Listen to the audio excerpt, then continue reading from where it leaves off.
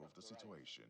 Today, I am not too sure if we have 5,000 tractors fully working in Nigeria.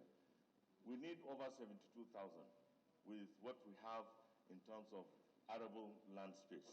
We, at the level of the ministry, we have had a joint meeting between NASA, NatFund, and also Bank of Agriculture to see how we can help and incentivize our farmers by giving them access to low-interest funds. While the Minister of Agriculture attributes the scarcity of food to the menace of smuggling, the Comptroller General of Customs speaks on recent success in curtailing smuggling of food out of the country.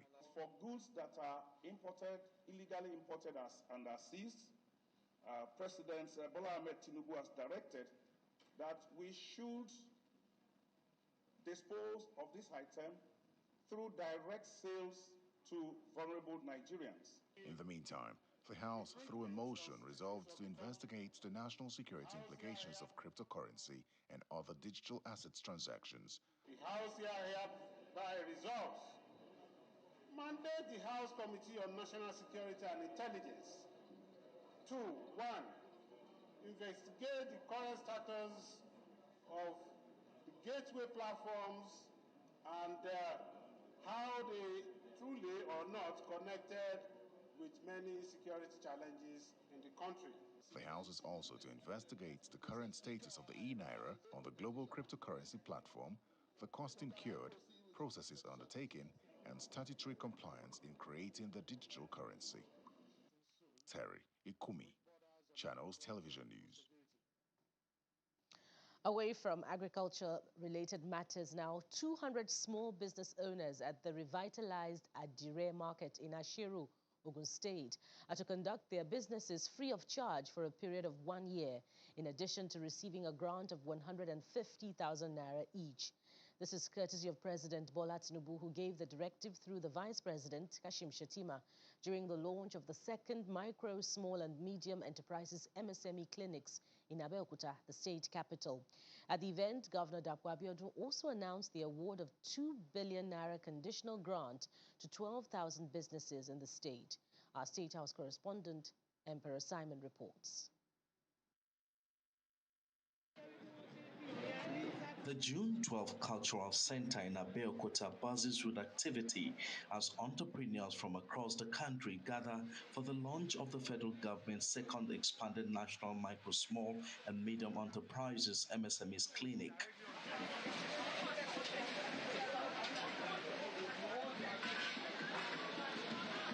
Vice President Kashim Shettima, who is the special guest for the event in company of Governor Dapo Abiodun, inspects the various exhibition stands before the commencement of the event.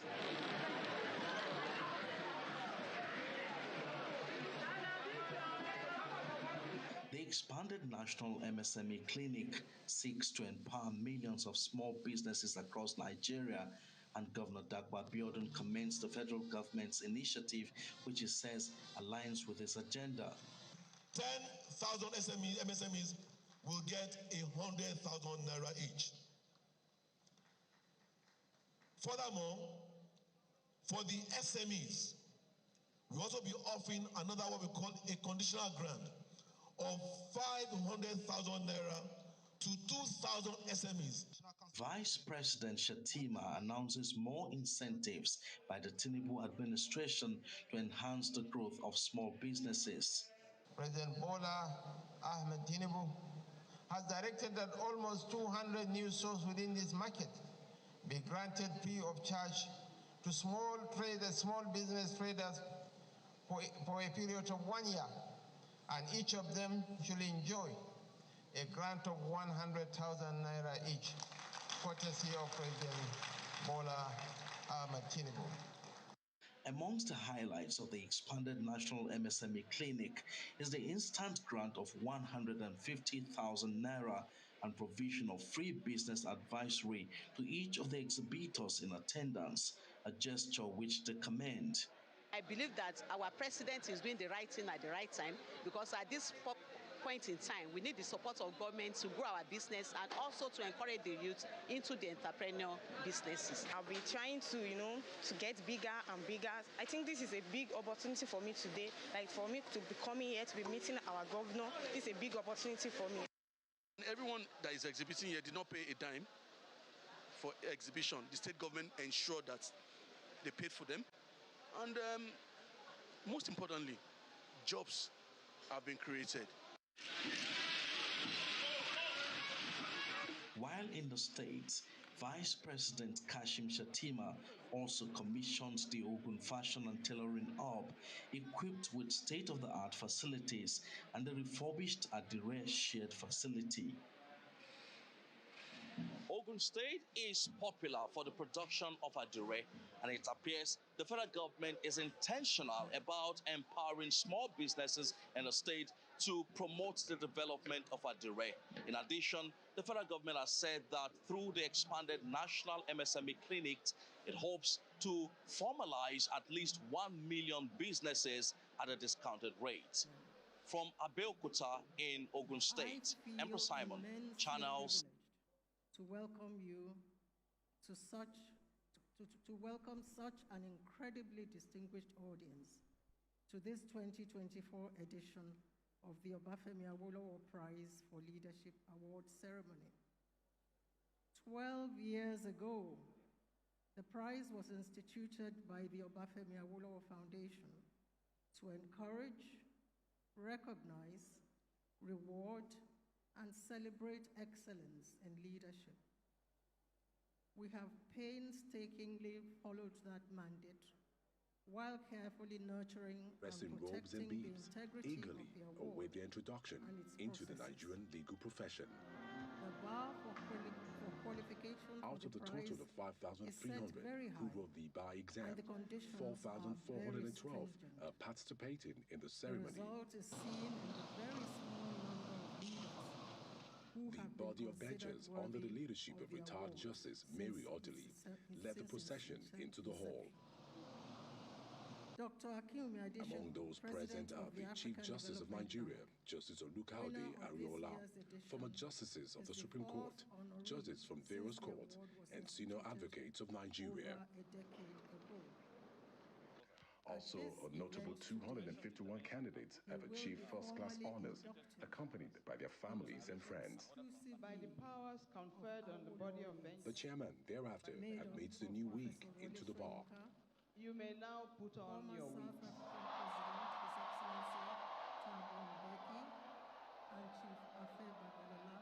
She charges the new lawyers to uphold the tenets of the profession. Your role as lawyers and impute in ensuring that this noble legal profession lives true to its reputation cannot be overemphasized.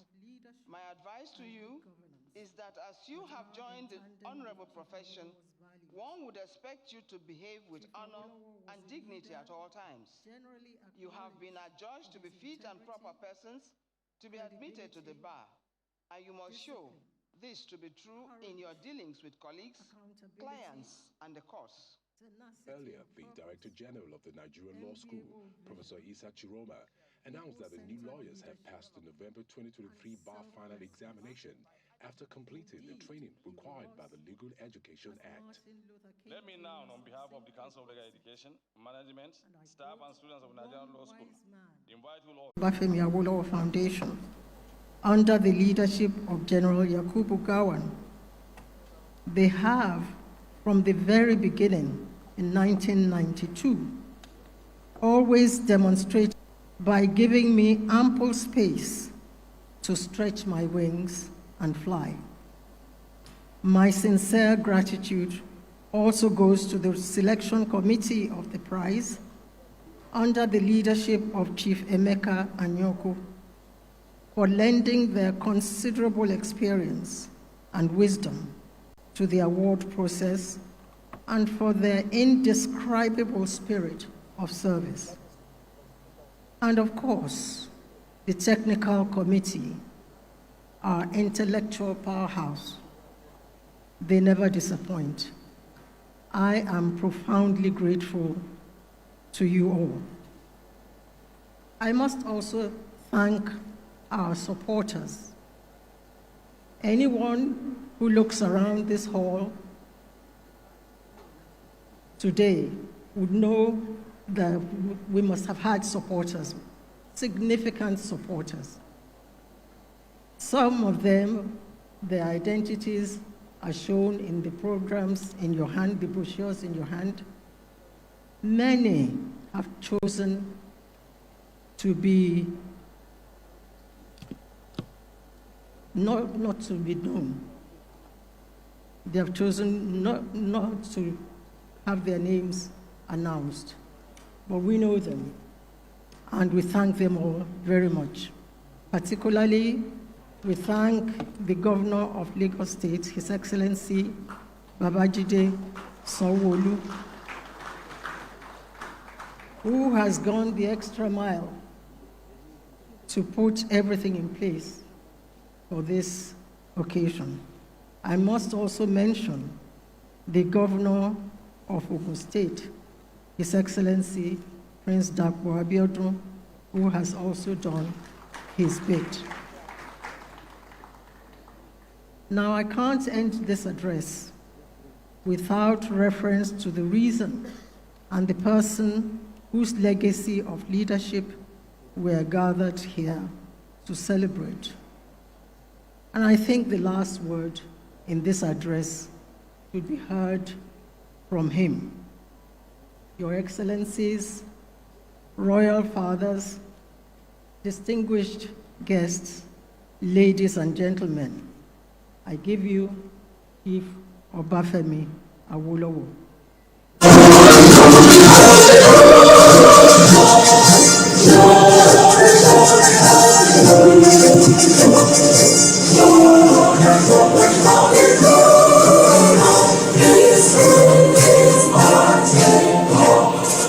We must ensure that in an independent Nigeria, individual citizens throughout the land enjoy liberty, human dignity, and equality under the law. In the years that lie ahead, those of us who have the good fortune to lead our people will need statesmanship of a high order and God's guidance in managing the affairs of our country for the benefit of every Nigerian citizen.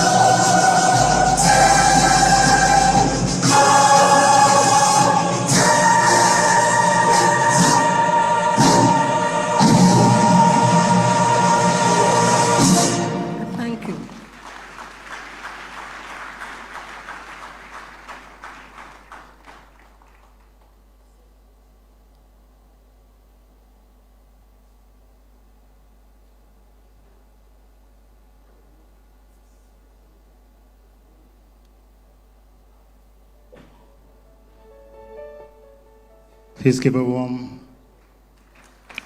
round of applause to Her Excellency, Ambassador Dr. Tokunbo Awolowo Dosunmu. Thank you very much, Ambassador, for your warm welcome address and for helping set the tone for this event today. Distinguished ladies and gentlemen, just a few short days ago, Nigeria lost an iconic figure, a legend in the banking industry whose passing shocked the world, and for a moment, time stood still. In his honor, in honor of the Chair and CEO of Access Bank, Herbert Wigwe, I'd like to kindly ask that we stand for a moment of silence. Thank you very much.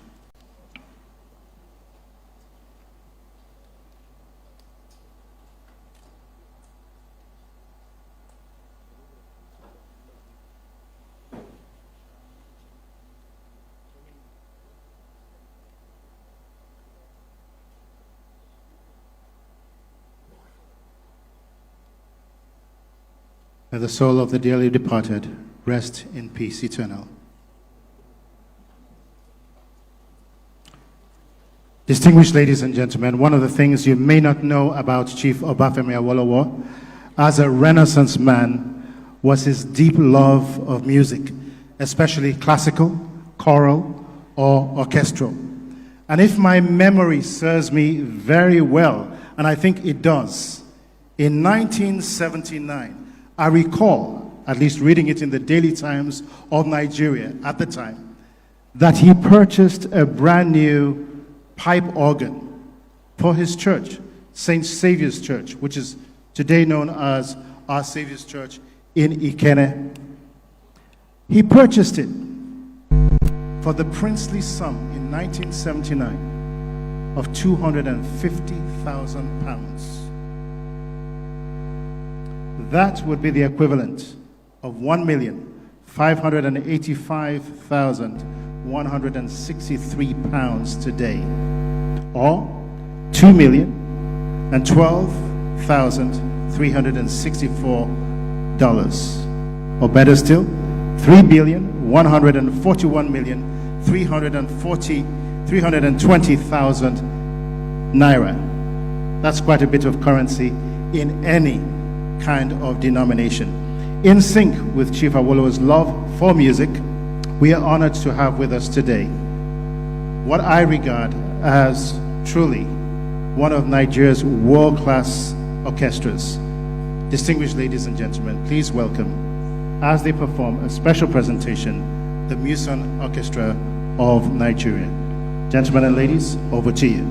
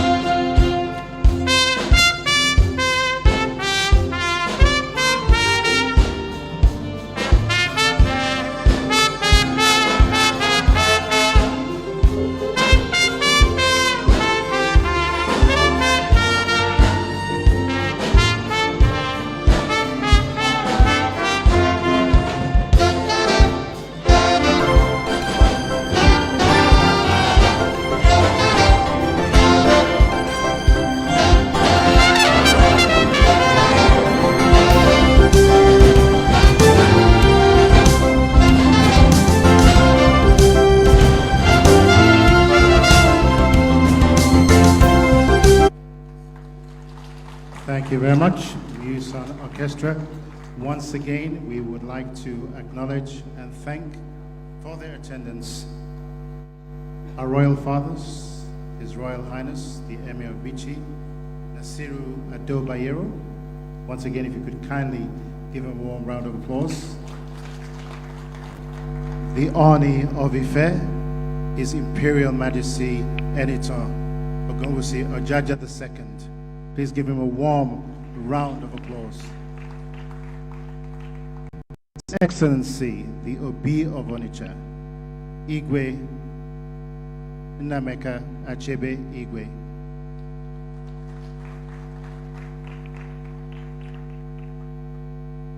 His Royal Highness, the Olu of Warri, Ogiame Atuashe III. Thank you very much, Your Royal Highness. And the Akarigbo of Rema, His Royal Highness Babatunde Adewale Ajayi. Your Excellencies, thank you very much. Ware Nasigbe, we do have with us, we're honored to have with us, the Prime Minister of Togo, Mrs. Victoria Dogbe. Thank you very much for joining us.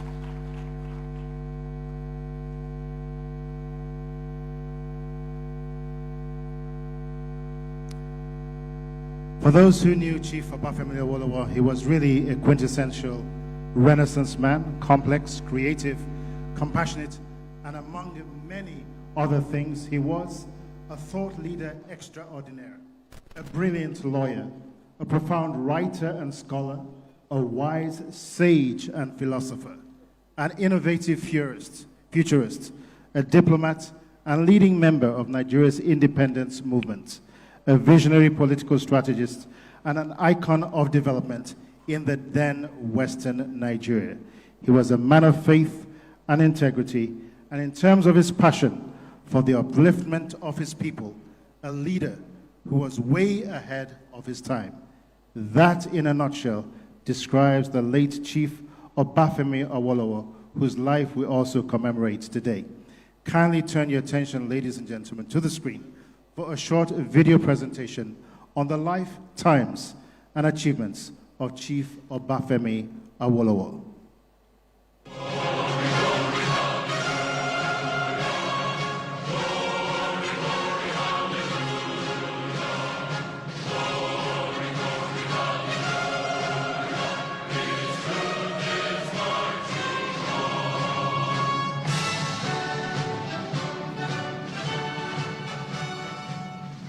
American playwright and author Maxwell Anderson once said that there are some men who lift the age they inhabit till all men walk on higher ground in that lifetime. Chief Obafemi Awolowo was without a doubt one of such men.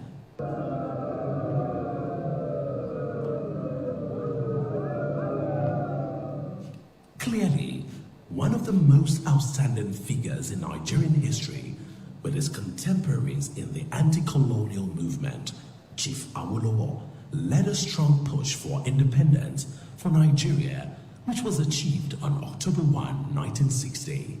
Independence for Nigeria in 1960 is imperative. But independence for Nigeria as a corporate entity is not enough. The peoples of Nigeria must at the same time be guaranteed their freedom. Awo was a strong believer in democracy and federalism. It was his firm belief throughout his engagement with the Nigerian nation that only federalism could safeguard the interest of each ethnic nationality, region, and state, and create a sustainable basis for Nigerian unity. Awolowo introduced issues-based politics in Nigeria when his party, the Action Group, was launched in 1951. The party promised 4 freedoms in its manifesto, 3 of which were freedom from ignorance, freedom from disease, and freedom from want. In other words, he articulated a development agenda that put people firmly at the center of the process. Remarkably, this was several decades ago, before the World Bank prescribed the human development paradigm for developing nations. In 1951, the AG won the first elections held in the Western region. Chief Awolowo then served as leader of government business and minister for local government. He became Premier of Western Region in 1954 and was in that office till 1959. Together with his team, which he described as well-knit, highly disciplined, and fanatically loyal, he was able to record remarkable successes in government.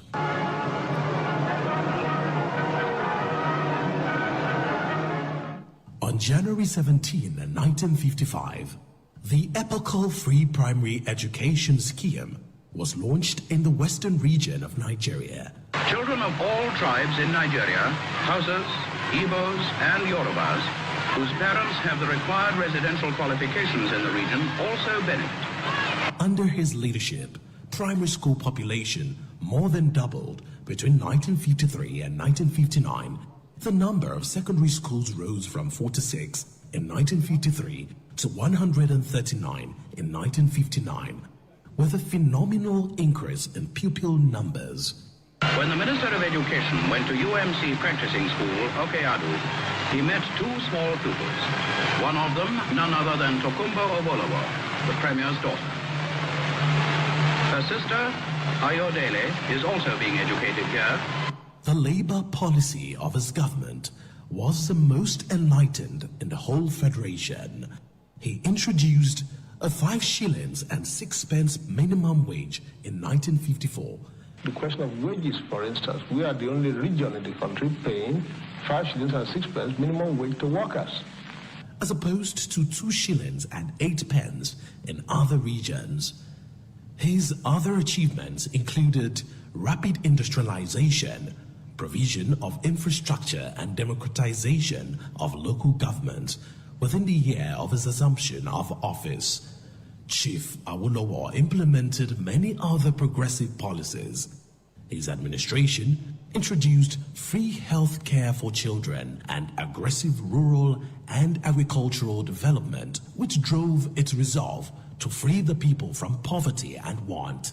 The first television station in Africa was established in the western region by Chief Awolowo's administration in 1959. He also established the Western Nigeria Broadcasting Service. A few events in my life have given me so much pleasure as to come before you tonight to open formally the first television network in Africa. Western Nigeria television is already being emulated by other parts of this country, as well as a number of other African states. To further illustrate his trailblazing leadership, a little less than 50 years before the United Nations Millennium Development Goals came into being, Awo had already made universal education, maternal and child health, poverty reduction, employment opportunities, agricultural reforms, as well as environmentally correct policies, including forest reserves and reforestation, priorities of his government. Today's Odua Investment Company Limited, with its many thriving businesses and properties, is a lasting legacy of his progressive government, among other achievements which marked him out as an exceptional modernizer in government. In the Second Republic, the UPN, founded and led by him, implemented its 4 cardinal programs, which included free education and free health services to the satisfaction of the people of the 5 states, Oyo, Ondo, Ogun, Lagos, and Bendel, where it was in government. Chief Awolowo was the Federal Commissioner for Finance, a Vice Chairman of the Federal Executive Council in the military government of General Yakubu Gowon. It is on record that he managed the economy so well during those challenging years that the economy recorded an unprecedented percentage of growth. Awo was indeed a transformational leader in life and has not surprisingly become an extraordinary phenomenon in death. Awolowo was married to Yeye Odua, Chief Mrs. H.I.D. Awolowo. The growing appropriation of Papa Awolowo outside the circle of his close political disciples suggests that there is an unmistakable emerging consensus that his legacy contains the best prescriptions for a society such as ours. His ideals and accomplishments continue to influence the politics and policies of the country. 37 years after his transition on May 9, 1987, Chief Awolowo has continued to be the main issue in in Nigerian politics and the benchmark for governance in the country.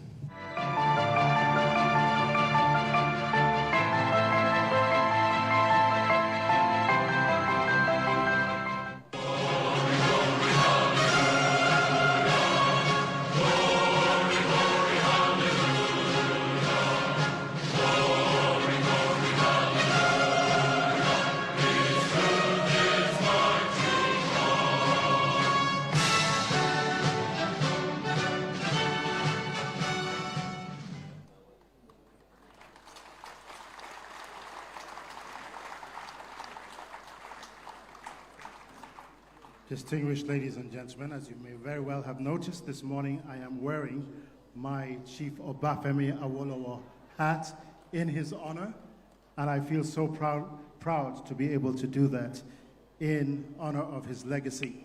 Distinguished ladies and gentlemen, excellencies, royal fathers, it is often said that we die twice. The first death is when someone on earth utters our name for the very last time. And the first time is when we give up this body. And the second is when someone on earth utters our name for the very last time. In between is what we call legacy.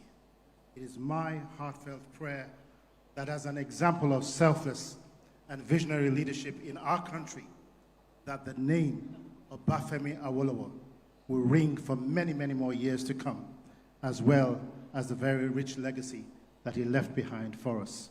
Your Excellencies, distinguished ladies and gentlemen, please welcome to the podium an equally distinguished Nigerian statesman with a global footprint, the former Commonwealth Secretary General and the chairman of the Obafemi Awolowo Prize for Leadership Selection Committee, Chief Emeka Anyoku, GCON. Please give him a warm welcome as he comes to the podium. Thank you very much, sir.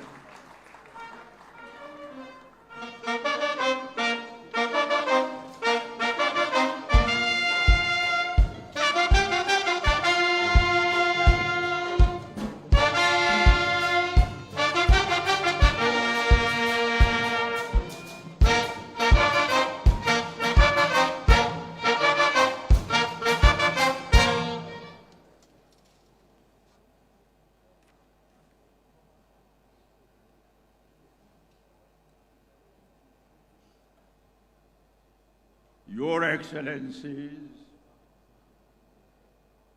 our royal fathers, distinguished ladies and gentlemen, I'd like to start by joining the director of the Obafemi Awolowo Foundation, Ambassador Olatokunbo Awolowo Dosunmu, in welcoming you all to this award ceremony of the Obafemi Awolowo Prize for Leadership. I should perhaps, as chairman of the selection committee for the award, speak briefly about how the committee reaches its decisions on the recipient of the award. The premise for our deliberation derives from the prescription contained in the committee's founding literature, which is that the award is intended to recognize a leader in public service who has demonstrated most, if not all, the attributes for which the sage, Chief Obafemi Awolowo, was known in his public service to the people, first in the then Western region, and also to the people of Nigeria as a whole. We in the committee also acknowledge Chief Awolowo's Pan-African conviction and advocacy.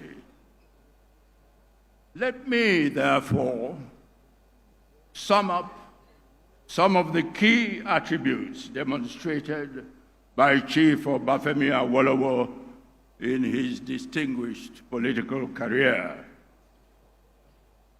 First, he showed that leadership must be based on the possession of a personal philosophy which the leader would persuade his or her colleagues to adopt and implement. Chief Awolowo's writings in his several books and many pronouncements were clearly the basis of his remarkable performance as the Premier of the then Western region. Second, Chief Awolowo showed that a leader should actively care for the welfare and security of the people that he or she is privileged to lead. An example of this was his introduction of free primary education and agricultural reforms that laudably impacted the lives of the young people and the cocoa farmers in Western region. Third, Chief Awolowo demonstrated that a leader must possess undoubted integrity and a sense of accountability to his or her people.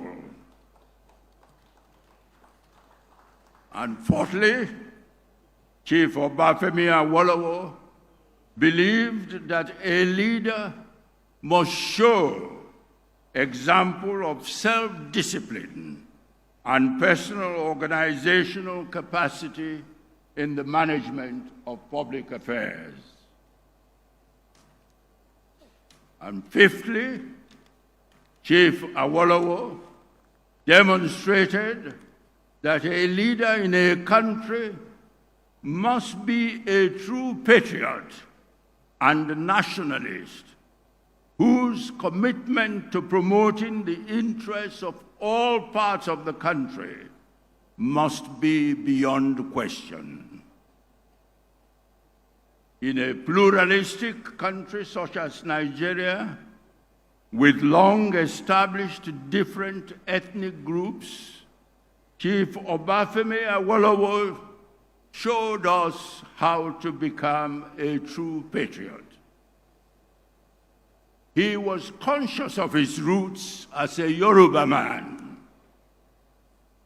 but he demonstrated his unquestionable patriotism and nationalism as leader of the opposition in Nigeria's post-independence parliament and in his countrywide electoral campaign for the presidency of the country.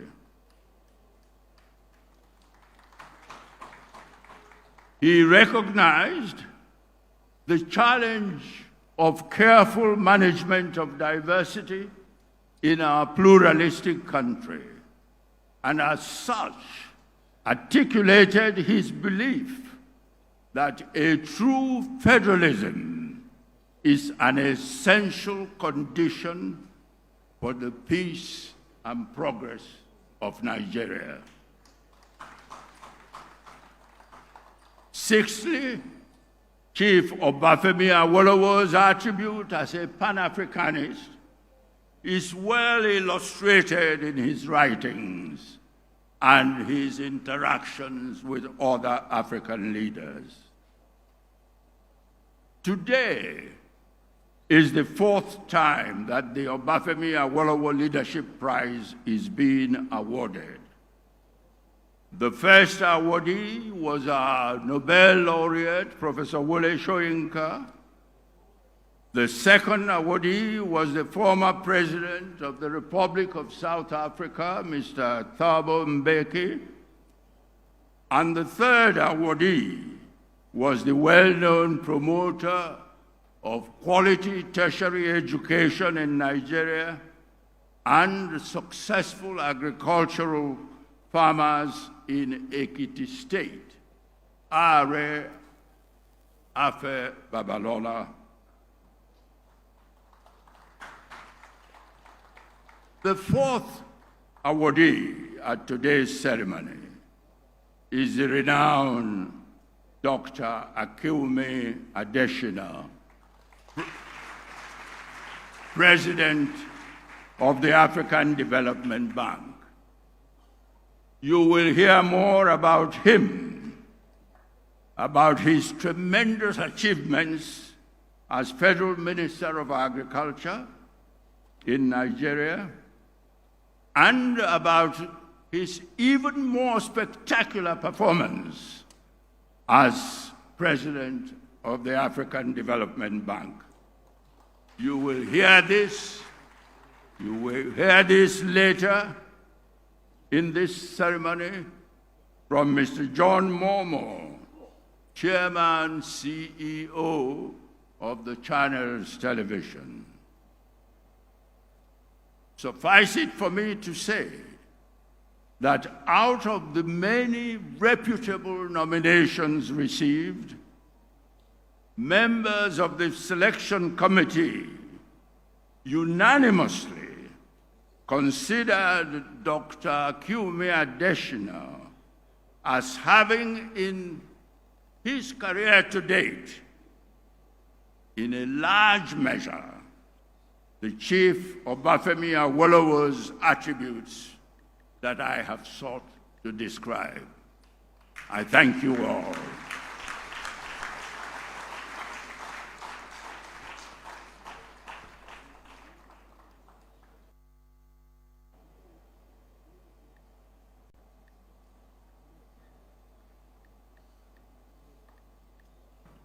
Please let's give Chief Emeka Nyoku an even warmer round of applause. Thank you very much, Your Excellency, for your kind and gracious introductory speech, as well as providing for us today the context for the selection of the Obafemi Awolowo Leadership Prize in Leadership Laureate Award. Distinguished ladies and gentlemen, please turn your attention to the screen for a video presentation on the Obafemi Awolowo Foundation.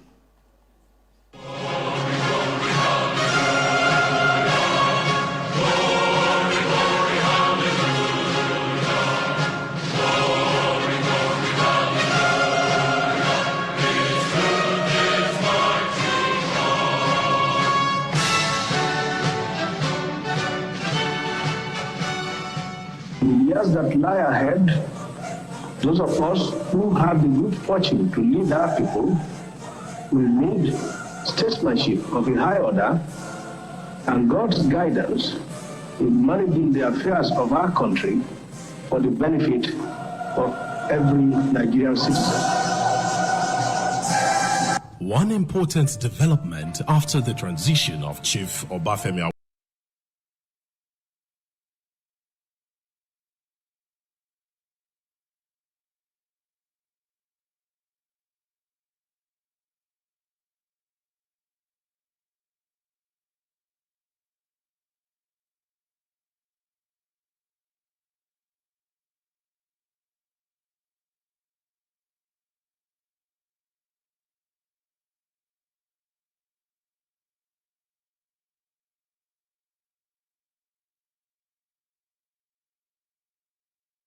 It has, over the years, established its credentials as a credible advocate on many issues, including education, health, the economy, and poverty alleviation.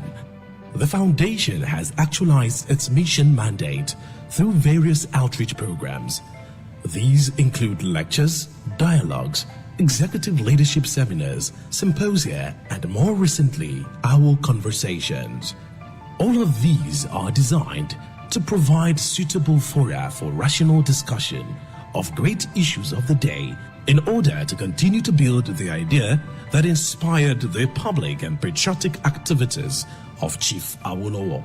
In pursuance of its axiom of generating ideas for national development, the Obafemi Awolowo Foundation has ensured that its annual lecture series hold without fail, even in the face of great challenges like COVID-19.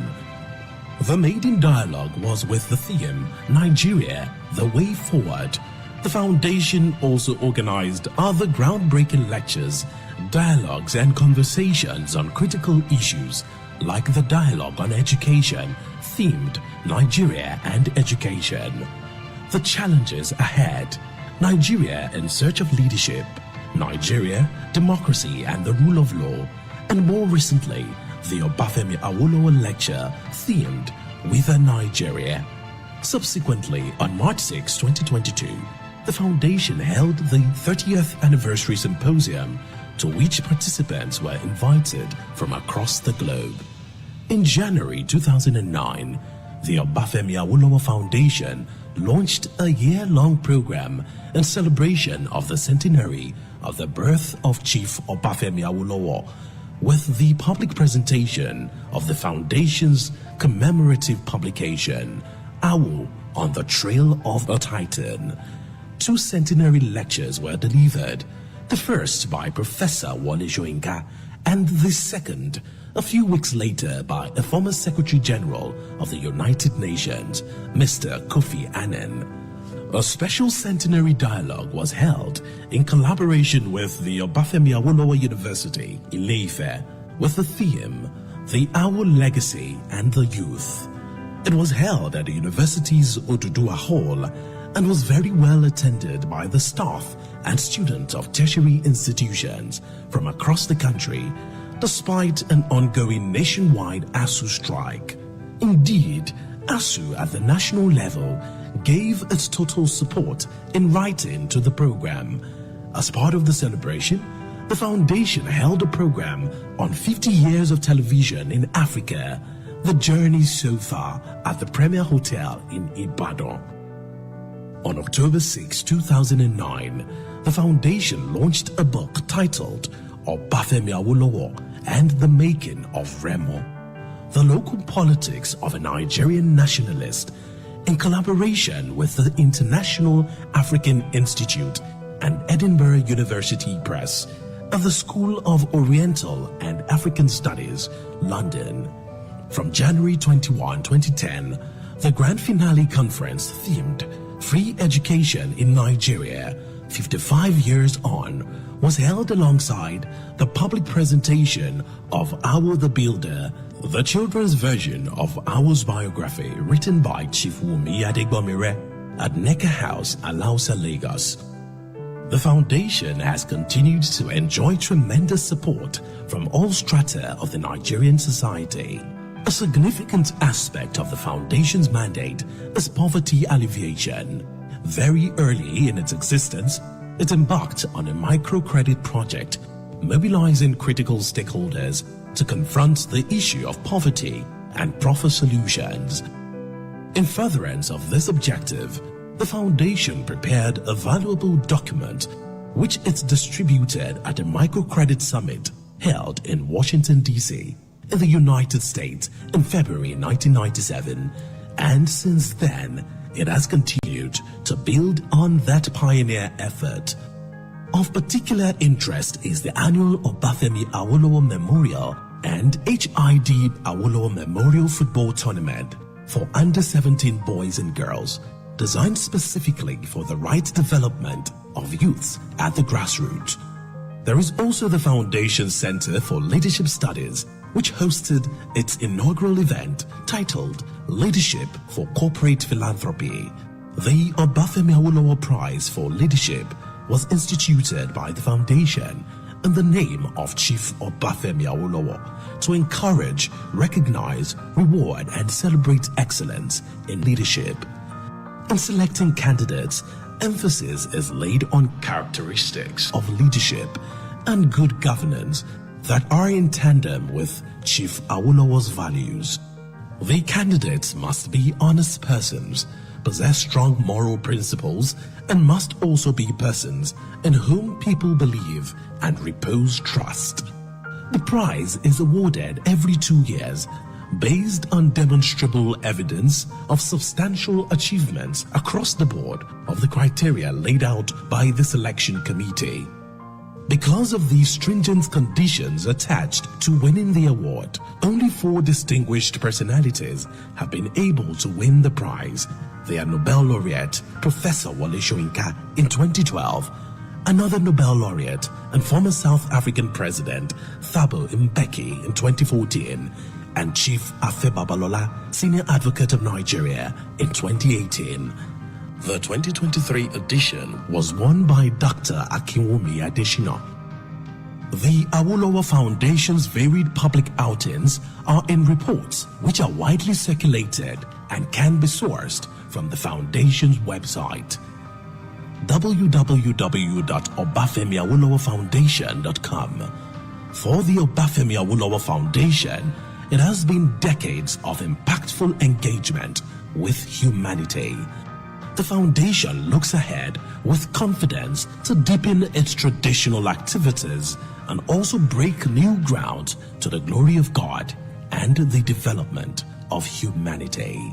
Obafemi Awolowo Foundation, generating ideas for national development.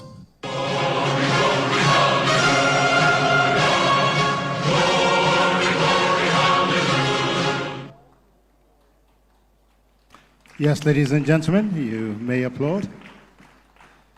Well, it is now my very sincere honor and pleasure to welcome a distinguished Nigerian on whose shoulders the weight of leadership of this great nation was thrust at the very young age of 31, an age when many young men and women today are still trying to figure out what they want to do with their lives. Excellencies, distinguished ladies and gentlemen, please welcome the former President of the Federal Republic of Nigeria and the Chair of the Obafemi Awolowo Prize for Leadership Foundation, His Excellency General Yakubu Gowon, GCFR, who is joined today by his ever beautiful wife, Mrs. Victoria Hansatu Gowon.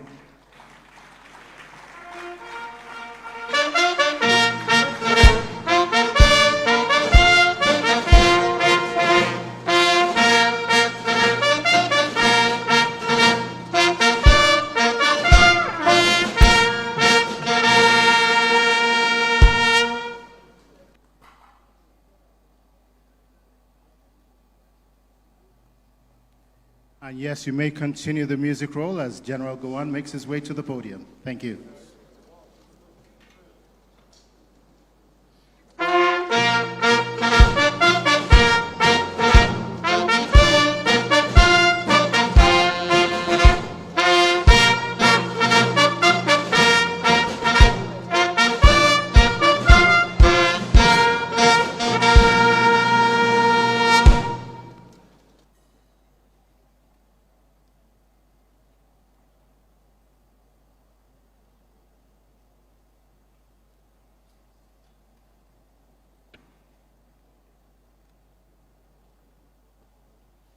Mr. President, His Excellency Asiwaju Bola Ahmed Tinubu, GCFR, ably represented by his Vice President, His Excellency Shettima Kashim. Your Excellencies, and all former presidents here present, Your Excellencies, diplomatic corps, my lords, Your Royal Highnesses, eminent and distinguished guests, Dr. Akinwumi Adesina, and of course, dear wife, Janet Adesina, ladies and gentlemen, I have great pleasure in welcoming you all to the award ceremony of the Obafemi Awolowo Prize for Leadership 2023. The prize was instituted in 2012 in honor of the late sage and one of Nigeria's founding fathers, Chief Obafemi Awolowo, son, GCFR,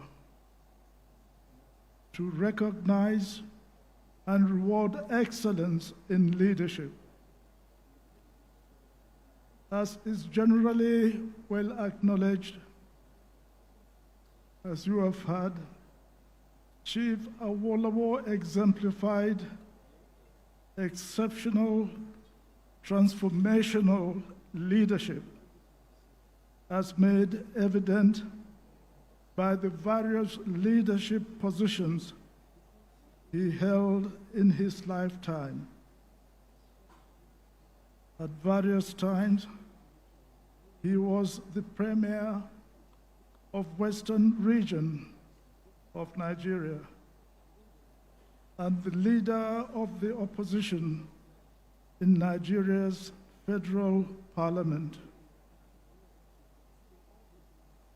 While I was head of state, he served as the Federal Commissioner for Finance and Vice Chairman of the Federal Executive Council.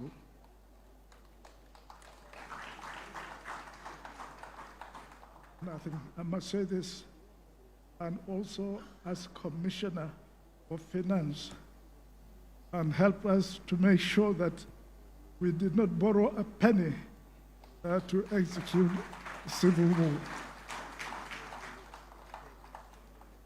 As it is often said, birds of the same feather flock together.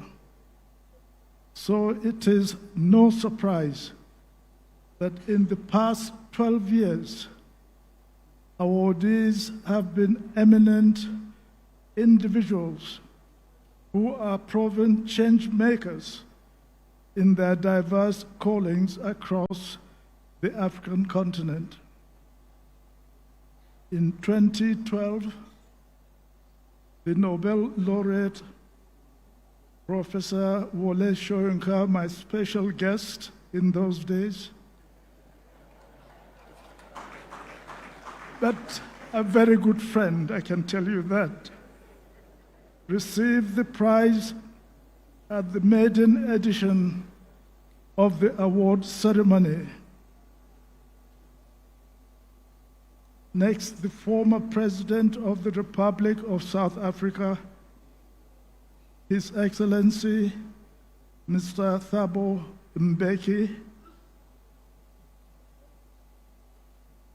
and a foremost Nigerian lawyer and educationist, Are Afe Babalola, son, CON, emerged as the second and third recipients, respectively. As you already know, the President of the African Development Bank, AFDB, Dr. Akinwumi Adesina, CON, has deservedly won the prize for 2023,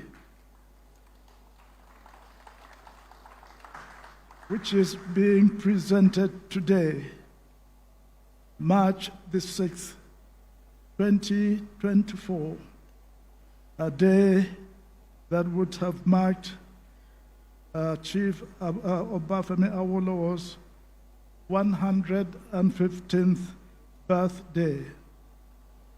May his soul rest in peace. We'll always remember him.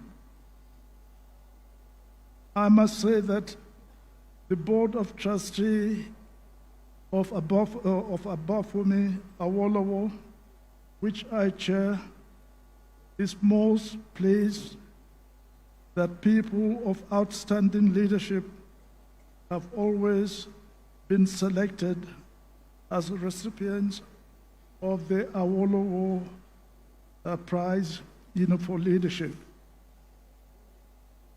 The selection of winners is always preceded by due diligence checks and strict scrutiny undertaken by the technical committee of the Obafemi Awolowo Foundation.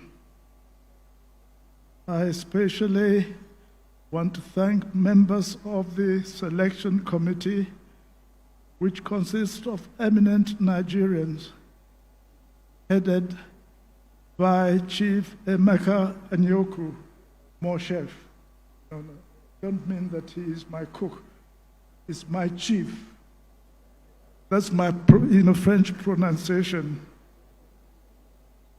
I thank him for consistently making a tough assignment look very easy.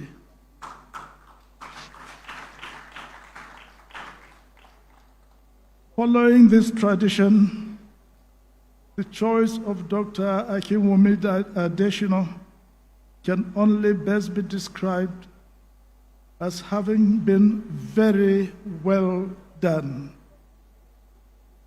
He represents the best of Nigeria, hardworking, diligent, brilliant, forward-looking, and deeply patriotic.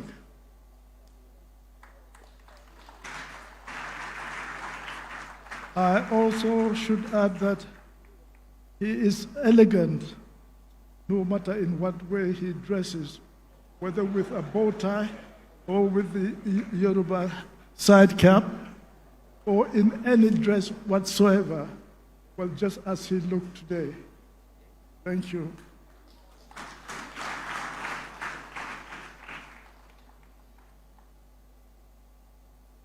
And I must say, I also should add, after I've added that he is elegant, that his academic and professional credentials are truly intimidating. Little wonder he easily stands tall on national and global platforms.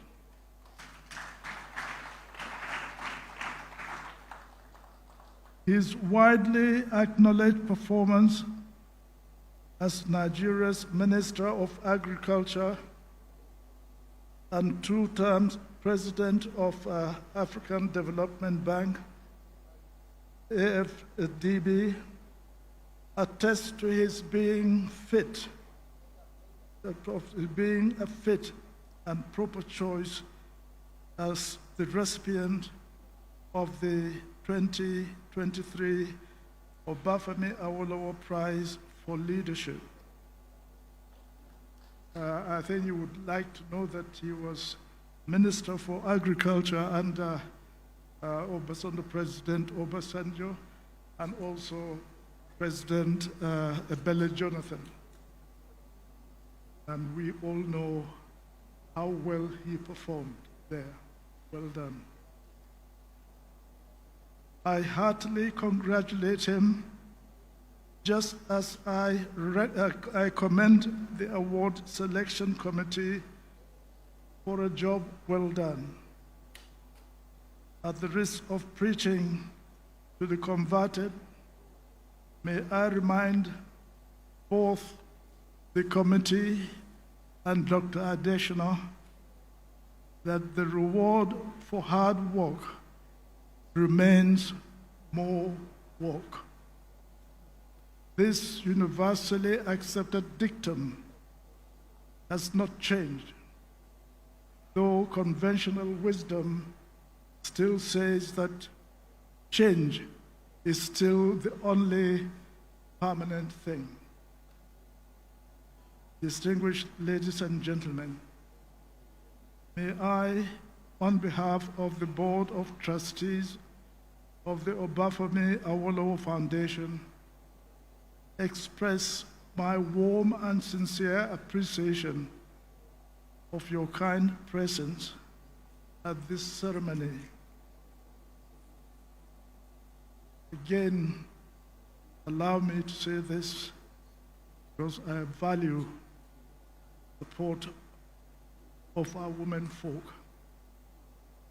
Our thanks and appreciation to Mrs. Janet Adesina for her care and support for her dear husband over the years to achieve what he has achieved.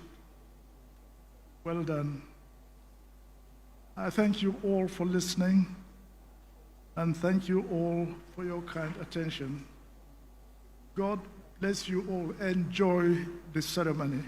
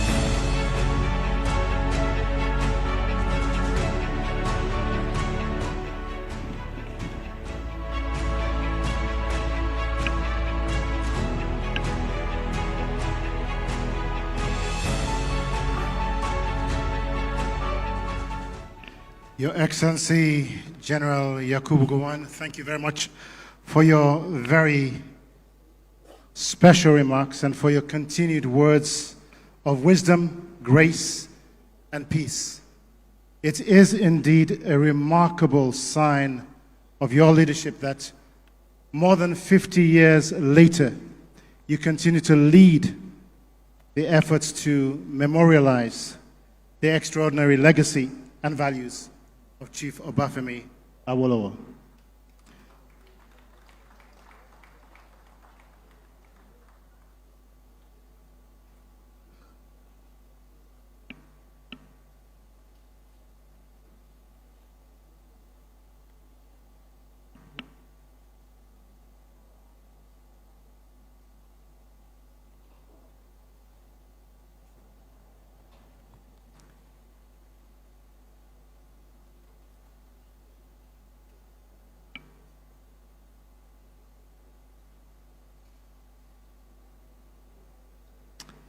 Thank you very much once again, Your Excellency. Our next speaker is a bold, extraordinary, and visionary leader, a glass ceiling breaker, an innovative and people-oriented statesperson, and a woman of many firsts. Distinguished ladies and gentlemen, it is an honor to introduce the very first woman president of the United Republic of Tanzania and the chairperson of this event and ceremony. Please welcome Her Excellency, President Samia Suluhu Hassan.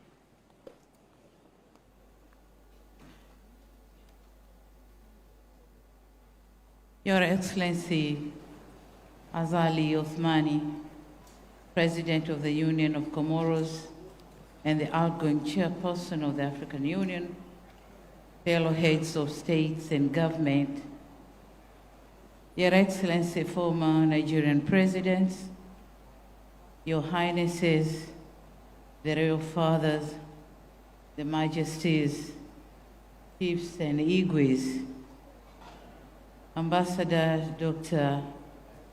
Olatokunbo Awolowo Dosumo, founding member of the Executive Director of Obafemi Awolowo's Foundation, Chief Emeka Nyauku, former Commonwealth Secretary General and Chairman, Selection Committee, Obafemi Awolowo Prize for Leadership.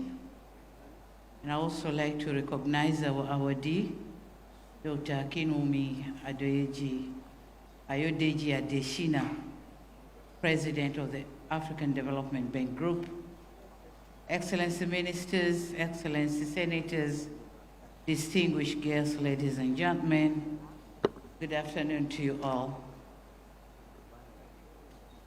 My sisters and brothers of Nigeria, what a fitting way to recognize Africa's optimist-in-chief and Nigeria's gallant son.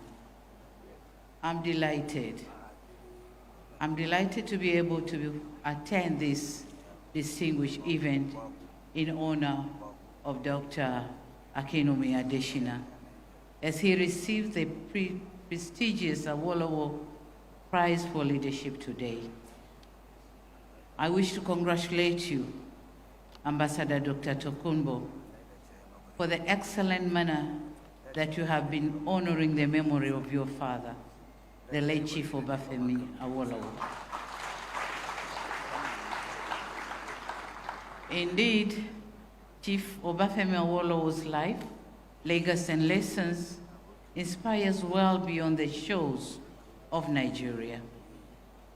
It is a great honor, therefore, to be asked to chair this auspicious ceremony for the award of Obafemi Awolowo's Prize for Leadership. I would also wish to commend the foresight of the eminent selection members of the Awolowo's Prize for Leadership for selecting Dr. Adesina to receive this award. Just like my fellow heads of state and government and former heads of state, I came here to honor and celebrate Dr. Adesina. I've known and worked closely with Dr. Adesina, and I can say indeed this award is befitting to adding color to his already prosperous career and eminent personality as one of the Africa's finest visionary leaders, as others have described him. He's just like Chief Awolowo was, a great son of Nigeria and a great son of Africa. Moreover, just as Chief Awolowo, Adesina is one among the few visionaries for Nigeria's and Africa's development. Indeed, you could not have chosen a more deserving person. Thank you so much. Dr. Adesina is a dynamic and visionary leader. He has a rare ability to turn vision into concrete, transformational solutions that impact the lives of millions of people across Africa. Tanzania is one of many states or African states that has greatly benefited from its dynamic and astute leadership. Dr. Adesina is a highly active leader who works effectively globally and across Africa. A distinguishing feature of his leadership is the ease with which he works collaboratively with all development stakeholders, from heads of state and government, national leaders, private sector leaders, to civil society organizations, regional and international organizations, enhanced actors in developing, promoting, and standing up for the best interest of Africa. That is Dr. Adesina. With his unrelenting passion, drive, and commitment, he has equally been highly effective in transforming the African Development Bank into what it is today, as a global financial institution. Thanks to his extraordinary ability to work with people and for getting things done. Over the past 8 years, he has been instrumental in Tanzania's development agenda. Under his able leadership, the FDB has invested massively in energy, transport, agriculture, water and sanitation, and infrastructure for regional connectivity. Through his leadership and support, we have been able to raise $3.8 billion to support the construction of the regional standard gauge railway that will connect Tanzania to Democratic Republic of Congo and the Republic of Burundi. This responds to African Agenda 2063, which advocates for economic interconnectedness and people's connectivity to ensure free movement of goods and services in the region. Dr. Adesina is a people-focused leader with an unusual passion to see the lives of Africans change and improve rapidly. You all know Adesina's passion for agriculture and his desire to see Africa feeding itself. I saw this in action when he convened the 2023 Feed Africa Summit together with President Macky Sall of Senegal and the African Union. The summit, which attracted 35 heads of state and government, was a very successful summit. Thanks to his leadership, all African countries are driving towards achieving food security. In Tanzania, the ADB is supporting our transformative Building a Better Tomorrow initiative to realize innovation opportunities for youth in large-scale farming, with support provided by way of training, inputs, mechanization, and links the youth to off-takers. Dr. Adesina is more than the president of the African Development Bank Group. He's a dear brother who puts his heart fully into what he does, facilitating, helping, supporting, advising, and pushing to ensure every African country succeeds. He's really pushing. It is for these and other reasons that Dr. Adesina is highly respected in Tanzania and across Africa. My presence here today attests to the impactful contribution of the transformative leadership of Dr. Adesina in my own country, Tanzania.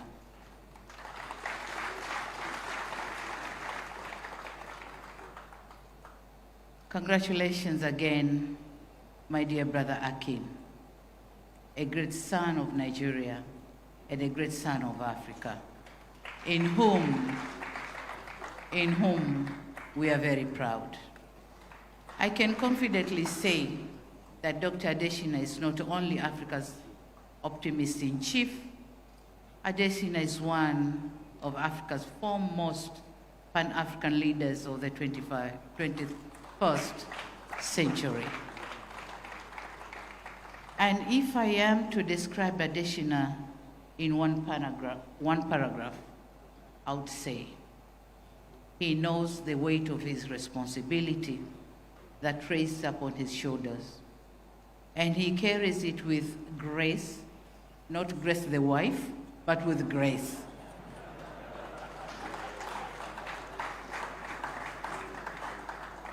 He carries it with grace, with humility, and with a fierce determination to serve his continent above all else. His leadership is not measured in words spoken, but in the silent echoes of hearts he has touched, minds he has inspired, and lives he has transformed. That's Adesina. We are happy to see you join the great ranks of His Excellency Kabombeki and Professor Wallace Oyinka as a recipient of the 2023 Awolowo Prize for Leadership. It is my hope that this prize will remind you that your efforts are recognized, cherished, and saluted. It is also my hope that this prize will also inspire to go further in realizing your vision of transforming the African Development Bank and positively impacting lives across our continent. Lastly, not least, and in a high degree of respect, I also wish to recognize Dr. Adesina's better half and her contribution. While some say behind every successful man there is a woman, I can say in this case that we confidently say, besides the highly successful Adesina, there is lovely wife Grace.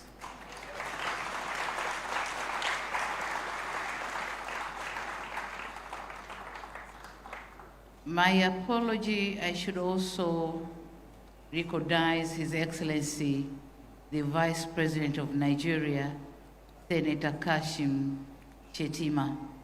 I recognize you, sir. I'm sorry. So I thank you very much for your kind attention, and congratulations, my brother. Thank you. Thank you.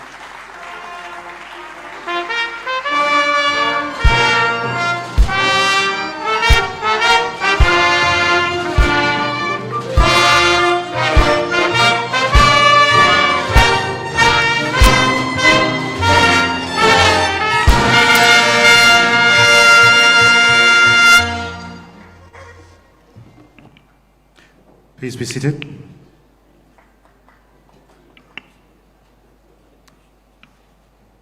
Our very sincere thanks, President Samia Suluhu Hassan, for your special remarks and in your own inimitable way, leading by example and inspiring countless young people across Africa who desire to make a difference in their respective circles of influence.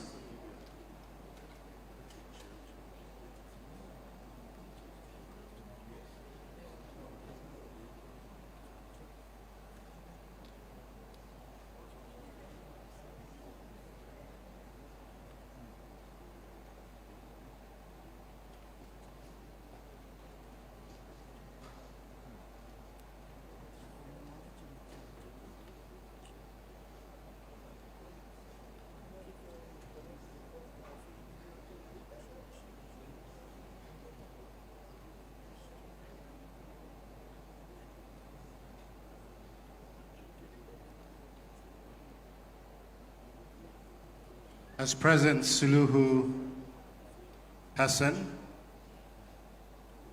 returns to her seat, I believe that it is really noteworthy that Her Excellency today presides over one of the fastest growing economies in Africa. And if in doubt and if in business, I say visit. A visit will convince you because Tanzania is open for business. We will now hear from a former Nigerian president and head of state who has worked for, continues to aspire towards, and believe in the Nigeria of our collective dreams. Though out of office, he is not out of touch. And in his characteristic and unique way, and I underline that, he continues to push the boundaries of what is possible to help Nigeria reach its full potential. Distinguished ladies and gentlemen, please welcome the former President of the Federal Republic of Nigeria, His Excellency Chief Dr. Olusegun Obasanjo, GCFR. Well, I gather, again, I will commit that to a faux pas of the head, not of the heart. I gather that Chief Obasanjo has had to leave, so we will transition and move on as we speak. Well, aside from former presidents, we also have with us other African heads of state, and it is our honor today to welcome His Excellency President Azali Assoumani.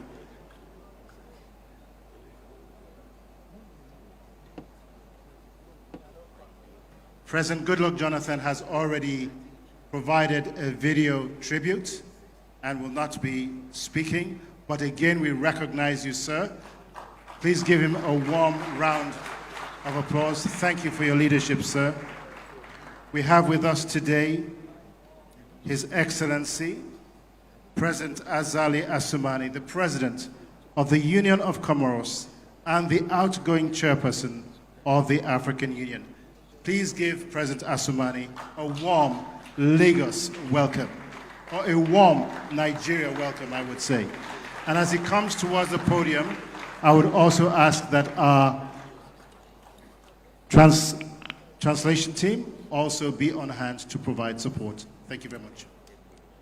Thank you.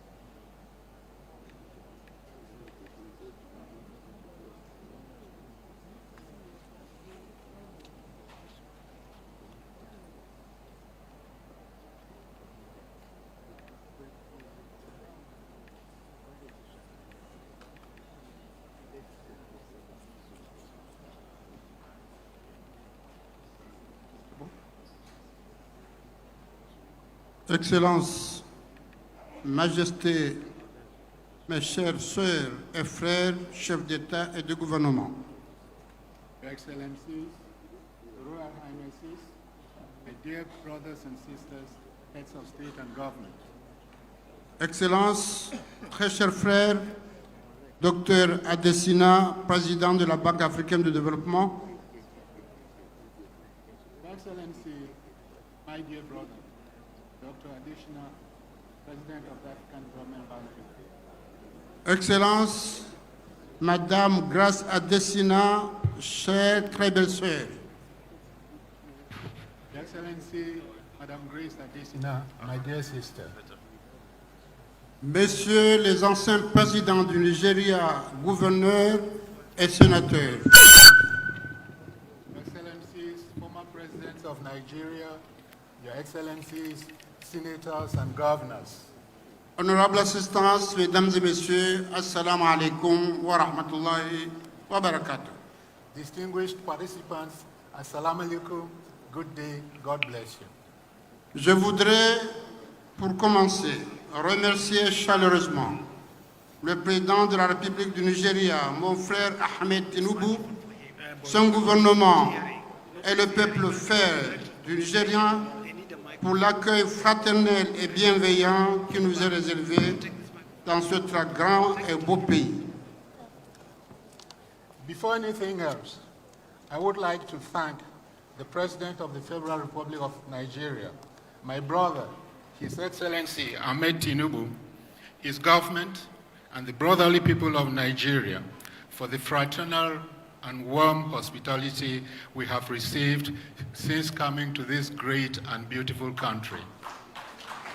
Je voudrais ensuite vous dire l'immense plaisir que j'ai à me joindre à vous aujourd'hui pour honorer ensemble le docteur Adesina, un ami, un frère proche qui reçoit ce jour le prestigieux prix Awolowo pour le leadership.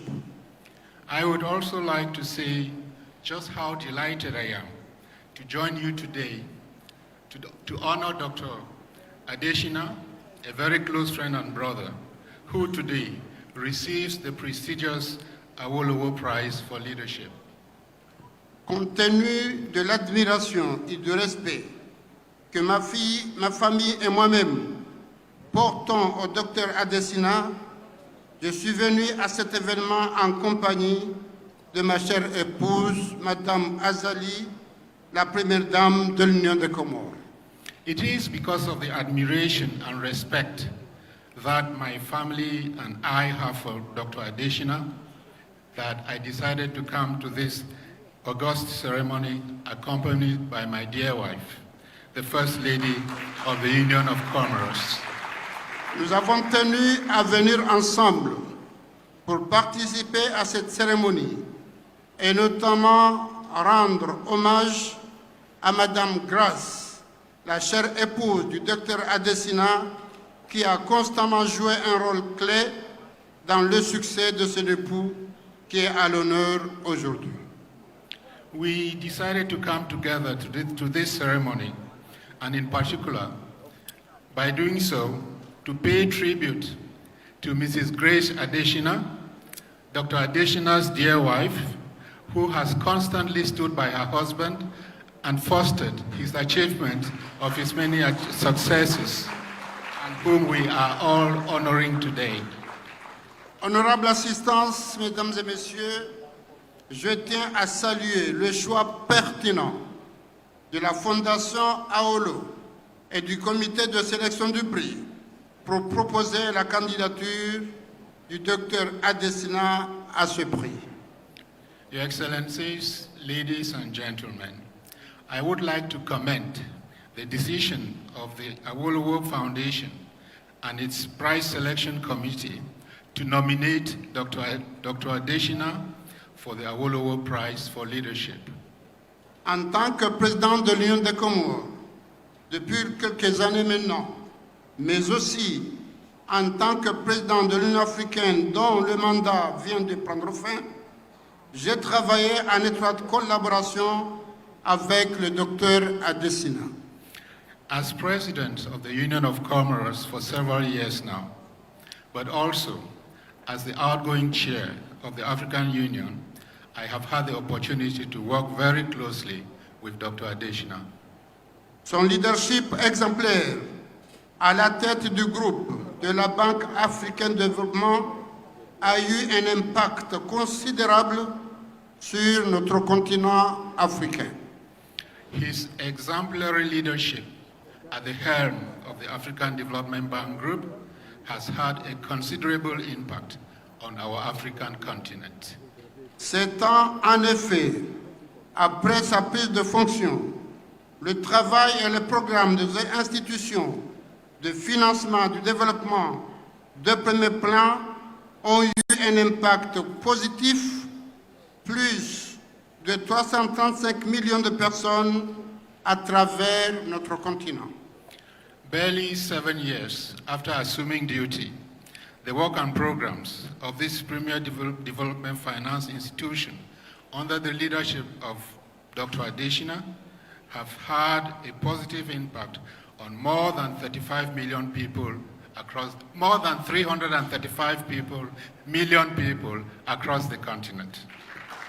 En tant que dirigeant respecté dans le monde entier, le Dr Adesina s'efforce sans relâche de promouvoir, mettre en valeur et faire avancer l'agenda 2063 de l'Afrique, ses intérêts et les nombreuses opportunités économiques dont recèle notre continent. As a leader respected the world over, Dr. Adesina has worked tirelessly to promote, highlight, push, and advance Africa's 2063 agenda, as well as Africa's interests and the many economic opportunities that the continent holds. Le docteur Adesina a une capacité incroyable, exemplaire, à rassembler les dirigeants pour qu'ils se consacrent et s'engagent dans des initiatives qui transforment l'Afrique au quotidien.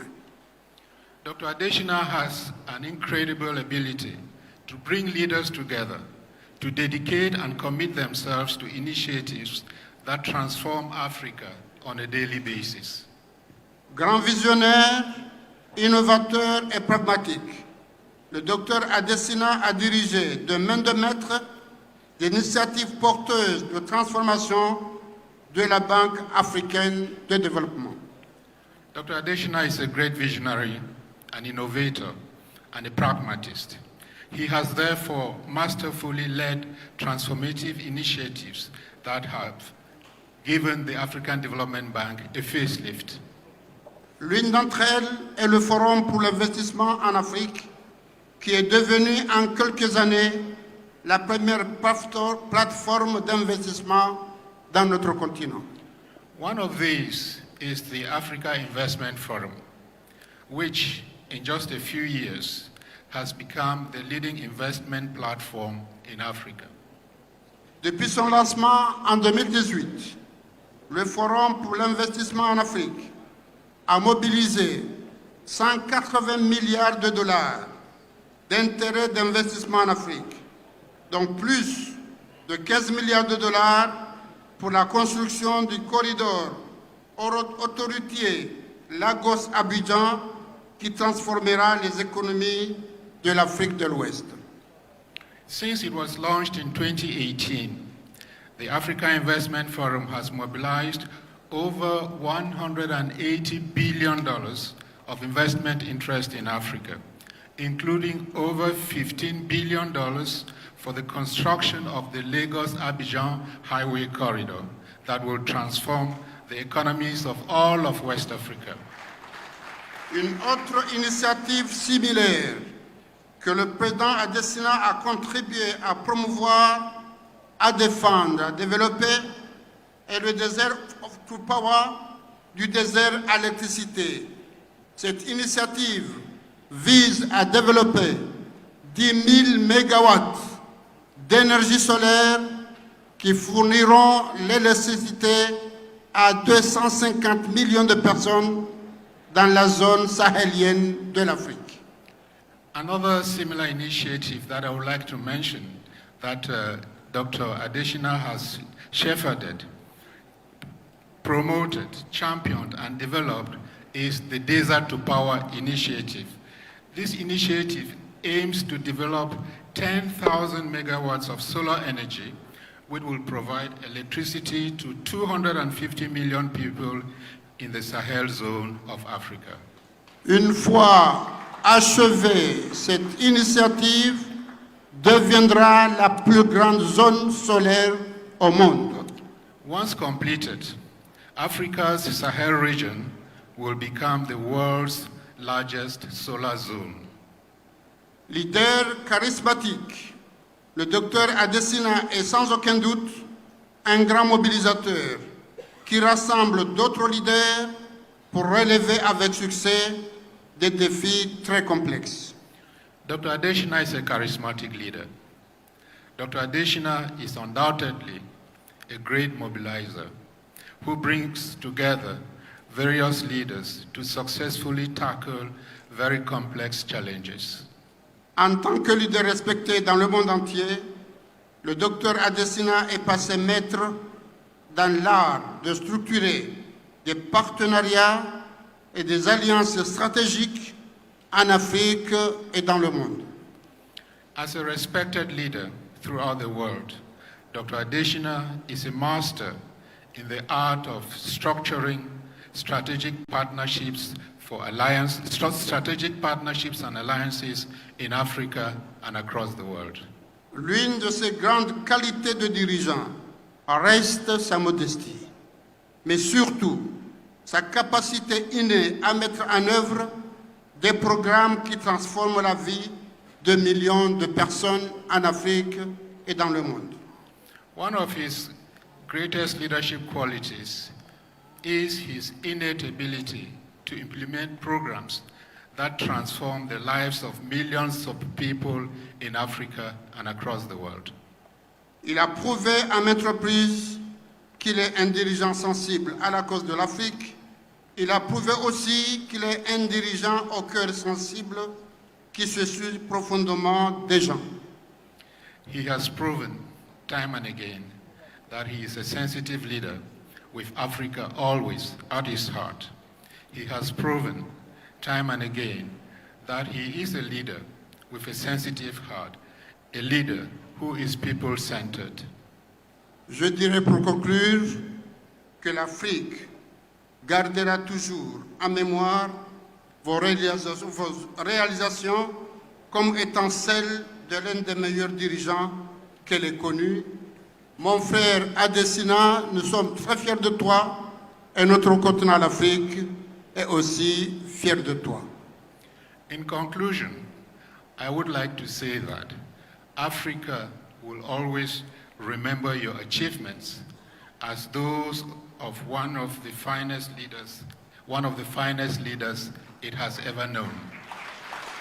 Avant de vous dire merci, Adesina, c'est un frère de cœur. Et on dit qu'on choisit les amis, mais on ne choisit pas les frères. Il y a un secret entre lui et moi, mais je lui laisse le choix de choisir le moment et le lieu de dire ce secret. My brother Adesina, we are very proud of you, and the continent is very proud of you. But before I conclude, I would like to say that you are my brother at heart. We are together, and each time you want us to meet, we will do that. The choice is yours. Toutes mes félicitations, je vous remercie. My hearty congratulations.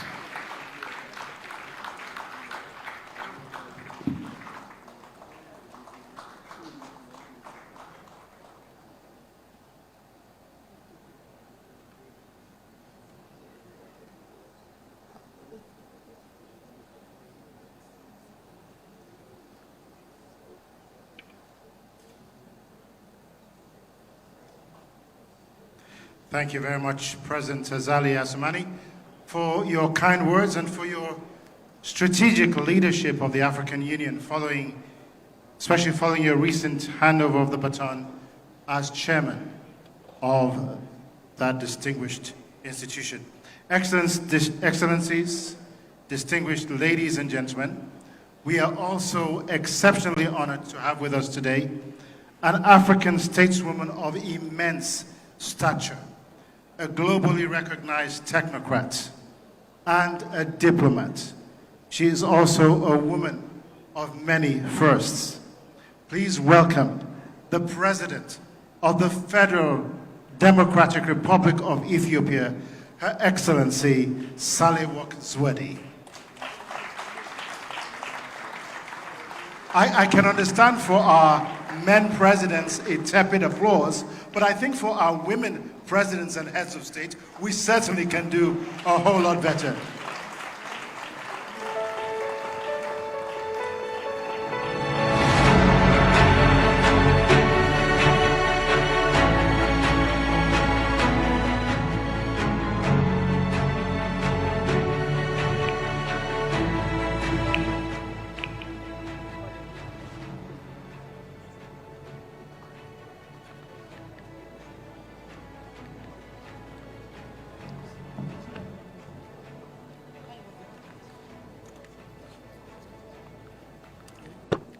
Thank you for giving me a few centimeters more.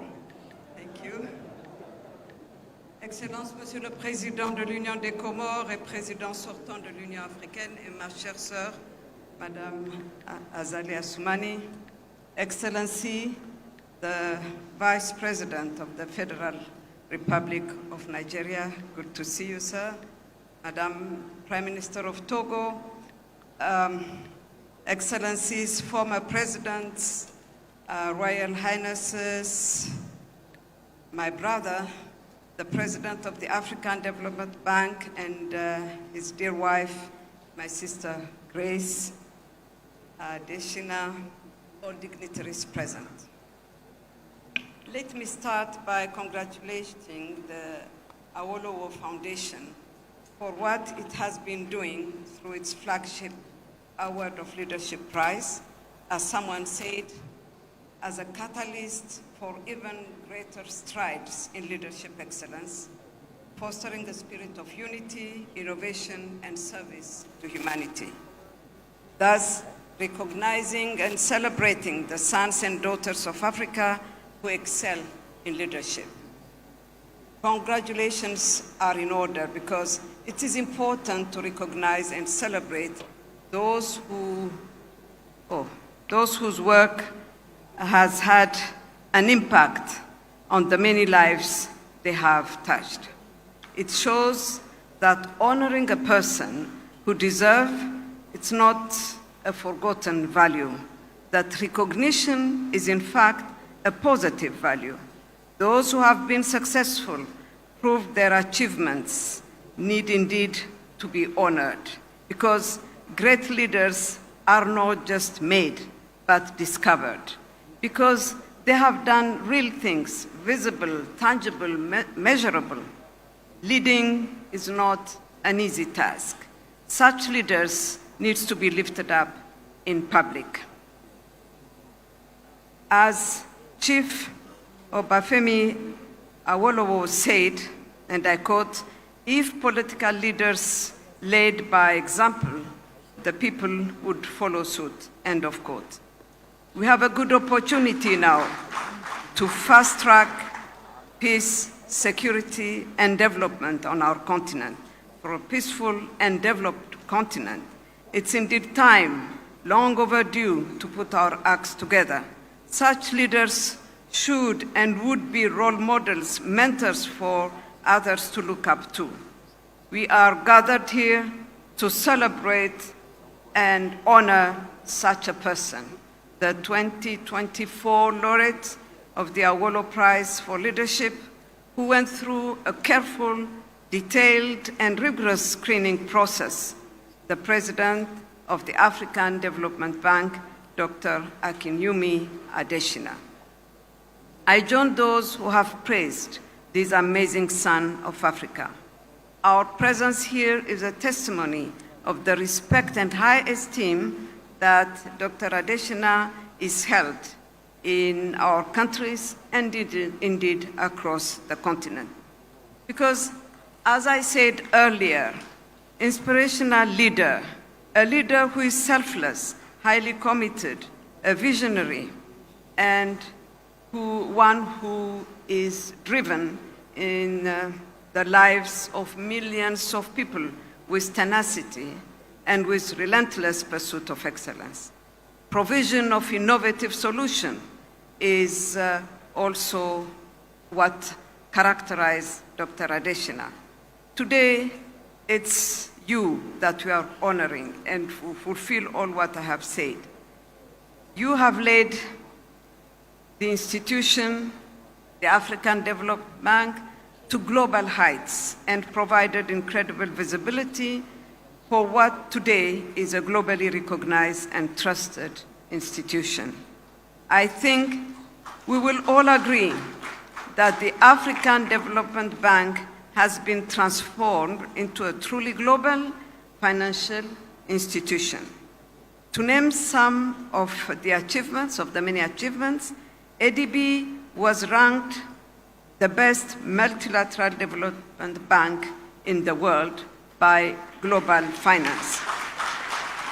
It has been also ranked the most transparent financial institution in the world by Publish What You Fund. You would agree that it's a great testament of Dr. Adesina's remarkable leadership driven by transparency and accountability. I thank his exceptional teams he has put together. In Ethiopia, just to mention a few things, ADB is a brand name. It has been a long-standing and trusted partner since its creation, and we have great stories to tell. Since Dr. Adesina took the presidency of the bank, through the support of the ADB, which provided us with access to heat-tolerant wheat varieties, Ethiopia, in spite of the many challenges has become also producer of wheat, leading to self-sufficiency in only 4 years. The area cultivated under heat-tolerant heat varieties in Ethiopia has expanded from 5,000 hectares in 2018 to over 1.2 million hectares in 2003. We need this hope and concrete action to showcase that Africa can become indeed self-sufficient in food. Dr. Adesina's ability to easily connect with people, it has been said by the previous speakers, has helped drive development success in Africa, because one needs a highly trusted and respected global leader to do that. We should also remember the Africa Adaptation Acceleration Program that the ADB and the Global Center on Adaptation developed under his leadership. Its aim is to mobilize $25 billion to support African countries to adapt to climate change. This shows his ability to provide innovative solutions to very complex situations, complex problems, and by so doing, turn challenges into opportunities. Today, we are celebrating a son of Africa for what he has done, which is not only as president of the ADB, for being a visionary, for being able to rally support, promote and project Africa's interests, and above all, make his critical contribution in projecting Africa's interest and a more positive image of the continent globally. Akin is a junior brother to me.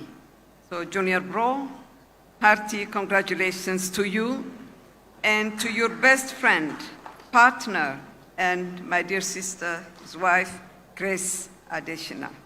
Congratulations, we're proud of you. Long life and success to you and to your dear wife, Grace. Thank you very much.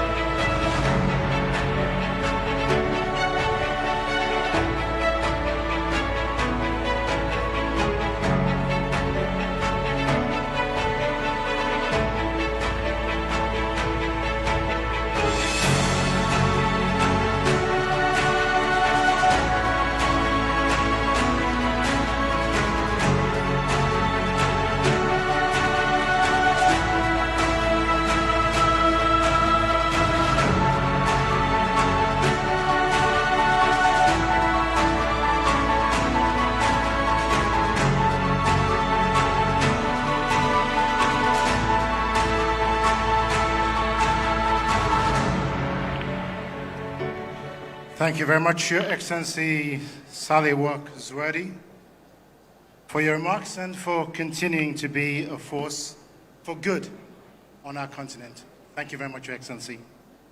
To help set up a video presentation on the 2023 Obafemi Awolowo Prize in Leadership Laureate, please join me in welcoming, all the way from the Netherlands, to my mind, one of the most visionary and certainly most influential global leaders of our time, Professor Patrick Verkugen, the CEO of the Global Center on Adaptation and the Chancellor of the University of Nairobi, Kenya.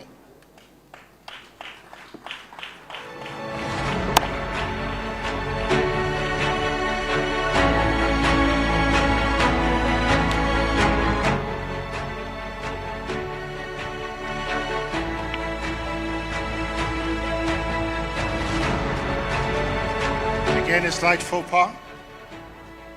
Again, I say that is an omission of the head and not of the heart.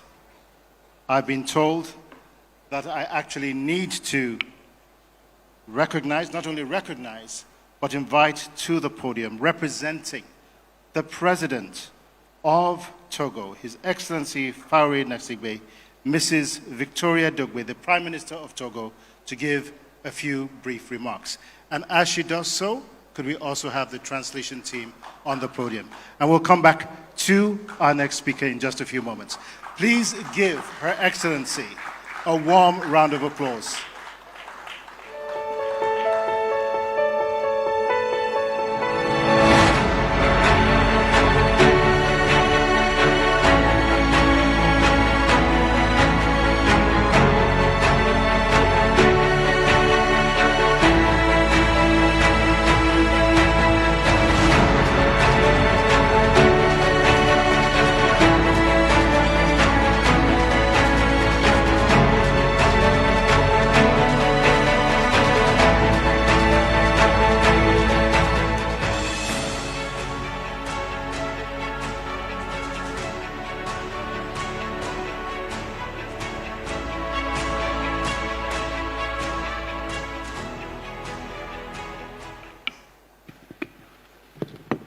His Excellency, Vice President of the Federal Republic of Nigeria, Your Excellencies, Head of State, Your Excellencies, former Nigerian President, dear Dr. Adesina and my dear sister Grace, distinguished guests, all protocol observed, ladies and gentlemen, please accept the friendly and fraternal greetings from His Excellency, Mr. Faure Gnassingbe, President of the Togolese Republic.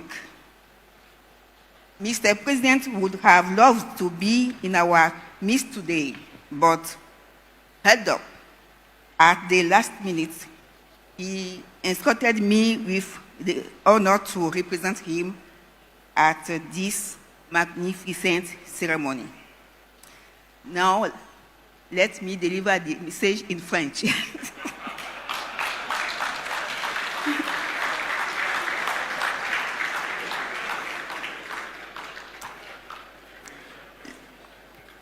Le prix Awolowo du leadership est non seulement une reconnaissance des qualités de celui qui le reçoit, mais aussi une célébration de l'héritage très riche que nous a laissé Chief Awolowo de regrettée mémoire. The Awolowo Leadership Award not only acknowledges the qualities of the recipient, but also celebrates the rich legacy of the late Chief Awolowo. Cher Dr. Adesina, chers frères, au nom du chef de l'État togolais, à mon nom propre, mais aussi au nom du gouvernement togolais, je vous félicite très chaleureusement pour votre leadership exceptionnel et pour la confiance que vous inspirez, toutes choses qui vous ont permis d'être choisis pour recevoir ce prix prestigieux. My dear brother, Dr. Adesina, on behalf of the head of state, on my own behalf, and on behalf of the government of the Republic of Togo, I wish to heartily congratulate you, my brother, on your being nominated for this prestigious award. Mesdames et messieurs, tout au long des fonctions, enables us to move forward while also innovating and ensuring that Africa's interests are upheld. En tant que président de la Banque africaine de développement, Dr. Adesina a su impulser et conduire des réformes audacieuses, faisant de la Banque africaine de développement une institution financière forte et respectée de tous. As president of the African Development Bank, Dr. Adesina has initiated bold reforms which have transformed the ADB into a globally respected financial institution. Je voudrais en particulier saluer sa capacité à aborder les questions complexes avec perspicacité, créativité et passion. Dr Adesina n'hésite pas à donner des conseils avisés. Chaque échange avec lui est l'occasion de voir émerger des idées nouvelles qui ouvrent de nouveaux horizons. Il a su identifier des secteurs au cœur de la transformation de nos économies et les adresser. L'agriculture et la sécurité alimentaire, l'énergie et l'accès à l'eau, la croissance verte et l'industrialisation durable. Allow me to particularly pay tribute to his ability to tackle complex issues with insight, creativity, and passion. Dr. Adesina does not hesitate to provide advice or counsel. Each discussion you have with him is an opportunity to hear new ideas, to have new horizons opened. He has the ability to identify and address the sectors that are at the heart of the transformation of our economies. These include agriculture, food security, energy, access to water, green growth, and sustainable industrialization. Grâce à des leaders comme Dr Adesina, nous élaborons notre vision, nos solutions et au final notre narratif. Car aujourd'hui, puisqu'hier, nous ne voulons plus que d'autres bâtissent les solutions à notre place. Merci d'être le promoteur en chef de l'Afrique, cher Dr Adesina. Thanks to Dr. Adesina's leadership, thanks to leaders like him, we are crafting our own vision. We are coming up with our own solutions and ultimately our own narrative. Because today, more than ever before, we no longer want others to shape our solutions for us. Thanks to you, Dr. Adesina, for being Africa's promoter-in-chief. Au Togo, nous considérons le président de la BAD comme un compatriote. In Togo, we consider him Togolese as a compatriot. Il y est chez lui et est toujours considéré comme un ambassadeur de notre pays et de la vision du chef de l'État qui veut transformer l'économie togolaise, en particulier en transformant notre agriculture avec comme objectif la sécurité alimentaire et accroître les revenus des agriculteurs. Like I said, in Togo, he is considered a compatriot. He is at home in Togo, and he is always regarded as an ambassador for our country and indeed for the vision of the head of state, who seeks to transform the Togolese economy by, amongst other things, transforming our agriculture to achieve food security and increase farmers' revenues. Avec Dr Adesina, nous avons entamé un projet structurant et innovant qui est l'agropole de la région de la Kara et qui s'étend sur des milliers d'hectares. De même, nous avons développé un projet sur les chaînes de valeur agricole, en particulier pour les jeunes. Un projet qui a transformé les jeunes en agriculteurs accomplis et prospères et qui a boosté la production agricole de produits biologiques, tant et si bien que notre pays est devenu le premier exportateur de soja bio vers l'Union européenne. With Dr. Adesina's support, we have launched a transformative and innovative project, that is the Kara Regional Agropole, which covers thousands of hectares. We have also designed a project on agricultural value chains, particularly for young people. This project has turned around the lives of young people, making them prosperous farmers and boosting agricultural production of organic produce. So much so that our country has become the leading exporter of organic soya to the European Union.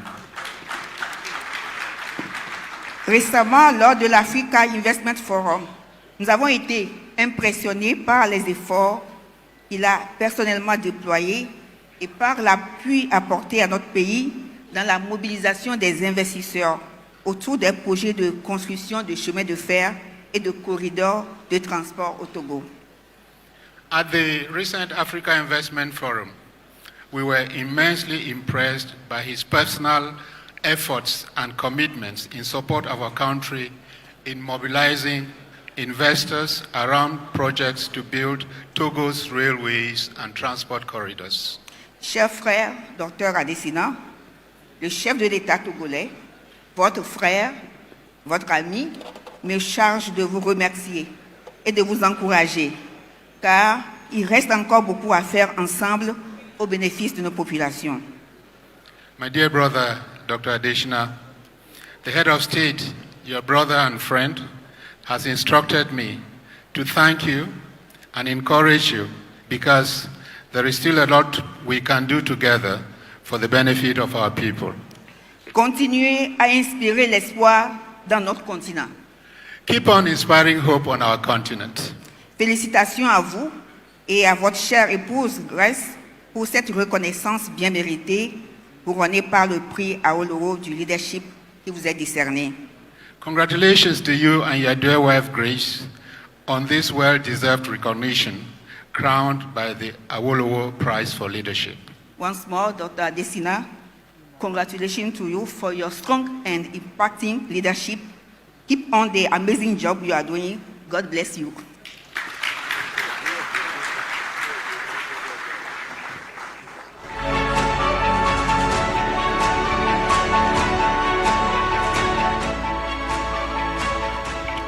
Merci beaucoup, Excellence Premier Ministre Victoire Dogbe. Nous sommes reconnaissants. Thank you very much, Your Excellency, for joining us today and for being with us and for your very, very kind words. As mentioned earlier, to help set up a video presentation on the 2023 Obafemi Awolowo Prize in Leadership Laureate, please join me in welcoming, all the way from the Netherlands, a good friend, and to my mind, one of the most visionary and influential global leaders of our time, Professor Patrick Verkujian, the CEO of the Global Center on Adaptation and the Chancellor of the University of Nairobi, Kenya. Please give him a warm Lagos and Nigeria welcome. And as he makes his way to the podium, I just want to say that I do recognize in the audience the former governor of Ondo State, my state, His Excellency Olusegun Mimiko, as well as Iba Gani Abiodun Ige Adams, the Are Ono Kakanfo of Yoruba land. Patrick, the podium is yours. Go for it.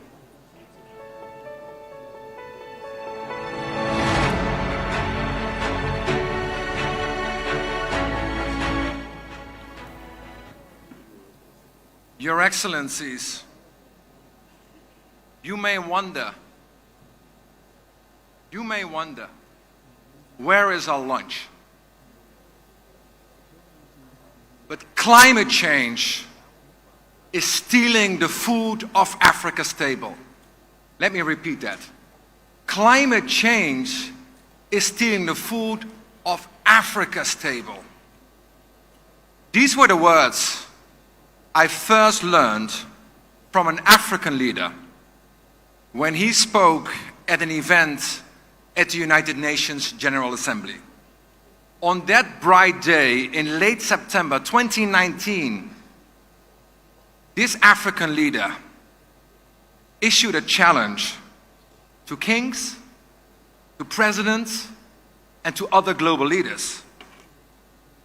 This African leader stated, "We're all living in the eye of the climate emergency, but Africa is ground zero." This African leader then continued by saying, "In Africa, we may be the victims of the climate breakdown, but we are not beggars. With the largest share of uncultivated arable land worldwide, its youngest population, this African leader indicated Africa needs partners." So, this African leader said that Africa should reduce its food import bill. He was very bold by saying, well, it should not only feed itself, it should feed the world. So when that particular meeting at the United Nations concluded, all presidents, all kings, all majesties, all other global leaders were mesmerized by one person and by one person only. And that obviously is Dr. Adesina. I call him my dear friend, my big brother, my partner. And interestingly enough, the following morning, 4 a.m. in the morning, I received a phone call from Dr. Adesina. Patrick, let's be bold here. Why don't we jointly develop the largest, the biggest adaptation program, not just for Nigeria, not just for Africa, but for the world? And now a few years later, with the support of all these heads of state here, from Tanzania to Comoros, from Ethiopia to Togo, from Kenya to Senegal to Nigeria, this Africa Adaptation Acceleration Program, the president of Ethiopia indicated it, is delivering. Because, dear Akin, because of you,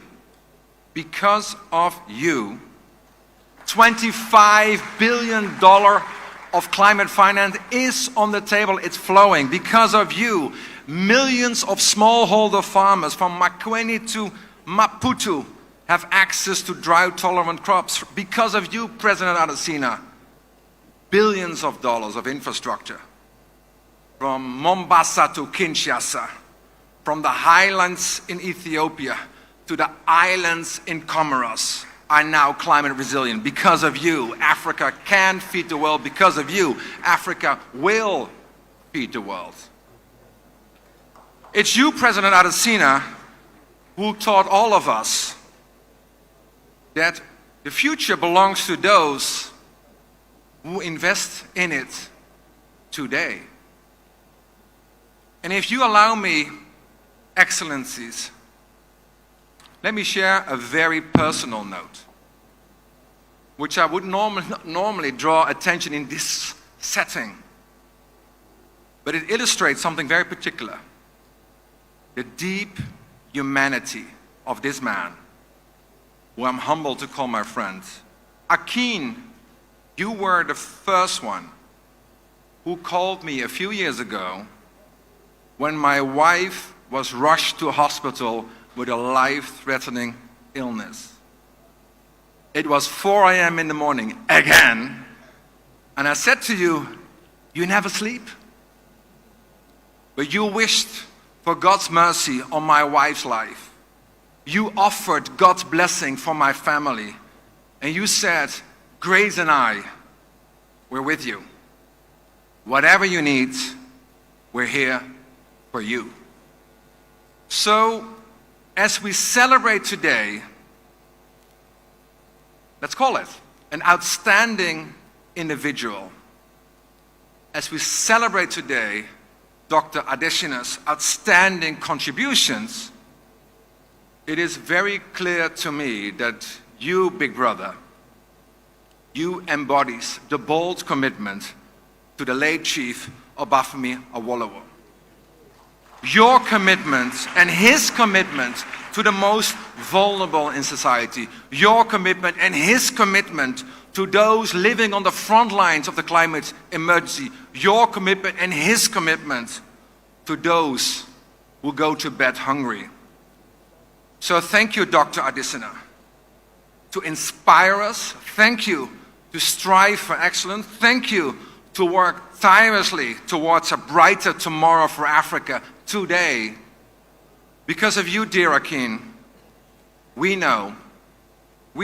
know, that by staying focused on our mission, that by keeping our eyes on the prize, we know and you know that this great continent is the engine of the global economy that is unstoppable. And with leaders like you, sir, Africa is unstoppable. I thank you very much indeed.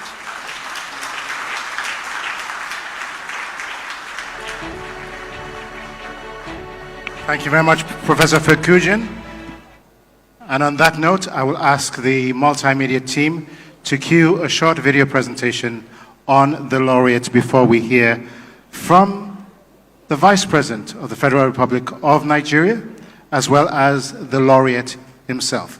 Multimedia team, over to you.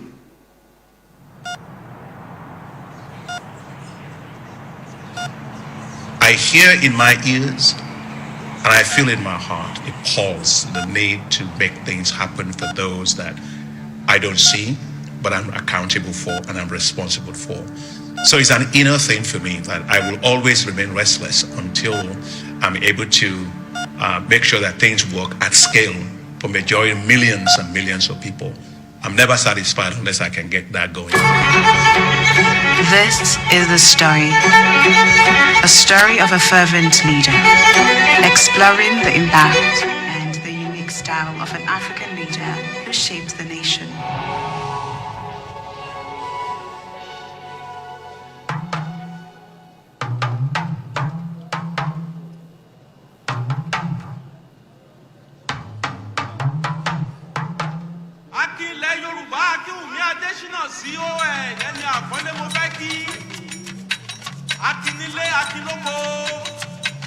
I think in my family they have Oriki, but I guess the only thing that I remember from my parents is just that, I come from a family of, warriors. I guess that's why they gave me a name, Akiwumi, and which means that the name Aki is the name they used to give in the Yoruba culture to warriors. So I love warriors. I guess that's as much as Oriki as I know. He's a fighter. I tell him he's living his name, Akiwumi, a warrior, an overcomer. And yes, he's a fighter, and he likes challenges, and he does everything to overcome. The bow tie thing was something I did in a very determined way. Because when I came to Nigeria and as Minister of Agriculture, I realized that people were taking agriculture as a way of life, not as a business. I thought, how can I make agriculture cool for young people? And so I just woke up one morning and I said, okay, I'm going to change for all these ties to just wearing bow ties. First, I'll be distinct. Two, it will make them think, is it really a Minister of Finance or is it really a Minister of Agriculture? So what's this thing? So I wanted agriculture to be seen as a serious thing, cool thing, sexy thing, and a real business that. And I succeeded. We succeeded with that. And so that's where the bow tie thing came, and it just stuck. And in the beginning, it was actually my wife that bought all the bow ties, and she tied them for me because I didn't even know how to tie them then. My husband is someone who truly has God-given positivity that can do things, that can do spirit. If you want to challenge him, tell him he can't do it. And that's it. And he will have to prove to you, I can. That's, the warrior spirit in him. God gives you oxygen, big oxygen or small oxygen. It doesn't really matter. Since you're going to have your oxygen expire at a particular given point in time in life, why not use that oxygen to do big things? Why use it to do small things? So I don't do small things. I do big things to create transformative change in the lives of people. And sometimes they are risky things you do, but look, life itself is risky, so why not take risks for others?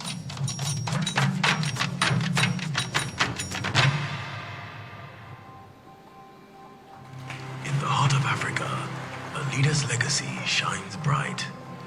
Like the baobab tree, their wisdom and courage provide shade for generations. Akinwumi Adesina's unyielding spirit and unwavering vision inspire hope, illuminating a path to freedom and unity. His spark ignites a flame of resilience and determination, casting a warm glow across the continent.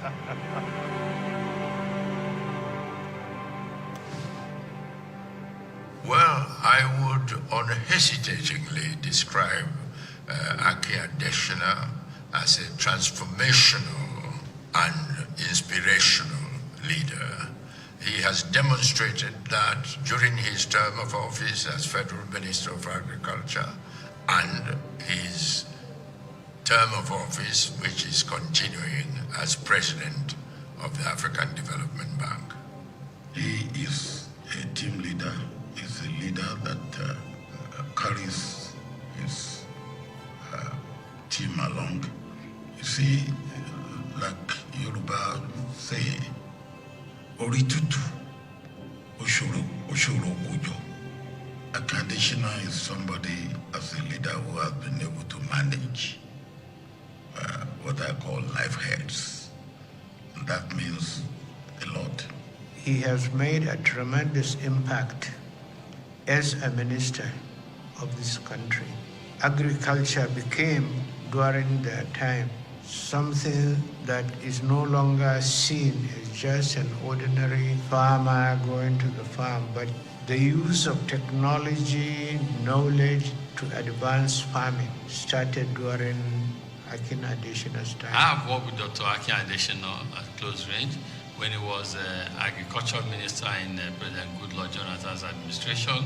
I was a member of the Presidential Agricultural Committee, and I saw him at close range. I saw how he was able to mobilize people, sell his vision to people, and get people to buy into it. All of us on the council bought into his vision, and I think you should call it agripreneurs. And it got all of us to key into it and to support the transformation of agriculture, and more importantly, to make agriculture sexy, as he used to say it in Nigeria then. As a governor of Central Bank, I had been concerned about the failure of banks to lend to the real sector.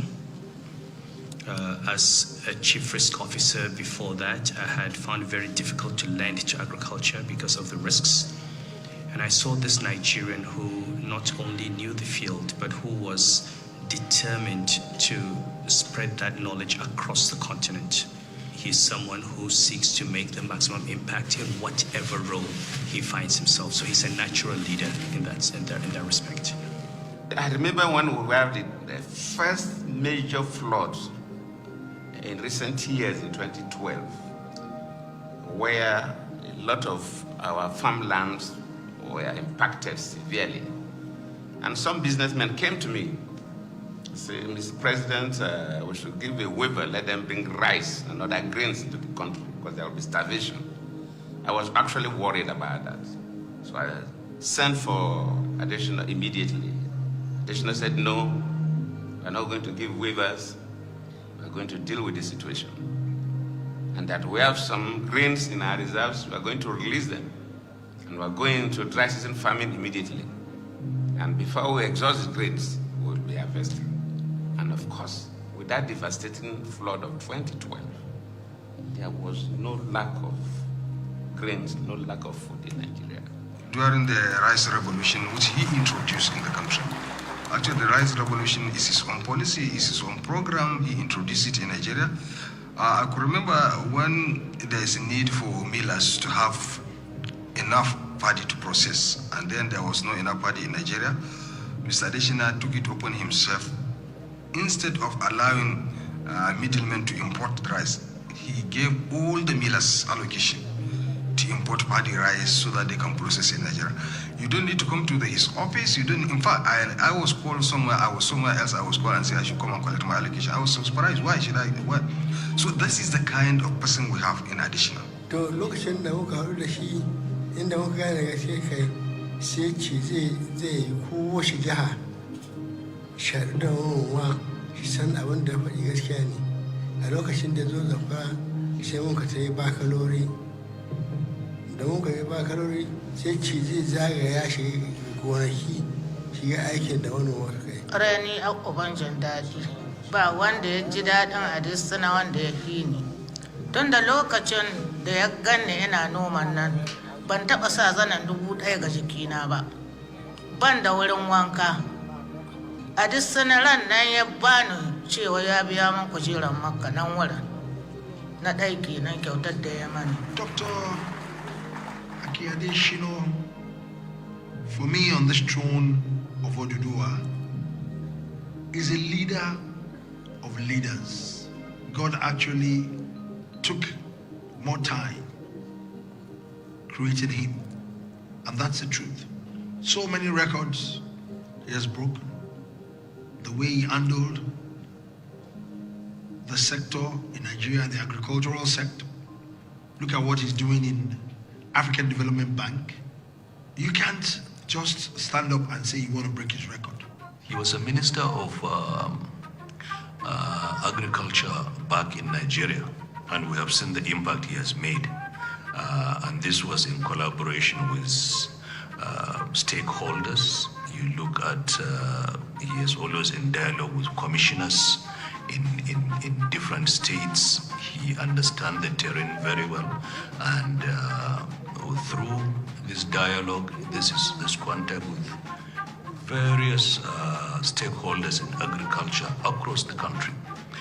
I think the impact we felt when he was the minister compares to no other minister in the country.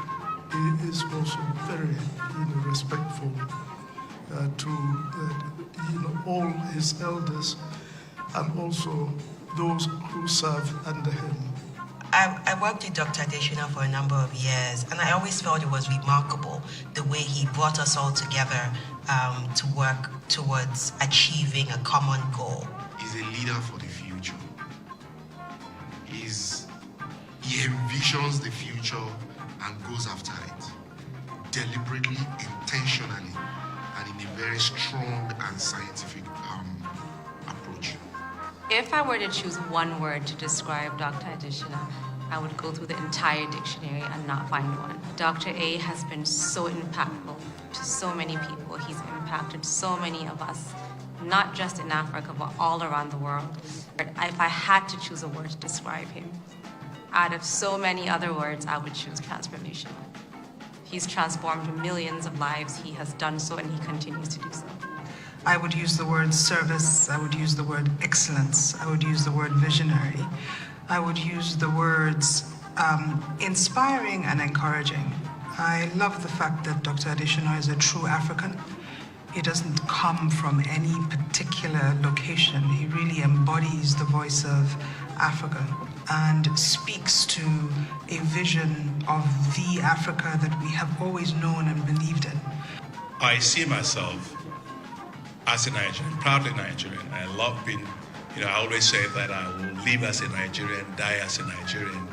But I'm also a Pan-Africanist, deeply Pan-Africanist. I love this continent. I love the responsibility that I'm given. I'm aware of the demands of history, not because of my nationality, but because of the responsibility I have been given to do for the continent. In the last few years, we've been able to impact on lives of more than 335 million people, and more is still going to come in the next 18 months or so that I still have here. I'm proud of my support from my country, but most importantly, I am proud of the collective support I got all across Africa and beyond. À travers nos nombreux échanges, j'ai découvert un homme ouvert au dialogue et mu d'une attention élevée envers ses frères africains, autant que d'une grande compréhension des défis qui transcendent nos peuples. J'ai aussi découvert à travers son engagement ainsi que ses réalisations un digne fils de l'Afrique. Il y a beaucoup à dire, mais pour moi, c'est un grand pédagogue. Il sait discuter avec les gens, avec un ton apaisé, il peut rassurer les gens. Donc, de ce côté-là, quand même, c'est toujours un plaisir de s'entretenir avec lui, que ce soit au téléphone, que ce soit les yeux, parce qu'il prend tout au sérieux ce que vous dites, et puis aussi il est clair et sincère. It has been a pleasure and a privilege to work closely with you for many years and see the fruits of your leadership. You steered the African Development Bank to feed, power, and integrate the continent. You have been a fantastic partner for us at the IMF to help countries strengthen macroeconomic and financial policies and also to channel more financing during exceptionally challenging times. Aki is a visionary with a strong intellect, a rare combination of vision and action, someone full of innovative ideas, but who also puts ideas into action through practical programs and projects. Akin is charming, charismatic, and above all capable. He's a doer. He gets things done. He's a genuine front-of-house performer who inspires people and delivers. The implementation of the High Fives initiatives underscores his strategic approach, in which he prioritizes critical areas like energy access, agricultural transformation, industrialization, infrastructure development, and improving living standards. These initiatives reflect his multifaceted approach to addressing the diverse challenges facing Africa, emphasizing sustainable development and improved quality of life for our people.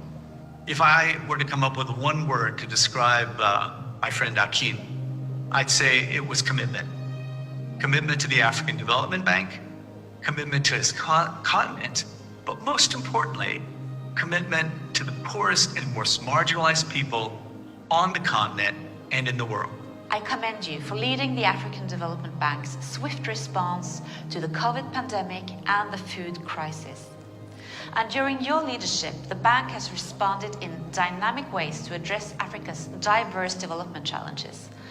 He embodies a rare combination of vision, passion, and strategic thinking.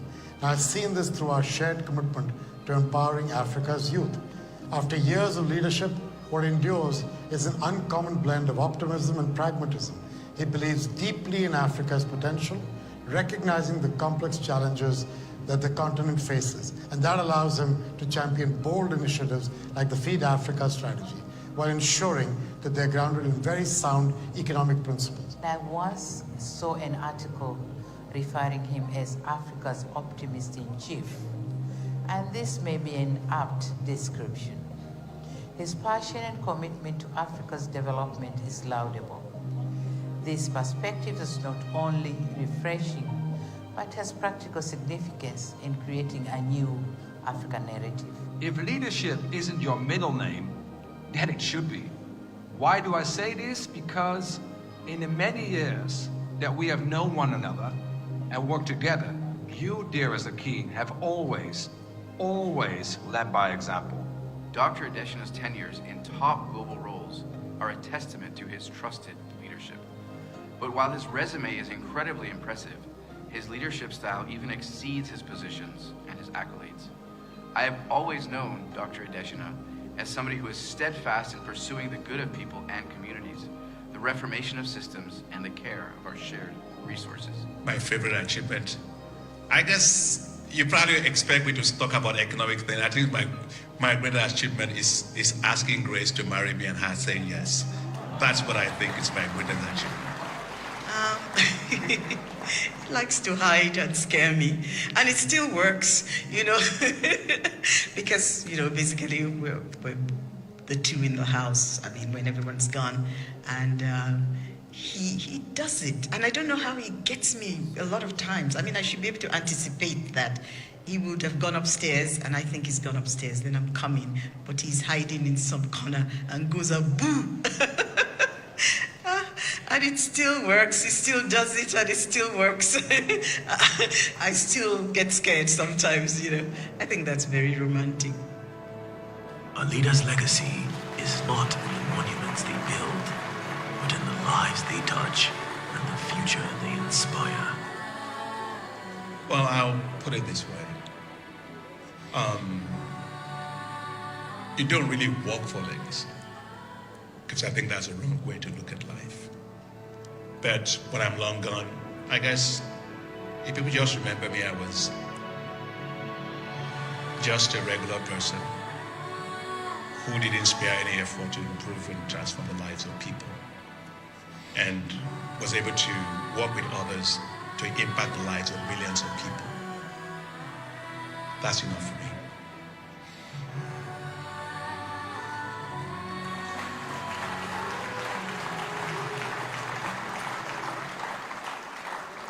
Now, Dr. Adesina, don't let me get emotional there. That was very touching, and a great way to be remembered when our time on this side of eternity is over.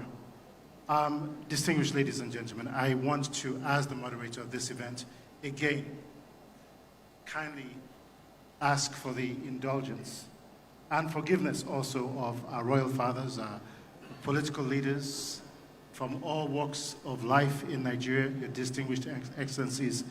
I know we've gone a little longer than we had planned, and your time is precious.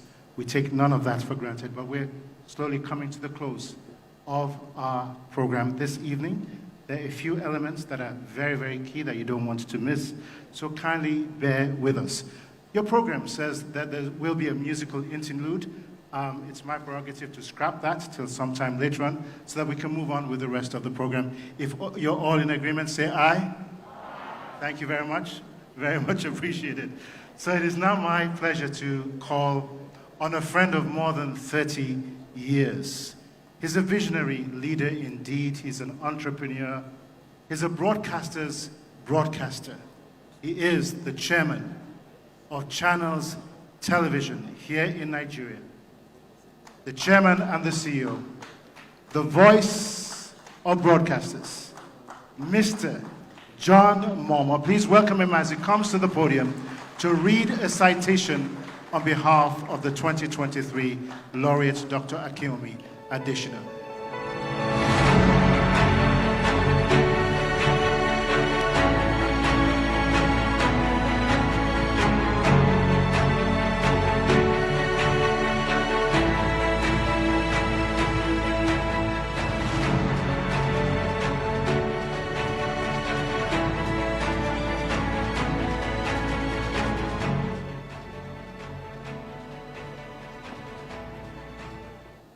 Your Excellencies, Royal Highnesses, distinguished ladies and gentlemen,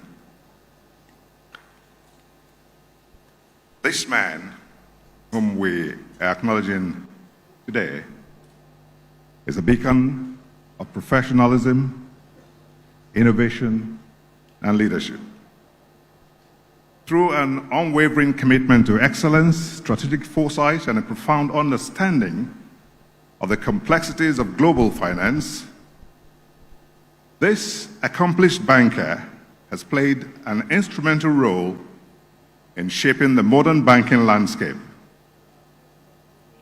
It is therefore with great admiration and respect that I present the following citation, a testament to a career marked by remarkable achievements and an enduring legacy of positive impact on both the industry and the communities it serves.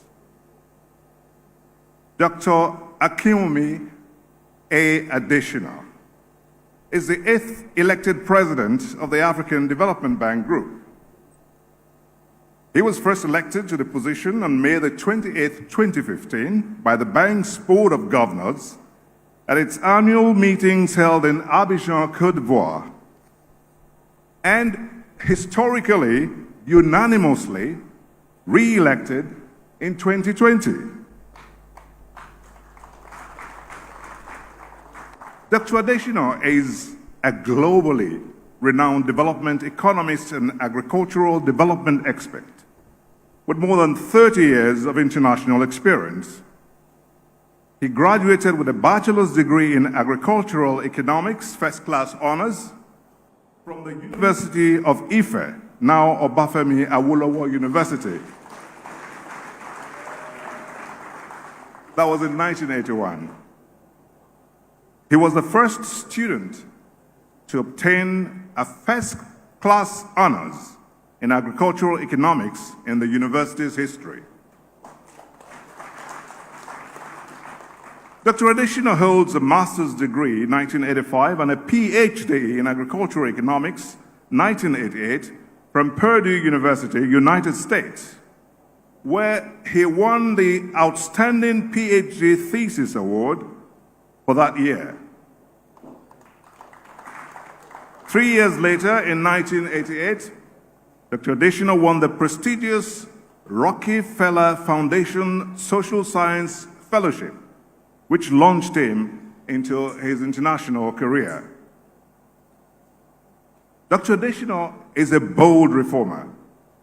As Minister of Agriculture in Nigeria from 2011 to 2015, he turned the agricultural sector of Nigeria around within 4 years. Under his tenure, Nigeria ended 40 years of corruption in the fertilizer sector. By by developing and implementing an innovative electronic wallet system which directly provided 15 million farmers with subsidized farm inputs at scale using their mobile phones.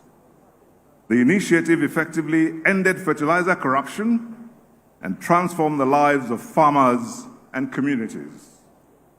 A firm believer in private sector-led growth, Dr. Adesina radically changed the perception of agriculture in Nigeria from that of a subsistence to a viable business that successfully attracted $5.6 billion in private sector investments.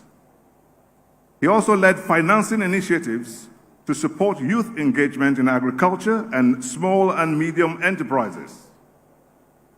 Ultimately, under his leadership, Nigeria's food production expanded by an historic additional 21 million metric tons. Prior to his appointment as Minister of Agriculture, Dr. Adesina was the Vice President, Policy and Partnerships of the Alliance for a Green Revolution in Africa, AGRA, where he led several bold and innovative policy and finance initiatives that leveraged over $4 billion in bank finance commitments to Africa's agriculture sector. Working with African heads of states and ministers of finance, leaders in the commercial banking industry and central bank governors across several African countries, Dr. Adesina successfully led one of the largest global efforts to leverage domestic bank finance for the agricultural sector. And prior to joining AGRA in 2008, he had served as Associate Director and Regional Director for the Southern Africa office of the Rockefeller Foundation for over a decade. He was Principal Economist for the West Africa Rice Development Association, 1990 to 95, Senior Economist and Social Science Coordinator for the International Institute for Tropical Agriculture, 1995 to 1998, an Assistant Principal Economist of the International Crops Research Institute for the Semi-Arid Tropics, 1988 to 1990. A prolific writer, Dr. Adesina has authored 70 scholarly publications on policy, agricultural development, and African development issues. He is a globally respected economist and has served as the president of the African Association of Agricultural Economists, as well as on the editorial board of several academic journals, including the International Journal of Agricultural Economists. He was awarded the Outstanding Black Agricultural Economist Award by the American Association of Agricultural Economists. He was a distinguished Africanist scholar at Cornell University, United States. As president of the African Development Bank, he launched in 2015 a bold strategy to transform the lives of Africans called the High Fives, to light up and power Africa, feed Africa, integrate Africa, industrialize Africa, and improve the quality of life of the people of Africa. The High Fives have already impacted the lives, as you heard earlier, 335 million Africans. To attract alternative and increased investments into Africa, Dr. Adesina launched the Africa Investment Forum in 2018, the first of its kind, to attract global capital to support Africa's accelerated development. The unique investment forum, which has several African and global financial institutional partners, has become the premier investment marketplace for Africa, attracting up to $180 billion worth of investment interests to Africa. Dr. Adesina has received several distinctions and global awards, including the Yara Prize 2007 in Oslo, Norway, for his leadership in pioneering innovative approaches to improve access to agricultural inputs for African farmers. Distinguished Alumni Award from Purdue University, USA, in 2008. Distinguished Alumni Award in 2009, and the Grand Commander of Great Ife in 2013, both from the Obafemi Awolowo University, and Bullock Cast Communications Award USA for his global leadership on agricultural science and technology.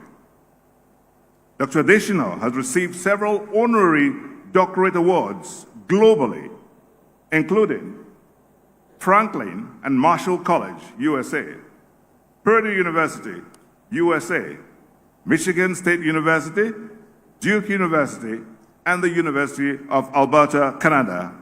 The others, USA and the University of Alberta in Canada.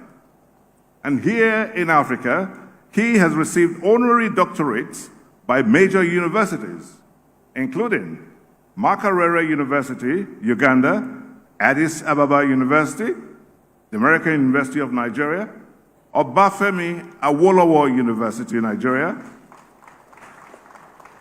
Federal University of Technology, Akure, Nigeria, Bowen University, Veritas University, Bayero University, and the Nigerian Academy. And University of Lagos is missing from there. In October 2017, his alma mater, well, I think I just punched something. In October 2017, his alma mater, Purdue University, USA, decorated him with its highest honor, the Order of the Griffin, a rare honor given only to 50 persons since 1893.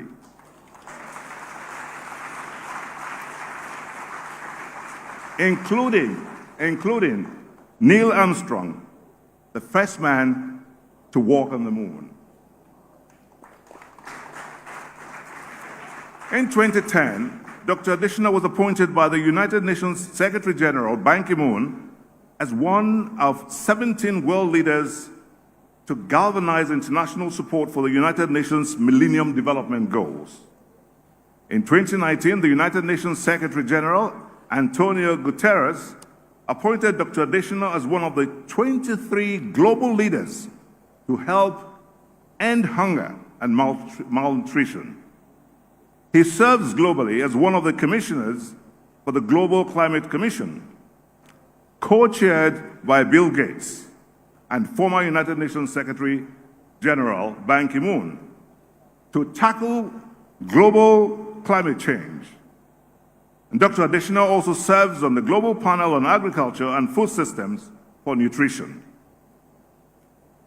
Dr. Adesina has won several international awards, including the Forbes Africa Person of the Year for his bold reforms in Nigeria's agricultural sector, Nigeria's Leadership Newspapers 2013 Public Servant of the Year, Guardian Newspaper's Man of the Year, and the Public Servant Award by Leadership Newspaper for his bold policy reforms, transparency, and public accountability, and the Extraordinary Achievement Award by Silverbird Television Nigeria for his achievements as Nigeria's Minister of Agriculture. Also, the West African Institute of Public Health recognized Dr. Adesina with his 2020 Distinguished Fellowship Award for his innovative and successful efforts to curb the impacts of the coronavirus pandemic in Africa. At a national level, Dr. Adesina has been conferred with Nigeria's second highest national honor, the Commander of the Order of the Niger, for his outstanding service to his country, Nigeria. In recognition of his outstanding leadership passion and dedication for accelerating African development, he's also been awarded the highest national honors of 9 African countries: Senegal, Cameroon, Madagascar, Togo, Liberia, Niger, the Gambia, Djibouti, and Tunisia.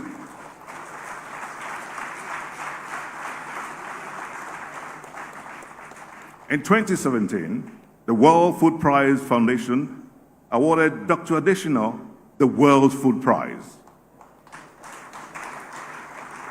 Generally known as the Nobel Prize for Agriculture, Dr. Adesina devoted the $250,000 Laureate Award to the establishment of the World Hunger Fighters Foundation to support Africa's youth in agriculture and to develop a new generation of world hunger fighters.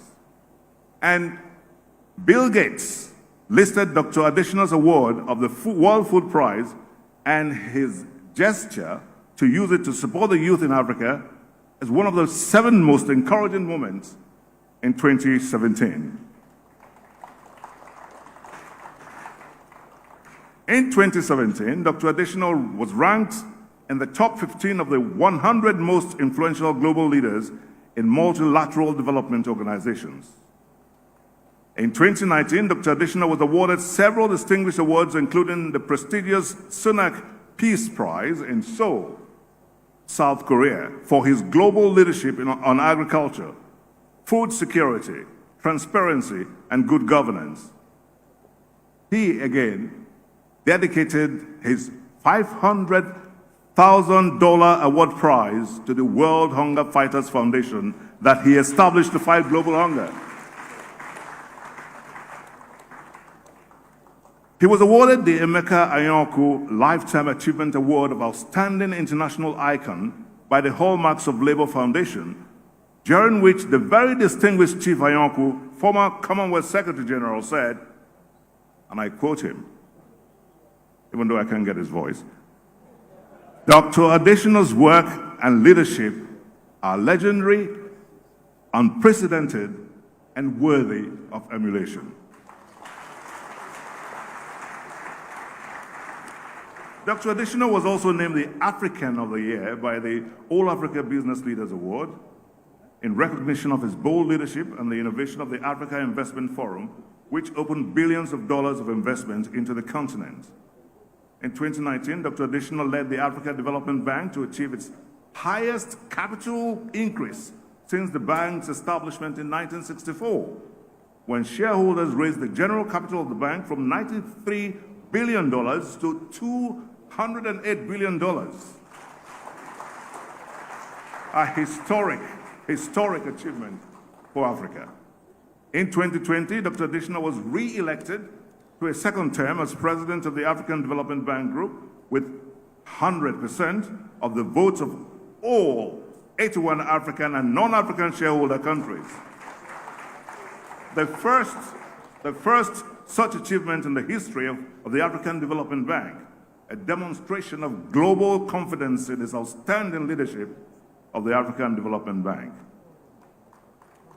In 2023, Dr. Adesina and the President of Senegal convened the Feed Africa Summit, which attracted 34 African heads of state, and the President of Ireland and hundreds of ministers from within and outside Africa, and successfully mobilized $72 billion to tackling food security in Africa, the largest ever globally coordinated effort in Africa's history.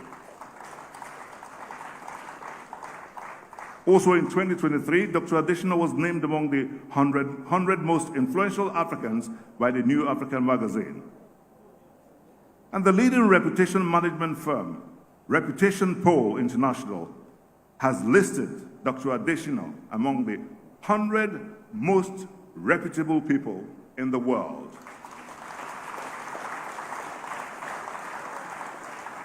As you can see, these are monumental achievements which remind us of the power of leadership, of vision, of commitment to shaping a better future.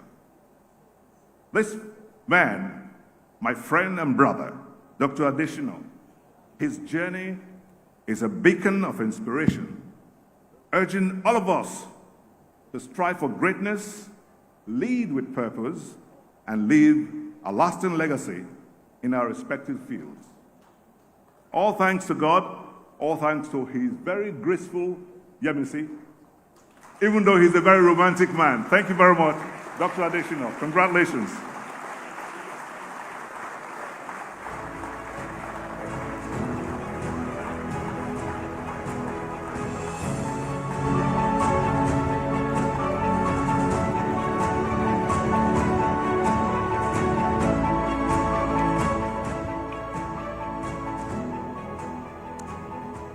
Thank you very much, John Mama, for that tour de force of a citation in honor of a deserving 2023 Obafemi Awolowo Prize in Leadership Laureate Dr. Akeomi Adesina.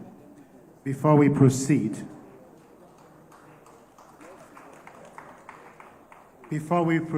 allow me to recognize the presence of the Governor of Kebbi State, Dr. Nasir Idris, ably represented by the Deputy Governor of Kebbi State, Senator Umar Abubakar. And if I do not recognize our next dignitary, it simply means I will never be allowed to go home. And you'll understand that in a moment. Representing His Royal Highness, the Oshimawe of Ondo Kingdom, my father's birthplace, Oba Adesimbo, Victor, Kiladejo, Aderile, Ademefun, Kiladejo, Jilo III, I would like to recognize the Lisa and Prime Minister of Ondo Kingdom, Chief Simeon Oguntime, OON. Thank you very much, Prime Minister. At this point, we will now proceed with the award presentation, and I would like to kindly ask that Their Excellencies, as announced, come to the platform in a few moments to make the presentation of the award of the Obafemi Awolowo Prize in Leadership Laureate Medal to Dr. Adesina. And in this order, may I invite to the podium the Vice President of the Federal Republic of Nigeria, Senator Kashim Shettima. Please give him a warm welcome as he makes his way to the podium. Thank you very much. I think we can do a whole lot better. Come on. Thank you very much. Thank you very much. Thank you very much. His Excellency will be followed by His Excellency Ambassador Tokunbo Awolowo Dosumu, as well as His Excellency, the former Commonwealth Secretary General, Chief Emeka Anyaoku, and last but certainly not the least, the former President of the Federal Republic of Nigeria, His Excellency General Yakubu Gowon.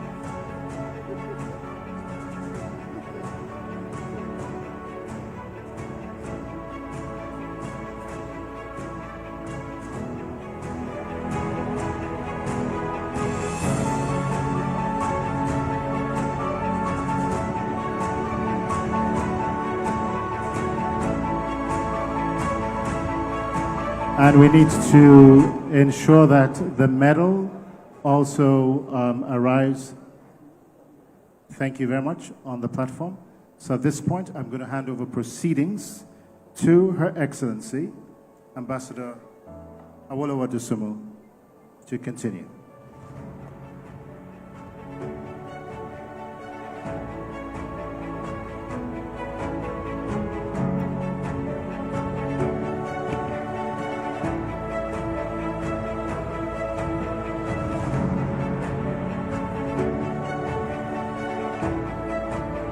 Could we kindly ensure also that there's at least a table, a prop that these awards can be placed on? And as we're taking care of that, I also want to invite to the platform the chair of this ceremony and event, Her Excellency, President Samia Suluhu Hassan. Thank you very much, Your Excellency, for joining us. Please give Her Excellency a warm round of applause, please.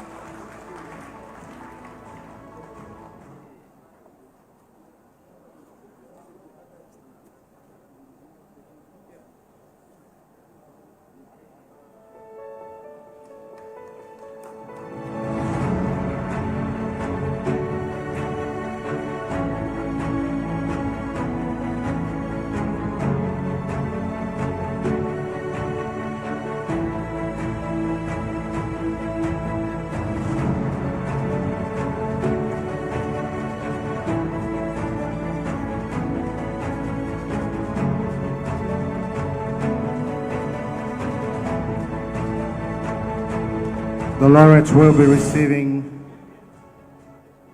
several awards marking this recognition.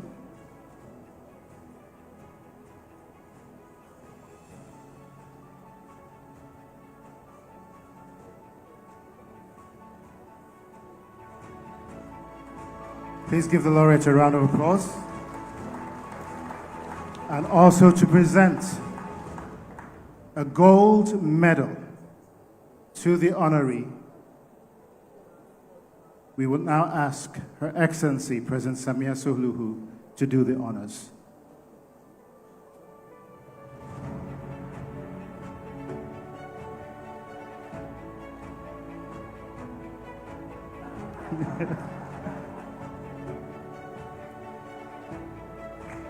And that is a gold medal. It's a real gold medal.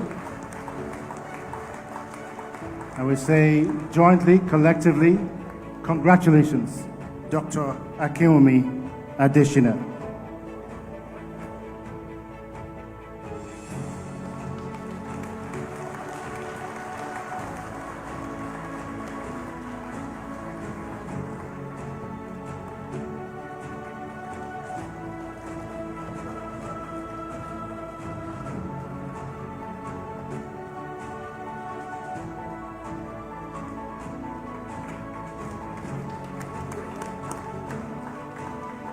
Thank you very much, Your Excellencies.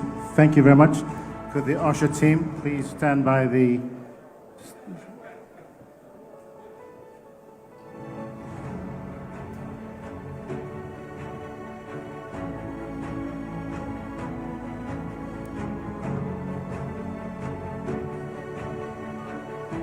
Could I kindly ask our host governor, His Excellency Sanwo-Olu, to also join us on the podium for this presentation.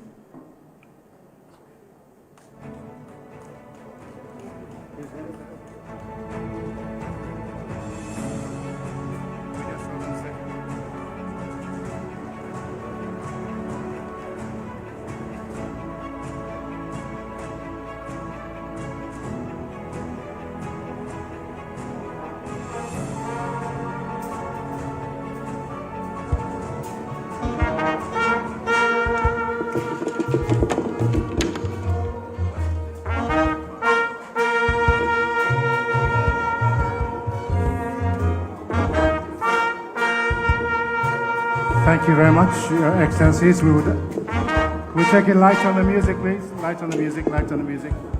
Light on the music. We'd like to invite... Light on the music, please.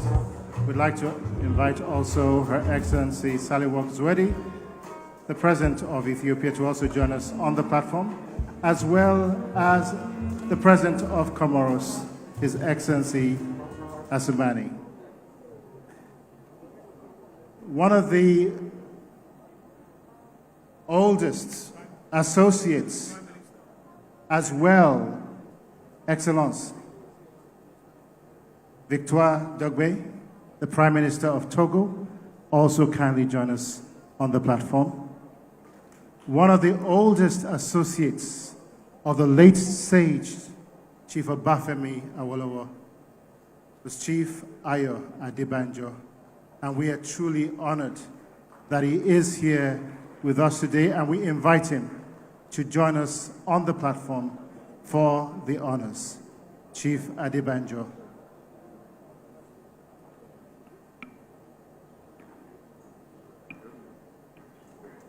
Okay. And Your Excellency, Chief Adebanjo, if you would also rather just be recognized, that's also wonderful, but we will do all we can to assist you up the platform.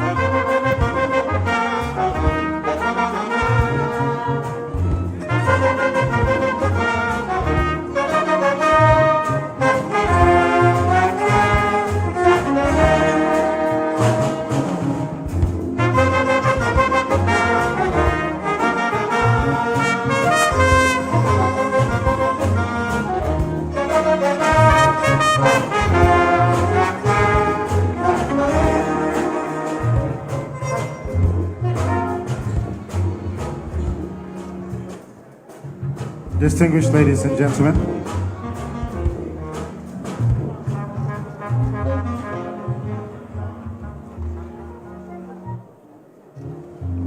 as Your Excellencies get ready to take your seats,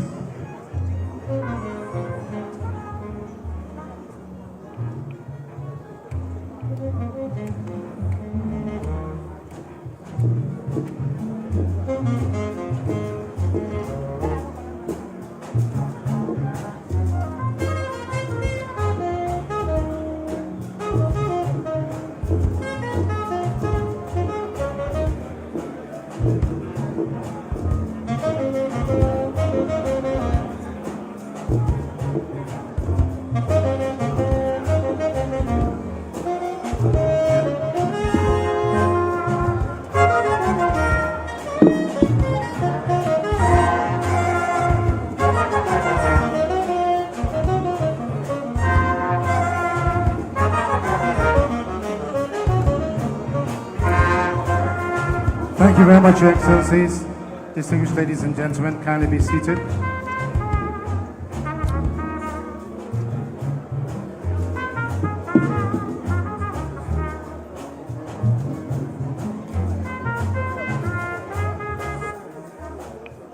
It is not often that one has the privilege and the honor to be in the presence of a living legend. Ladies and gentlemen, kindly once again give a warm applause to Chief Ayo Adebanjo.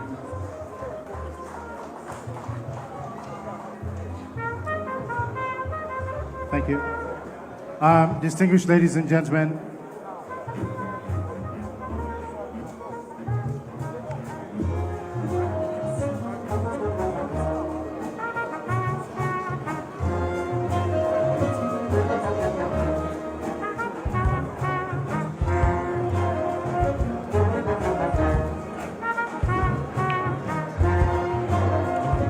we would like to recognize the Governor of Ogun State, Chief Dakwa Adib Abiodun, His Excellency, the Governor of Ogun State, and Dr. Adesina's Governor. Okay.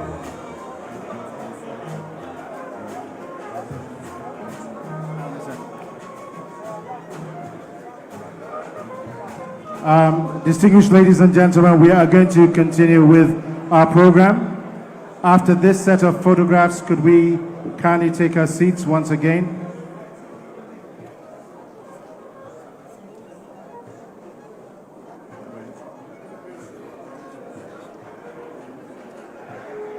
Your Excellencies, could you kindly take your seats, please?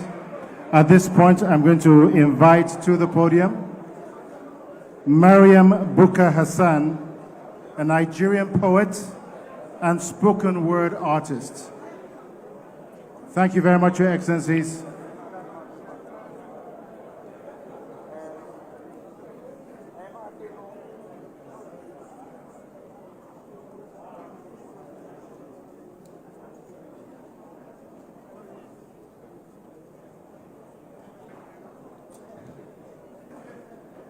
Mariam Bukar Hassan, are you?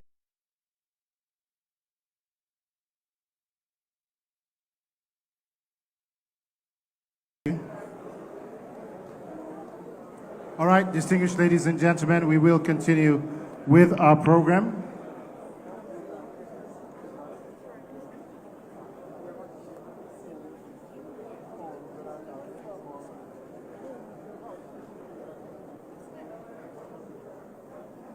There will be an opportunity for photographs to be taken. Your Excellencies, if you could please take your seats.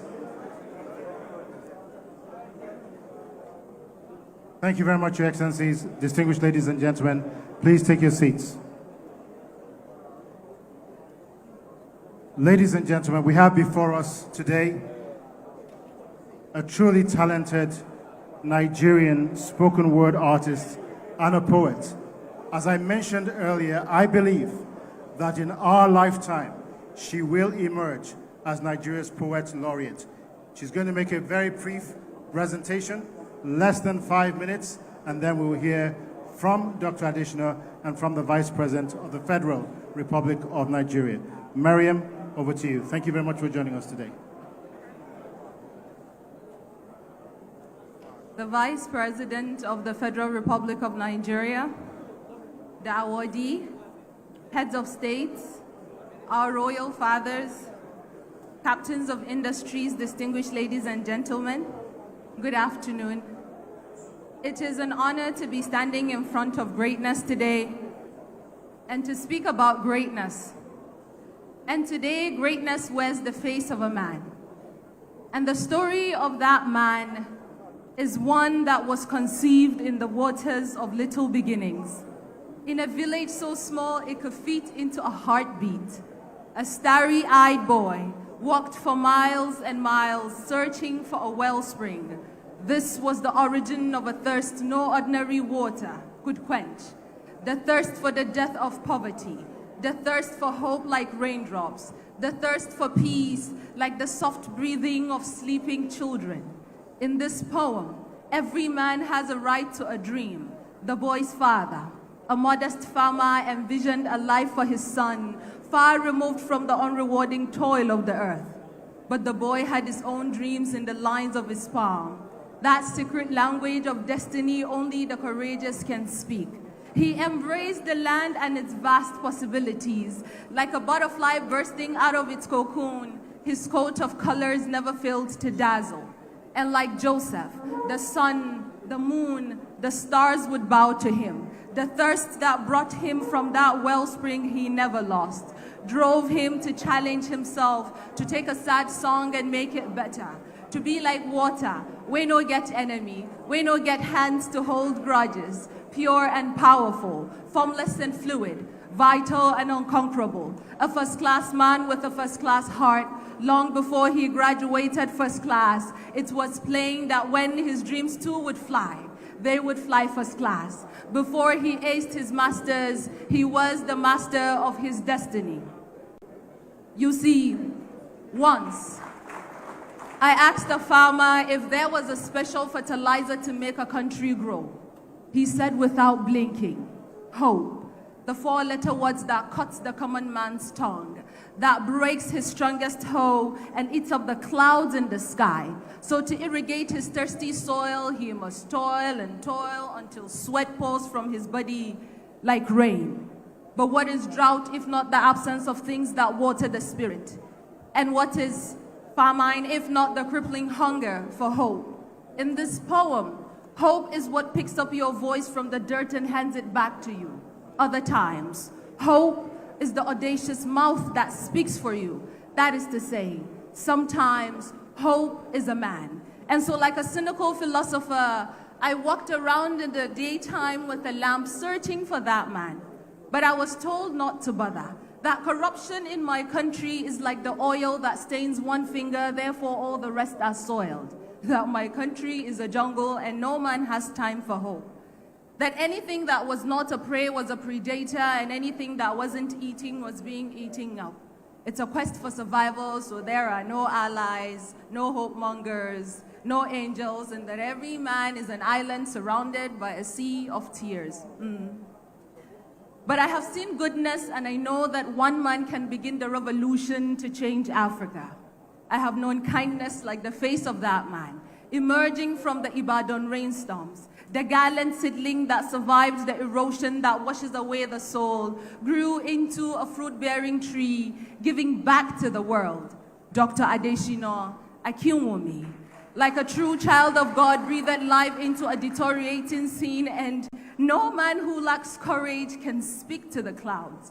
Dr. Adesina Akinwumi, the one who raised his pen and struck a blow in the armor of poverty, and look, it bleeds. Answering the call yesterday to serve as the People's Minister of Agriculture, and today the President of the African Development Bank. Oh well, is it not true what they say about the scope of his wisdom, vast as the seven seas? Is it not true what they say about his integrity, solid as the rock of ages that cleft only for the weak and vulnerable to find protection? Oh, is it not true what they say about his hands? They carry freedom like gifts of gold, and there is a basket of harvest in every field he steps his feet.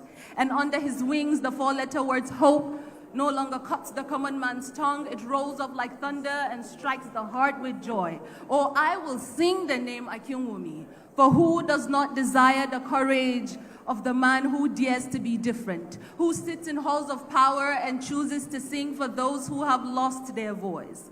This truth my mouth will not forget. And when we remember the better angels of our civilization, we will remember you, Dr. Adesina.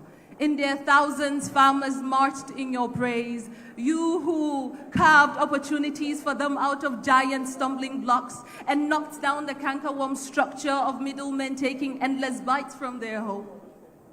Oh, the labor of our heroes past is finally bearing fruit at last. Is he not the man that Chief Obafemi Awolowo dreamt of when he spoke about finding the courage to look in the gloom and see radiance? Oh, is he not the man? Chief Obafemi Awolowo, eyes full of stars, dreamt of this sufficiency. And when we remember the better angels of our future, we will remember him. Chief Obafemi Awolowo poured his vision into radical policies that knocked down the barrier between the rich and the poor, the small and the mighty, and shattered the obscurity with light. Dr. Akinwumi, unlike the cynical philosopher, we looked and we found. You who desires to live a Nigerian, die a Nigerian. May God grant you your sacred wish that on the day of resurrection you will raise the Nigerian flag high into the heavens. We prayed and you came to us, not just as hope, but as a complete answer. Africa's optimist in chief. Congratulations.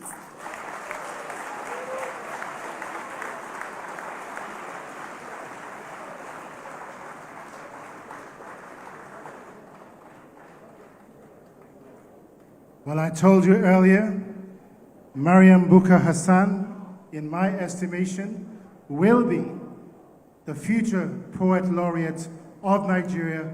Of that, I have absolutely no doubt. Thank you very much for your passion and for your articulation this afternoon. God bless you. Thank you so much. Well, the reason why we're here today is obvious to all of us, and our laureate has been described. I'll let Mariam receive all the accolades she needs from the Vice President and Excellencies. Very, very well deserved. If you've never listened to her, please look her up online. She travels all over the world and represents Nigeria well in stunning fashion, and she indeed is a jewel of this country. Please once again give Mariam Bukar Hassan a warm round of applause. Your Excellencies, distinguished ladies and gentlemen, our laureate today has been described by several dignitaries, so there really isn't much else to say. It therefore gives me great pleasure to welcome to the podium the 2023 laureate, the President of the African Development Bank and Africa's Optimist-in-Chief, Dr. Akinwumi Adesina. Please give him a warm welcome as he comes to the podium to deliver his address. Wow, did you miss that? Before he came on stage, his beautiful wife, Grace, gave him a nice peck on the cheek. I'm sure that will give him a pep to his step this afternoon. Mr. President, over to you.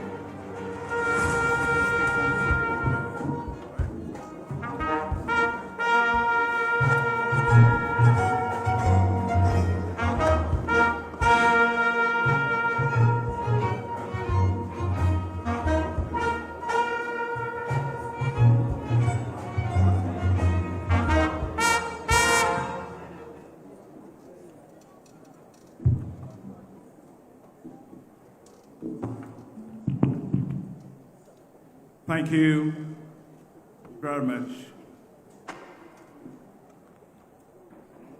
Your Excellencies, our royal fathers, distinguished ladies and gentlemen, I am particularly humbled, Grace and I, that you all are here today.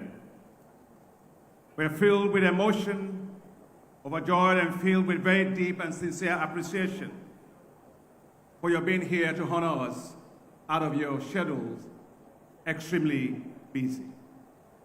But you're going to have to permit me because I have to say many thank yous, but let me start by saying thank you to every single one of you.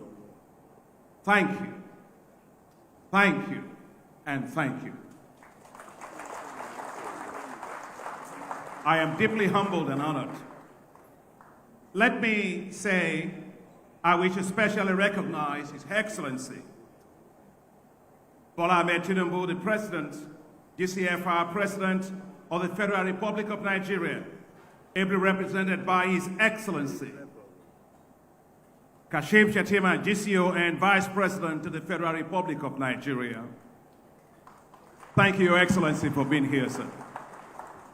And I'd like to, through you, convey to His Excellency the President my deepest appreciation for the exceptional reception and the full state honors that were given to the visiting heads of state.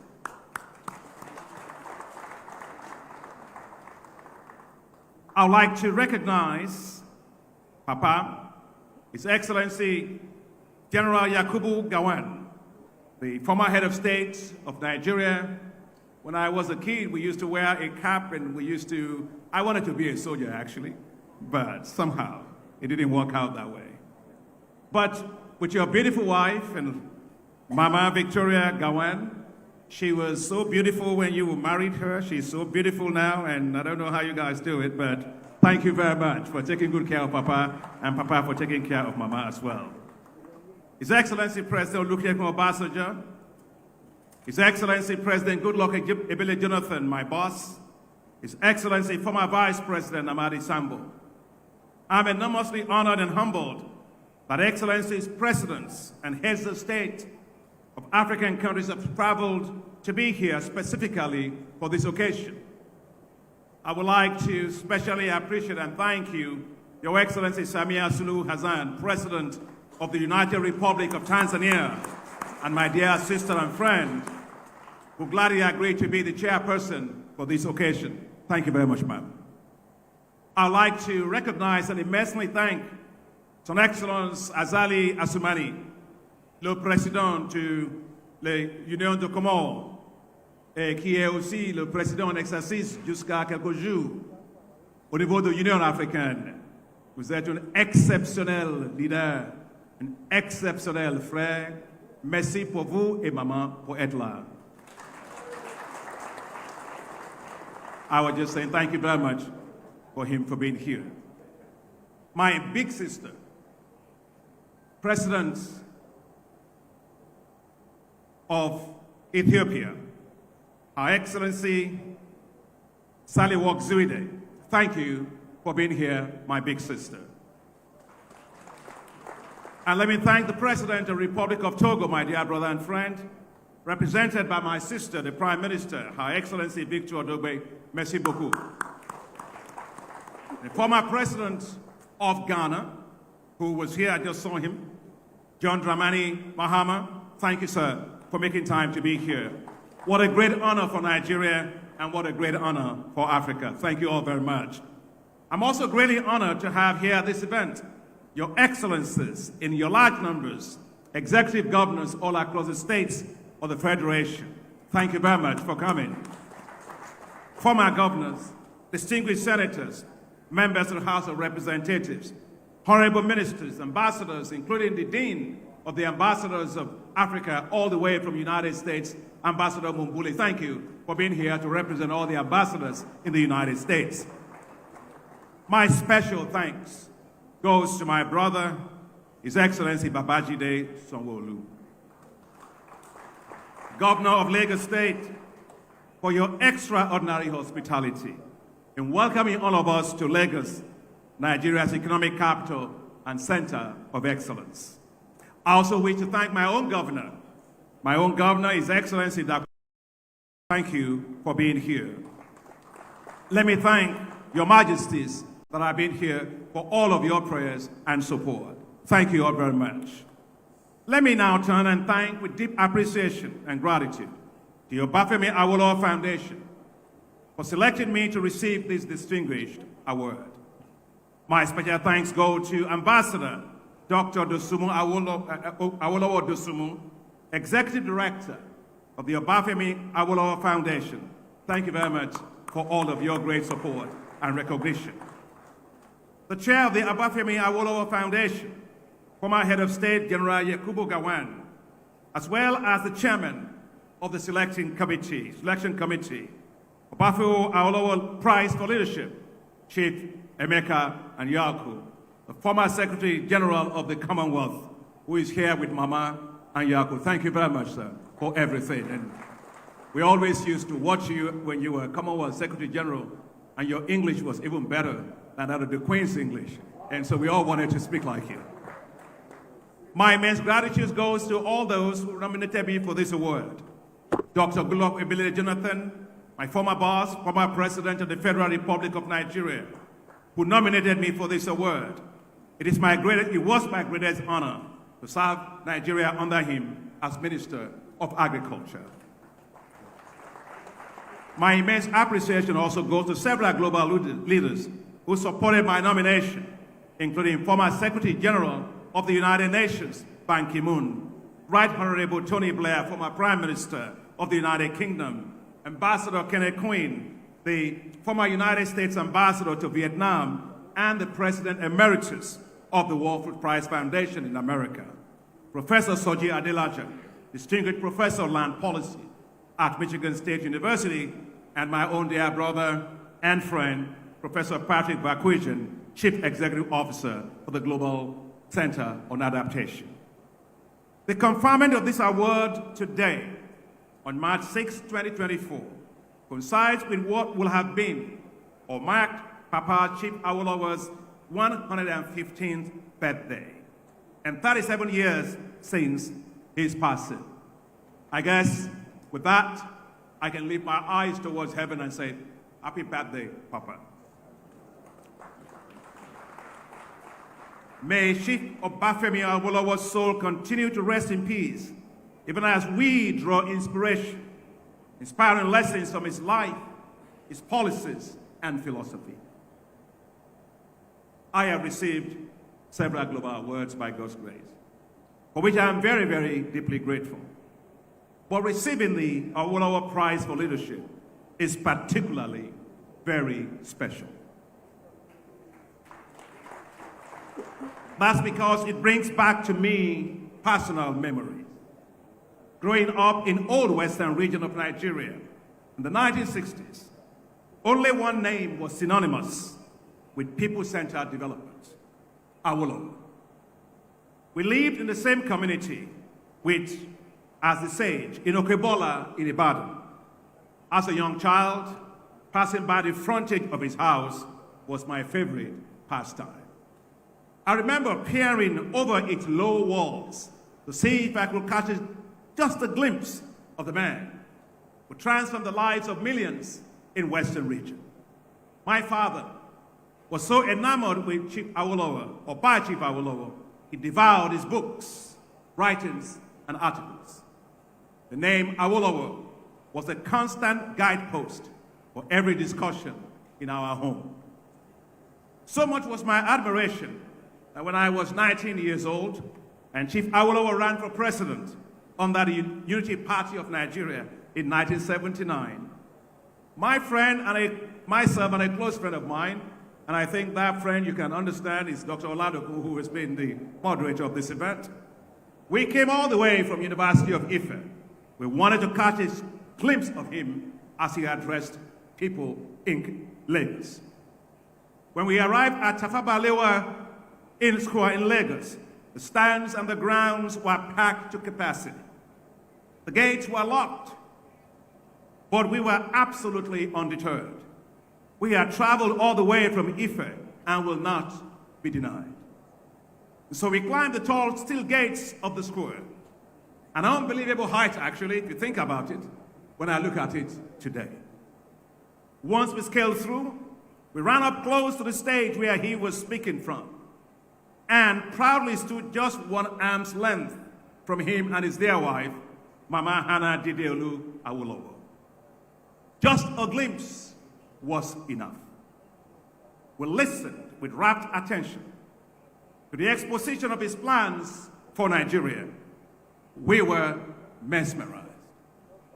Like a fragrance, his words took our breath away. We could smell hope in the air. Hope that Nigeria will be great. Hope that education will be free at all levels. Hope that there will be health for all.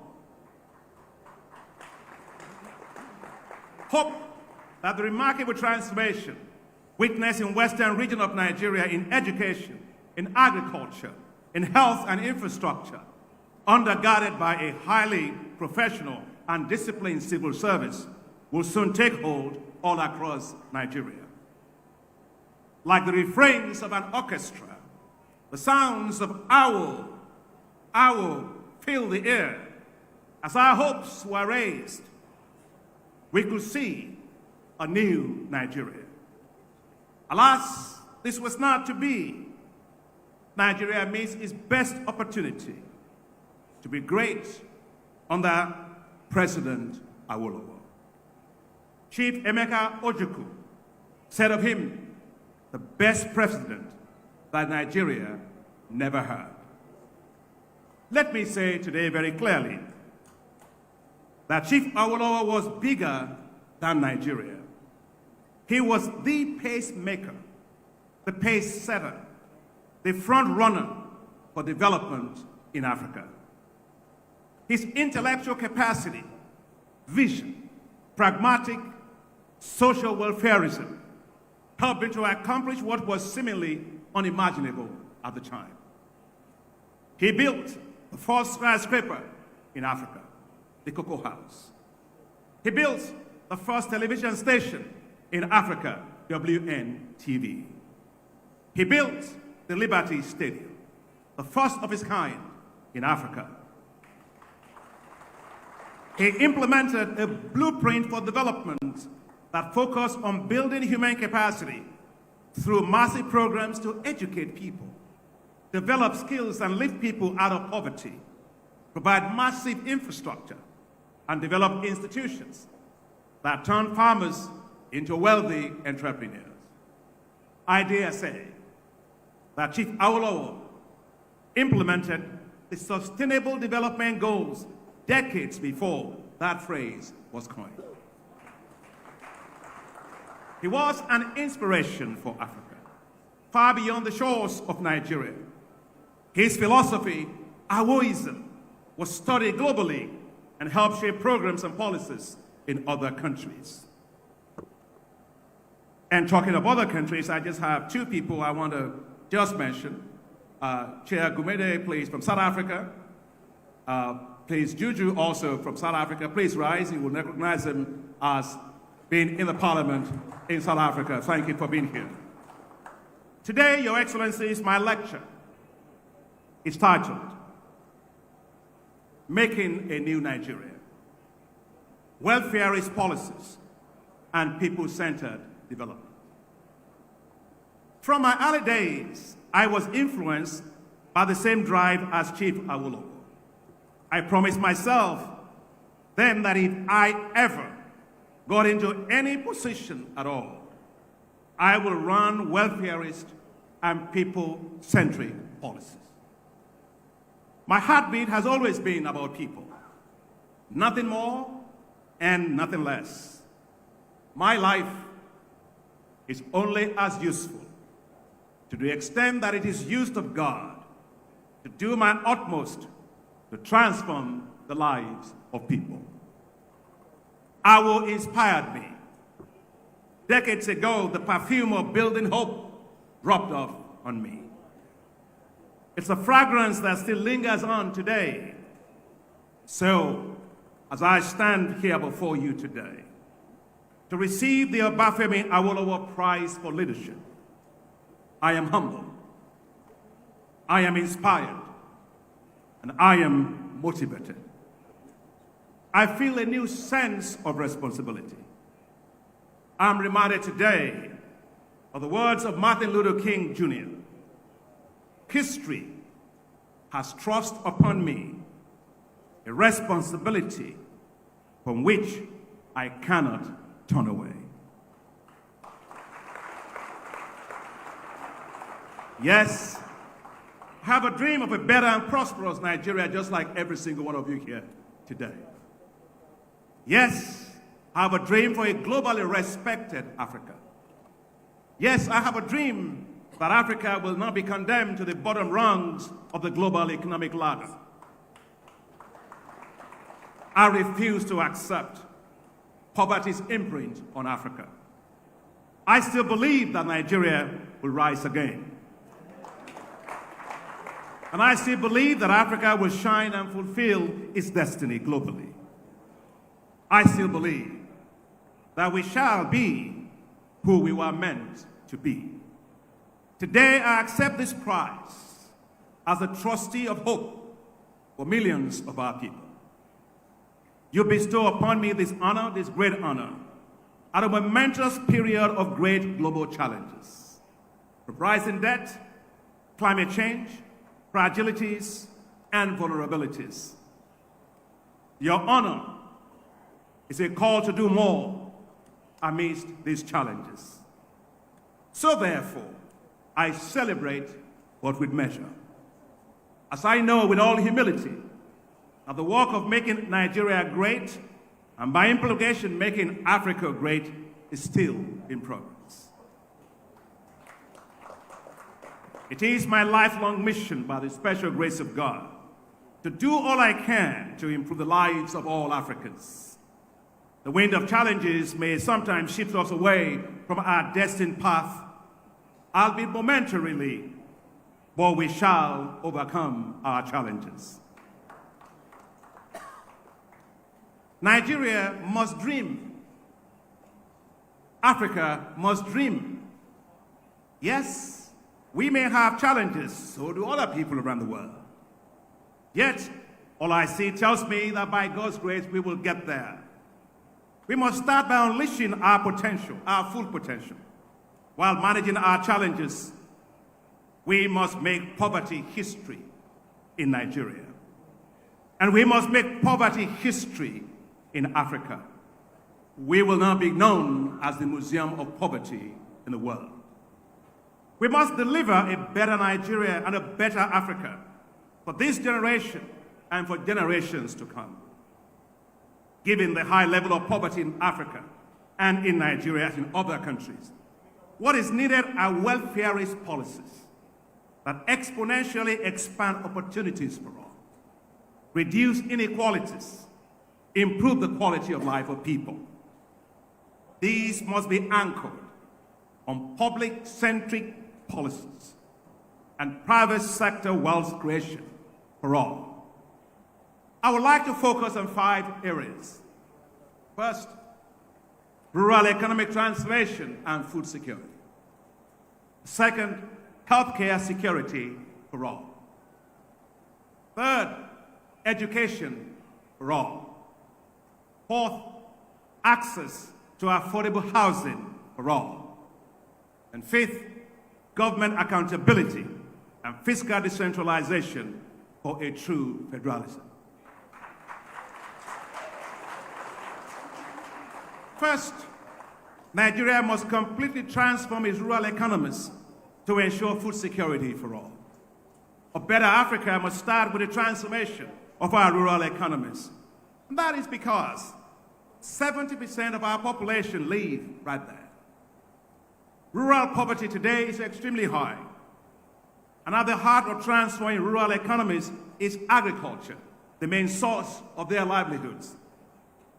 When agriculture moves away from being a way of life to a business, everything changes. Higher incomes, higher wages from agribusiness will support education and health and spur even greater job creation for millions of youths. As a young student who attended high school in a village, I remember when I went to the village school, the grade school, but it wasn't a village. I went to Ijigo Baptist High School, fantastic school. And I remember asking my father, why you went to Iwobi College? Why did you send me to a village school? He looked at me and he said, I don't know what you are going to ever be in life. But if you live in a village and you understand the challenges of poor people, if God ever makes you anybody important in life, you will know exactly what to do.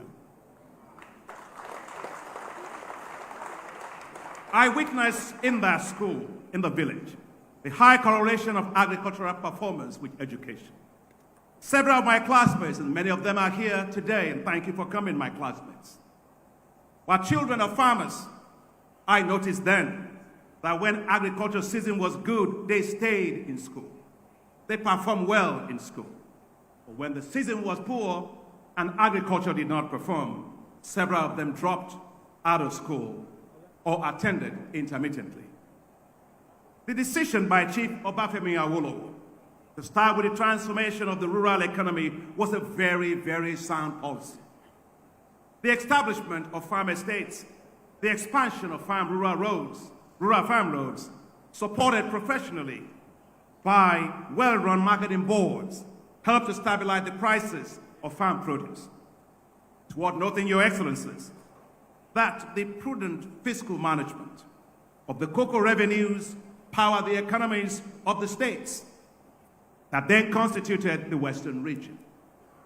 These revenues allowed the government to embark on an unprecedented idea, an audacious idea: free education and free basic health care services. It was common then to hear the phrase, "Agbeloba, farmers are kings," uttered with great pride. We must give new life to our rural areas. If Chief Awolowo could do this in the 1960s, then there is no reason why rural economies today should be immersed in extreme poverty. Clearly, rural economies have been abandoned in most places, in planning and in terms of policies. Today, they have become zones of economic misery. The pauperization of rural economies, it was causing the implosion of many countries and fragilities across Africa. When rural economies, the fulcrum of African society, falter, nations falter.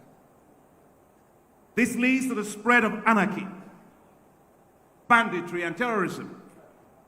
This troika of social disruption takes advantage of economic misery to entrench themselves. Transformation of rural economies must therefore be structural, systemic, strategic, and comprehensive. Doing so means agriculture must be turned into a wealth-creating sector. I aggressively pursued this policy when I served as Minister of Agriculture and Rural Development in Nigeria from 2011 to 2015. Many call this period the Farm Revolution years, as Nigeria witnessed an impressive transformation in its agricultural sector. With farmer-centric policies, we delivered improved seeds and fertilizers for 15 million farmers. We delivered millions of cocoa seedlings across southern Nigeria. We delivered a cotton transformation across the north. We provided millions of oil palm seedlings for farm estates, including small farmers and large farmer estates across the east, the south, and the west. And I remember I was even challenged, why are you giving away oil palm seedlings for free? And I said, once you plant the tree, you can't export it. We accelerated the delivery of improved rice seed across Nigeria and sparked a rice revolution that transformed several regions across Nigeria. You have the governor. Governor, can you please stand? Please clap for governor. Please kindly sit down. I didn't know him until I came to give a talk, a lecture at the Business Day Forum. And I didn't know it was the same person that walked into my office. And your rice was called Damodi rice, I think, Your Excellency. My wife, when I was minister, She went to every market, buying every kind of new rice that was coming out as our policies were in operation. She said, honey, this is the new rice. This is the new rice. This is the new rice. Please thank you for thanking my wife, but I can tell you, I cannot be who I am today without her. It's no possible. And I wish my boss was here. My boss is still here, Vice President Sambo. I used to tell my President Goodluck Jonathan, that when I came to the Federal Executive Council, it's not possible for me to present a memo that would be rejected. And he said, why? I said, because my memos go through a grace test at home. If he can pass Grace's test, he certainly can pass a test anywhere. And that has been the same ever since. Thank you, honey, for that. But anyway, she said, I found a new bag of rice, 5 kg, 10 kg bag of rice. And it's called Damodi rice. I've never heard of it. And I gave import quota for all the rice processors in the country to bring in rice, process the rice, make more money so they can begin to cultivate rice in Nigeria and then process rice in Nigeria. One of the young people that came into my office is now the governor of the state. So I didn't realize rice can make you so rich.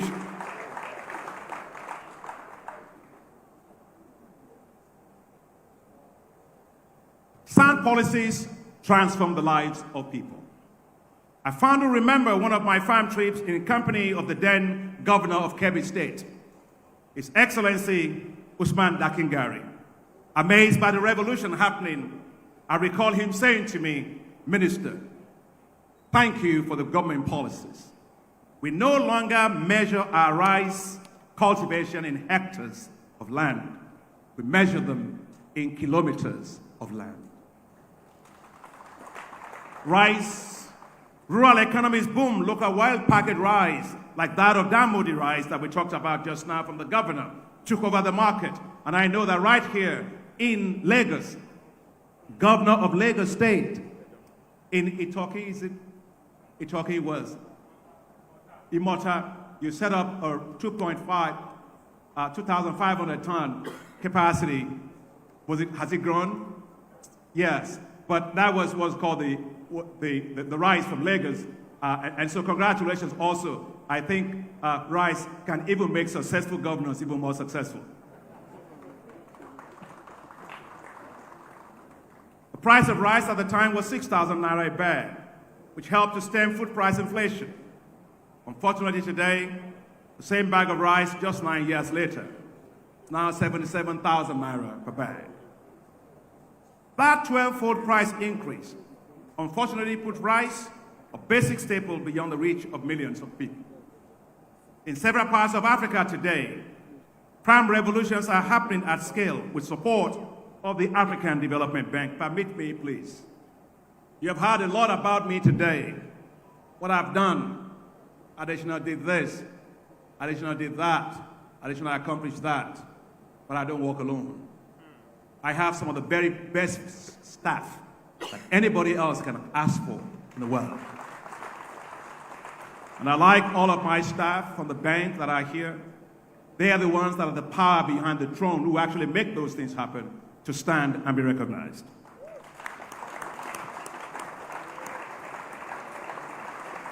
Thank you very much. You guys are awesome. Thank you very much.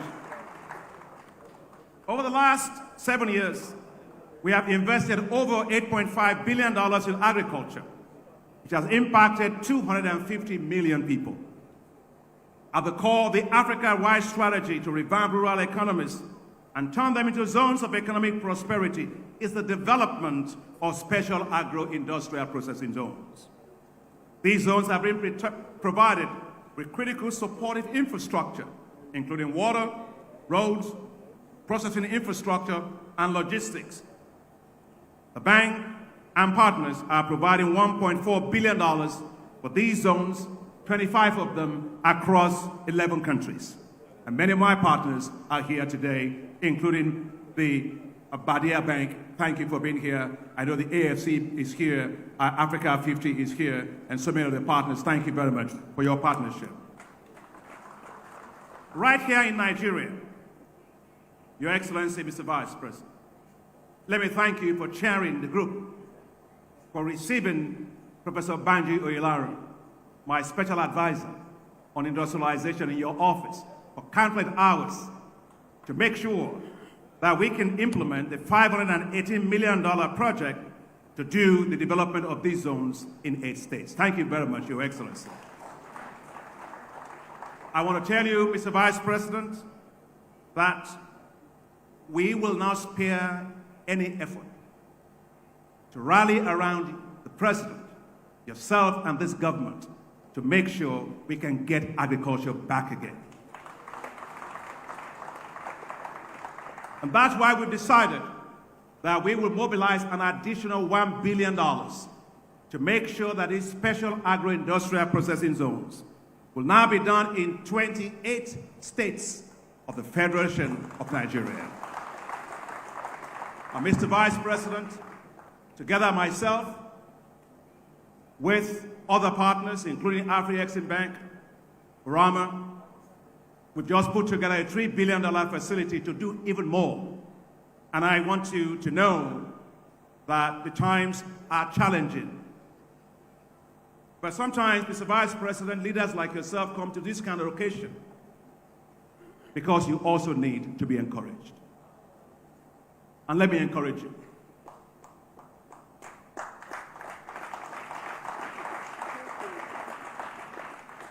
I told Mr. President when I had the opportunity of seeing him on the 14th of February, which was the same day that the senior brother of my wife died, I went to see him.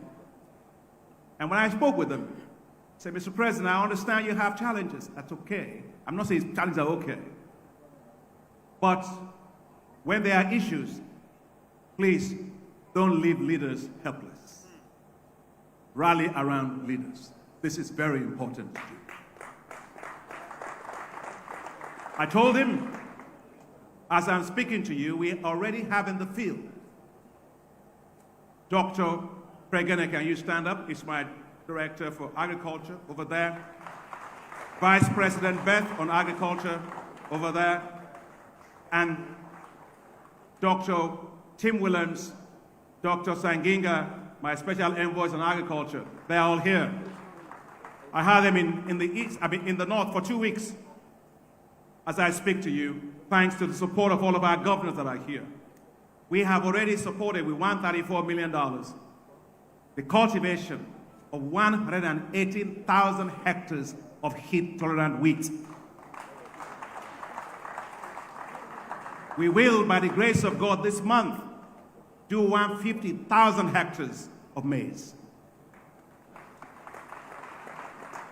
And by this wet season that is coming, we will support the cultivation of 300,000 hectares of rice, 300,000 hectares of maize, 150,000 hectares of cassava, and 50,000 hectares of soybean.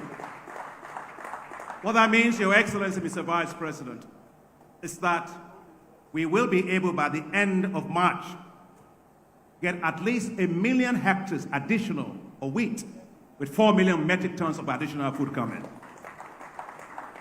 Please, Excellencies, ladies and gentlemen, I was asked by a journalist yesterday what I thought of the issues in Nigeria. And I said, as a person, I do not have the luxury of criticizing. My job is to support. My job is to find solutions. Let's all put our hands together. It's a collective responsibility. I have no doubt that we can get out of the situation that we are in. And to ensure that the continent can feed itself and achieve food sovereignty, we organized the Feed Africa Summit that Her Excellency President Samia and also the other presidents mentioned. 34 heads of state and government in a meeting. And somebody asked me, are African heads of state committed to the policies that you are talking about? I say, yeah, they are. And I remember during the meeting, it was time for lunch. It was 3:30 p.m. And President Bio of Sierra Leone I said, Your Excellency, it's time for lunch, but you got people in the investment boardrooms for your country. Will you choose to go for lunch, sir? We will do that. If you're so direct, he said, no. I would rather go into those with the other presidents in the investment boardrooms and figure out how we are going to feed our people. And thank you, Your Excellency, President Samia, President Asali, President of Togo, my dear brother Nasingbe, President of Ethiopia, and several other presidents, including President Buhari, who was there at the time. We were able, within 72 hours of that summit, we had mobilized with other partners that are here today, we had mobilized $30 billion in 72 hours. And in 6 weeks, we had mobilized $72 billion, as President Asali said to you. So I know that the issue of feeding Africa is one that we must do. And feed Africa we must do with pride, because there is no pride in begging for food. Second, Nigeria needs health for all. Smart governments provide universal basic health care coverage for their citizens. Africa loses today $2.6 trillion annually in terms of productivity due to sicknesses and diseases. Just as every nation has a national defense system to protect its citizens against all forms of aggression, the same is true for healthcare systems. A nation without a sound healthcare system is a nation that is defenseless against the invasion of all forms of diseases and pandemics. COVID-19 exposed the weakness of African economies on health systems. While developed economies spend $19 trillion on fiscal stimulus programs, approximately 19% of the global GDP. Africa spent only $89 billion. Africa's urgent need for vaccines was pushed to the bottom of the global supply chains. At the time when Africa was unable to provide one basic shot of vaccine, developed countries provided second shots, third booster shots, fourth shots, and fifth booster shots. It was alarming watching an unprotected Africa grapple with this insidious virus. Some even projected that as many as 3 million Africans were going to die as a result of this pandemic. Africa, just 2 testing centers. No medical gloves, no face masks, no medications, no vaccines. The African Development Bank Board agreed with us in management as we presented to them a $10 billion facility, which we put in place to rapidly support countries to fight that pandemic. What is not acceptable or sustainable is that Africa imports today 70 to 80% of its medicines and produces only 1% of its vaccines. Your Excellencies, ladies and gentlemen, the health security of 1.4 billion people in Africa cannot be subjugated, again, to global supply chains or the generosity of others. What if others are not so generous? And that's why the African Development Bank launched a $3 billion program to revamp Africa's pharmaceutical industries. And that's why we established what's called today the Africa Pharmaceutical Technology Foundation to support access to proprietary technologies from global pharmaceutical companies. That's why the African Development Bank launched another $3 billion to develop quality healthcare infrastructure across the continent, with special emphasis on primary healthcare systems, which in fact, if you fix primary healthcare systems, you probably will fix 85% of all the challenges that you have in the healthcare sector. We will continue to invest heavily right here in Nigeria, support the revamping of the pharmaceutical industry, and develop better health infrastructure. It is imperative, therefore, that Nigeria secures the health of its population. This will require ensuring that no citizen travels more than a few kilometers to find a healthcare center. the widespread use of mobile health care centers, e-facilities. Dr. Adewara from London is here. She's a Nigerian. She's here. She's doing a phenomenal job in that particular area. The digitalization of healthcare system. Mr. Jitender of the of SASDEBA is here somewhere, and I know they are doing great work in Kaduna. Especially primary healthcare centers, health insurance for all, including innovative micro-health insurance payment systems, as-you-go systems, will capture the bulk of our population that is in the informal sector. Third, Nigeria needs education for all. Nigeria today accounts for 15% of the total population of out-of-school children, according to UNICEF, which is over 10.2 million at primary school, 8.1 million at junior secondary school. This is not a gold medal that Nigeria should be proud of. The problem is both acute and alarming in northern Nigeria. Urgent public policies, coupled with community sensitization and incentives for schooling, are badly needed if this trend is to be reversed. Public incentives, such as free and compulsory primary and secondary education, should be put in place. Yeah, if you want to clap for that, you can go ahead. Thank you. Along with massive investments in training and better salaries for teachers, building quality and safe classrooms, and school feeding programs. Your Excellencies, a well-educated citizenry is critical for technological growth and development, and for fostering creativity, innovation, entrepreneurship, and global competitiveness. We do have a choice. We don't have a choice. A highly educated Nigeria is not an option for us not to have. It is an imperative to have a highly educated Nigeria.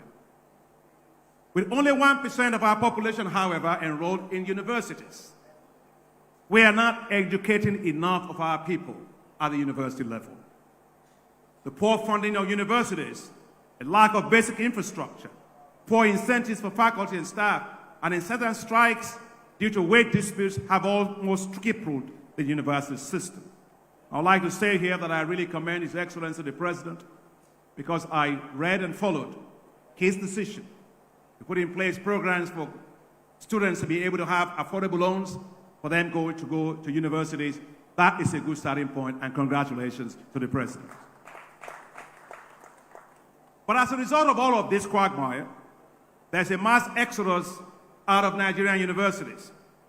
With 129,000 Nigerian students, I guess they do Japan, which is it's a phraseology for getting out of the country, we call it here, to study in the United Kingdom alone between 2015 and 2022, according to the Higher Education Agency of the United Kingdom. The mass exodus of students pales when compared to those of skilled professionals. From doctors to engineers, architects and lawyers, IT specialists, bankers, and medical technicians, Nigeria is witnessing a massive depletion of its human capital. This human capital hemorrhage will slow down economic growth, performance, and overall development and competitiveness of this economy. While one might argue that our growing diaspora is good, as they send back home billions of dollars, which is higher than the oil revenue that we have, this is not the way to develop sustainably. Nations that develop do all they can to keep their best human capital at home, and additionally source skills from elsewhere with flexible immigration and labor policies. We must make Nigeria a viable place for people to stay and not a place to run away from. The same applies to other countries. I refuse to believe that the future of Nigeria's and Africa's youth lie in Europe, North America, Asia, or anywhere else. I believe that their future must lie in an Africa growing well, robustly, able to create quality jobs and decent earnings for our young people.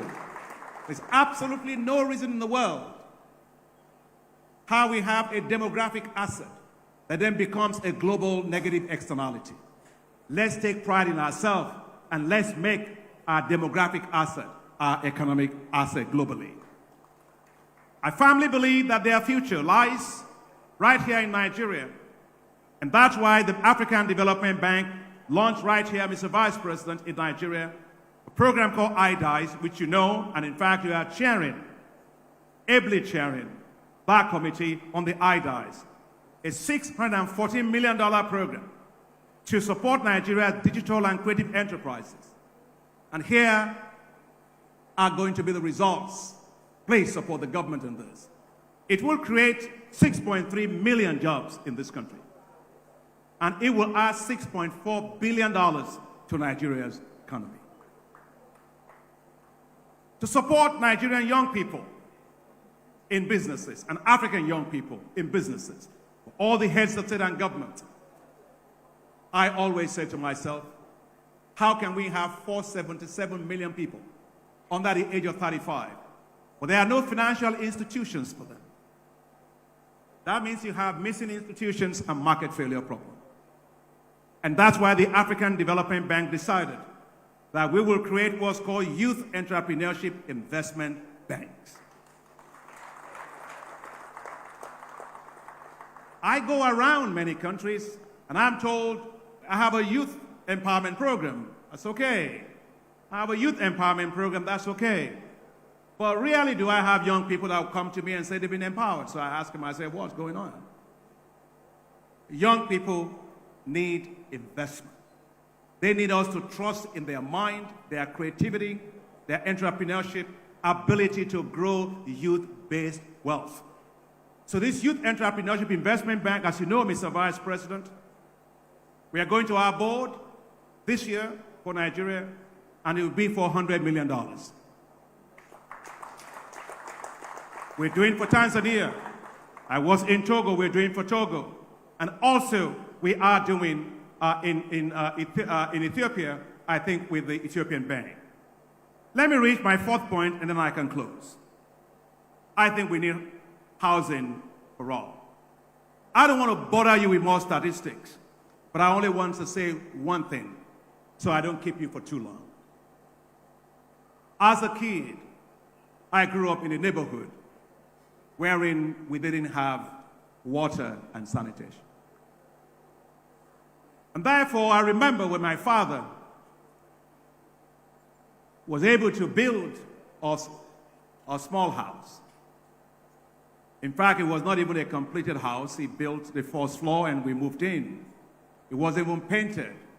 But I was so pleased and I was so happy because for once in my growing up, I actually could have a place I call my own toilet.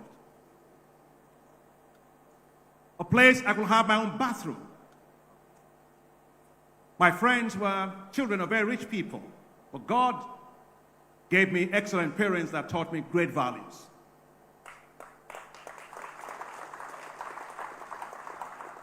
And I remember going around those neighborhoods and asking myself the question, why is it that we can't provide affordable housing for all? I was at a function one day, I was asked, why don't we upgrade all the slums? And I said, there is nothing called a 5-star slum. A slum is a slum. Therefore, we must do everything possible through new financial instruments to make sure that every individual can have a decent home that they can call theirs. And I want to ask, Your Excellency, Mr. Vice President, I know you've started a program on housing, and I know the governor of Lagos State in particular has a lot of work going on housing. Let's do more. Let's make sure we turn all those slums. We shouldn't have gold medal in slums. Let's make good homes for people. No more 5-star slums. Let me conclude with my fifth point. Your Excellencies, Nigeria needs government accountability and fiscal decentralization for a true federalism.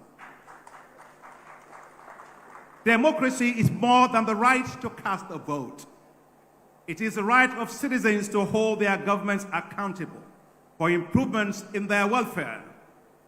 Citizens' accountability forums are needed in order to have a say in how their nation's resources are being used and how their governments are performing.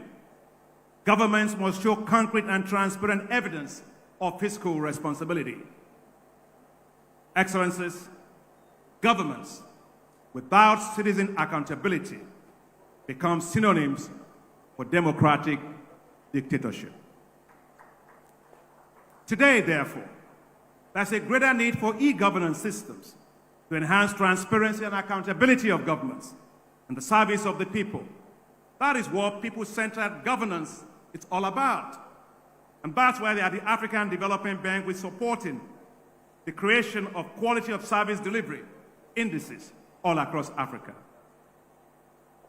Development clearly requires a significant amount of money, financing. A primary tool for that is taxation. The rationale for raising taxes in Nigeria is that the nation's tax to GDP ratio is low compared to other African and non-African countries. However, taxation in the absence of a social contract between the government and citizens is simply fiscal extortion. Participatory tax-based financing systems demand participatory governance. Take the case of Norway, for instance. Its tax to GDP ratio is 39%. It's easy, therefore, to make the comparison and say that Nigeria needs to raise its taxes to GDP ratio from 6.1% of GDP to a similar level like in Norway. Yes, you can make that point economically. But consider this, that in Norway, like other Nordic countries, education is free through university level. And if you finish your course on time, any loans you took to feed yourself, clothe yourself, or maintain yourself are converted into grants. We must therefore distinguish between nominal taxes and implicit taxes. Taxes that people pay that are borne by the citizens but are not seen or are not recorded. Truth be told, Nigeria and several other countries pay one of the highest implicit tax rates in the world. That's because most citizens provide their own electricity for themselves via generators to repair roads in their own neighborhoods, because if they can't afford to do that. They provide boreholes for drinking water in their own homes. This is 24th century. This is incredulous, as I believe that every household should have pipe-borne water. Sadly, the abnormal has been normalized. If people pay taxes, governments must deliver citizens the services and be held accountable for their ability to do so or not. Governments should not transfer their responsibility to citizens. When governments or institutions fail to provide basic services, the people bear the burden of a heavy implicit tax.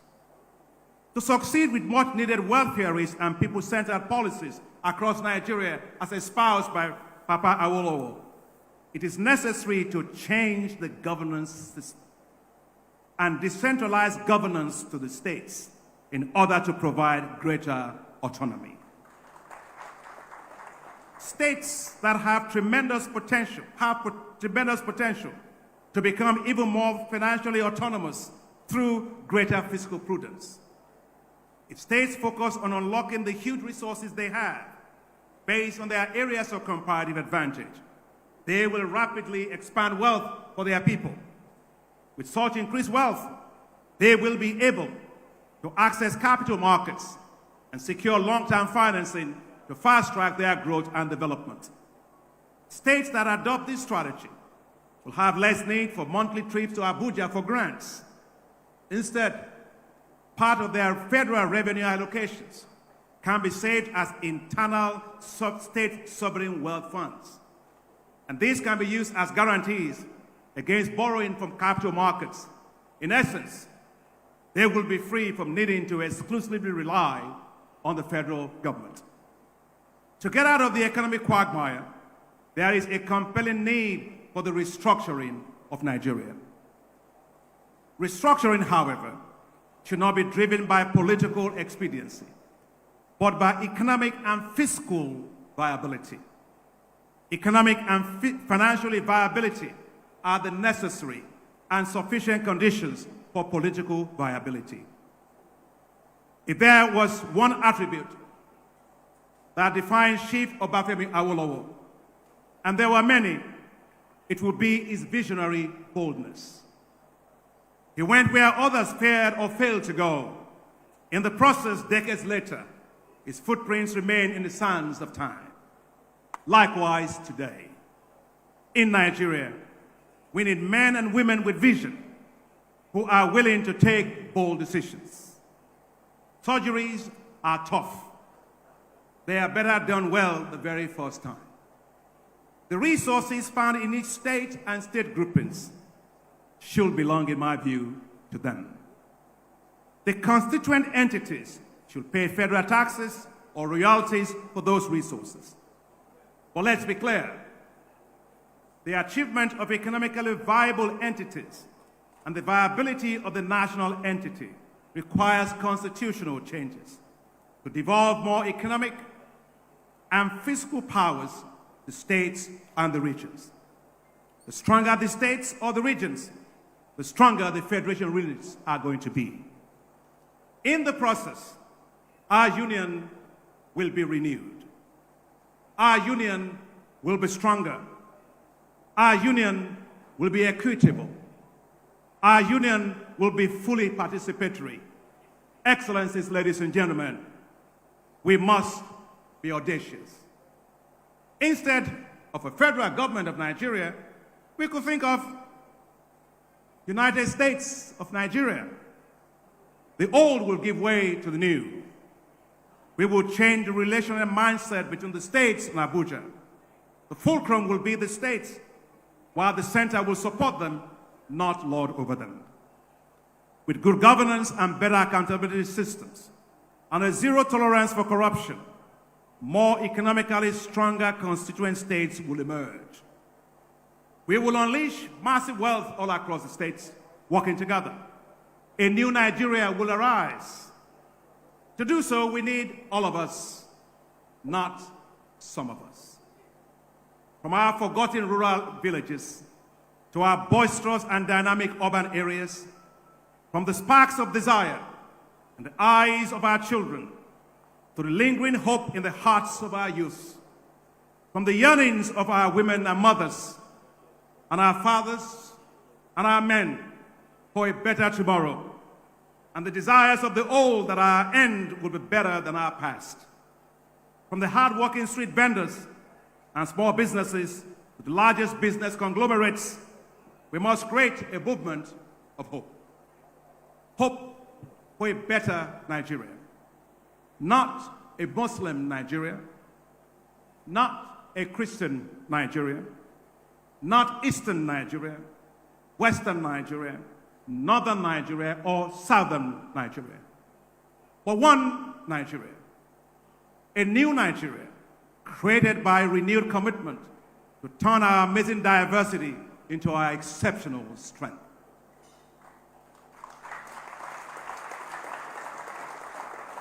A new Nigeria powered by torrents of hope, trust, equity, fairness, and wealth at every level, in every state, by all and for all. We have the capacity to do this and make it happen. We must rise above mistrust and divisions and make history. Not the history that is written about us, about Northern Nigeria, Southern Nigeria, Eastern Nigeria, or Western Nigeria. No, not the history of divisive political parties, but a new history that we commit to write for ourselves, the history of a new Nigeria. We are the history makers. So let us collectively commit to make history for a new Nigeria. The darkness of today will soon fade. It will not be long before our star shines brighter as a nation. As welfareist policies and people-centered policies, as espoused by Papa Awolowo, which I believe strongly in, spoil shared wealth. A nation where majority prosper, not just a privileged few. A nation that provides real opportunities for the youth. A nation where equality of opportunities for women is a reality, not a dream. A nation where hope is ignited and dreams are realized. A nation known for wealth, not poverty. A nation set on a hill whose light will never be hidden. A new Nigeria we all can collectively call home. So help us God. And I thank you very much.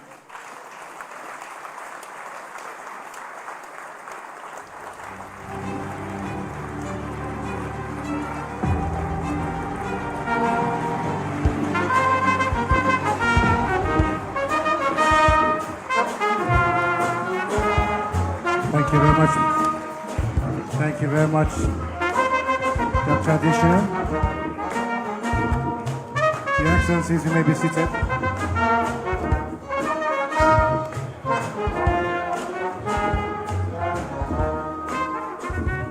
Thank you very much. Muse on Orchestra, thank you very much. Thank you very much, Your Excellency Dr. Akinwumi Adesina.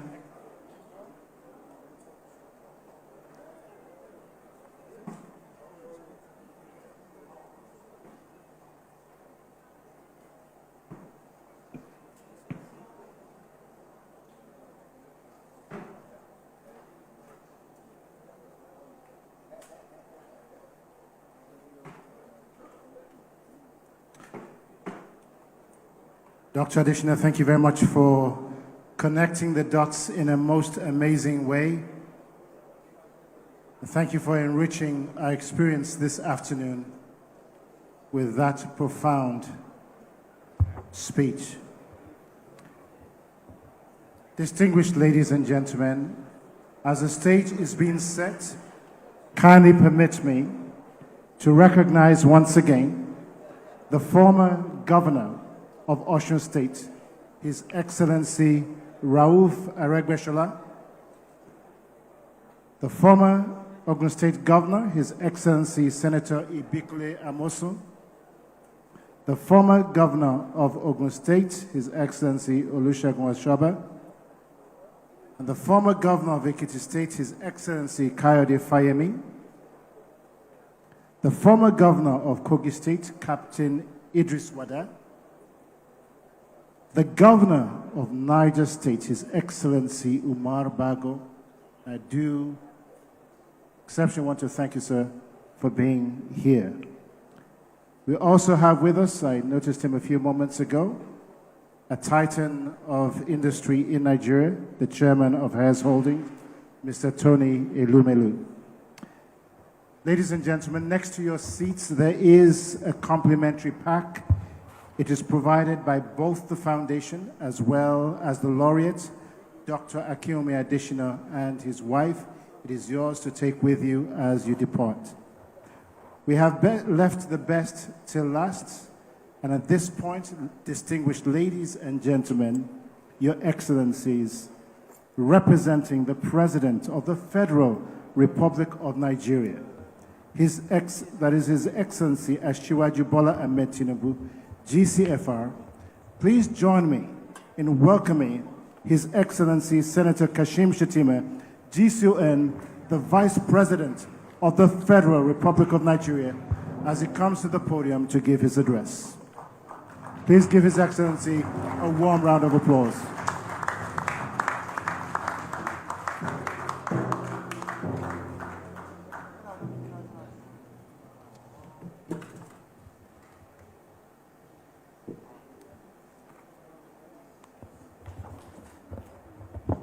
You can kindly sit down, please, Your Excellencies.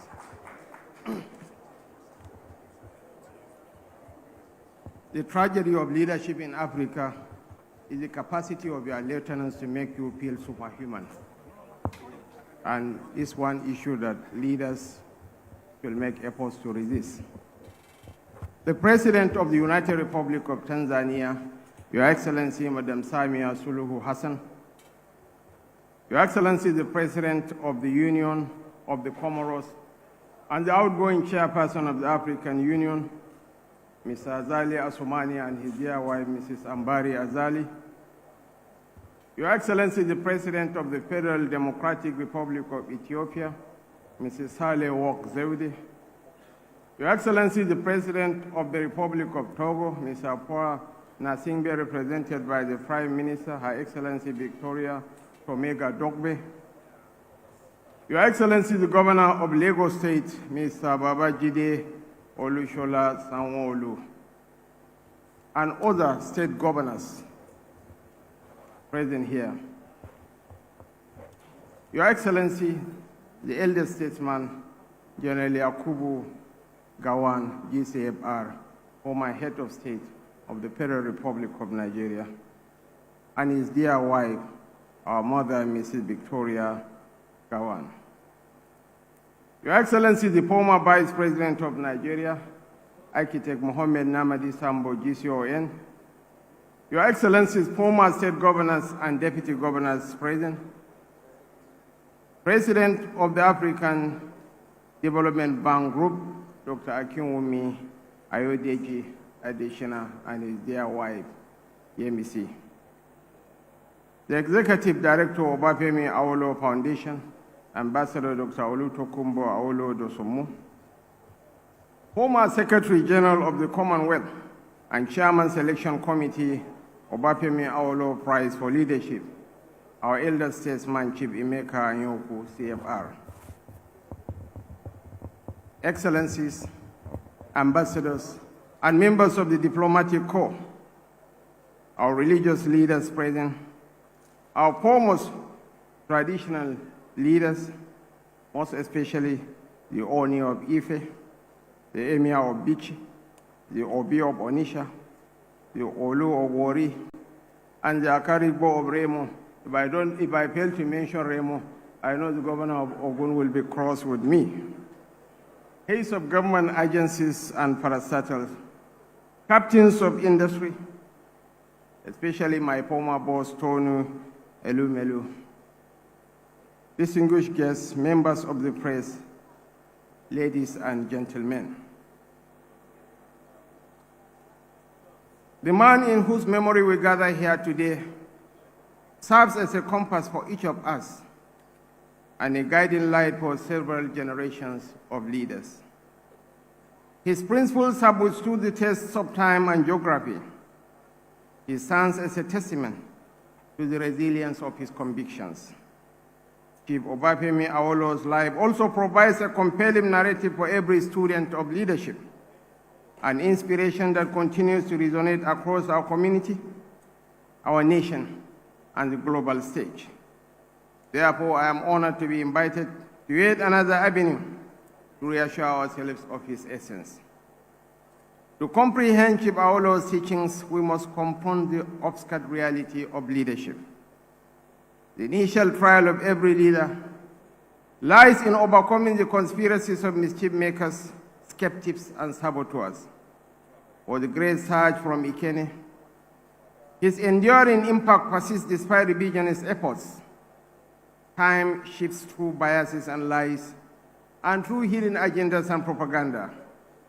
Time delivers to us the naked truth that defines the tough decisions and sacrifices every sincere leader must make to create a difference.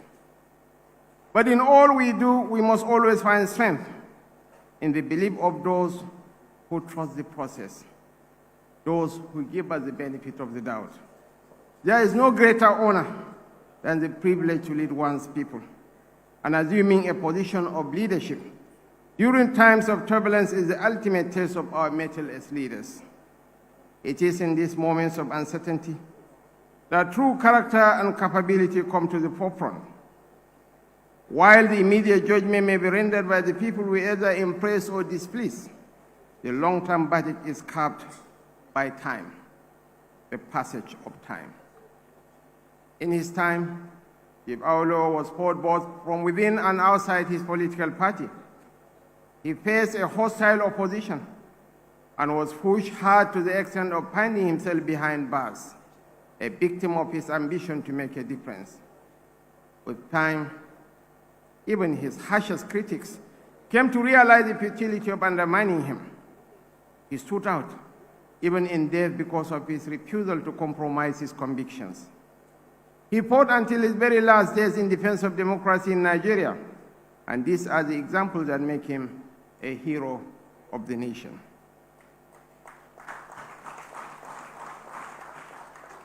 There is no doubt that time has been Chief Awolowo's ally.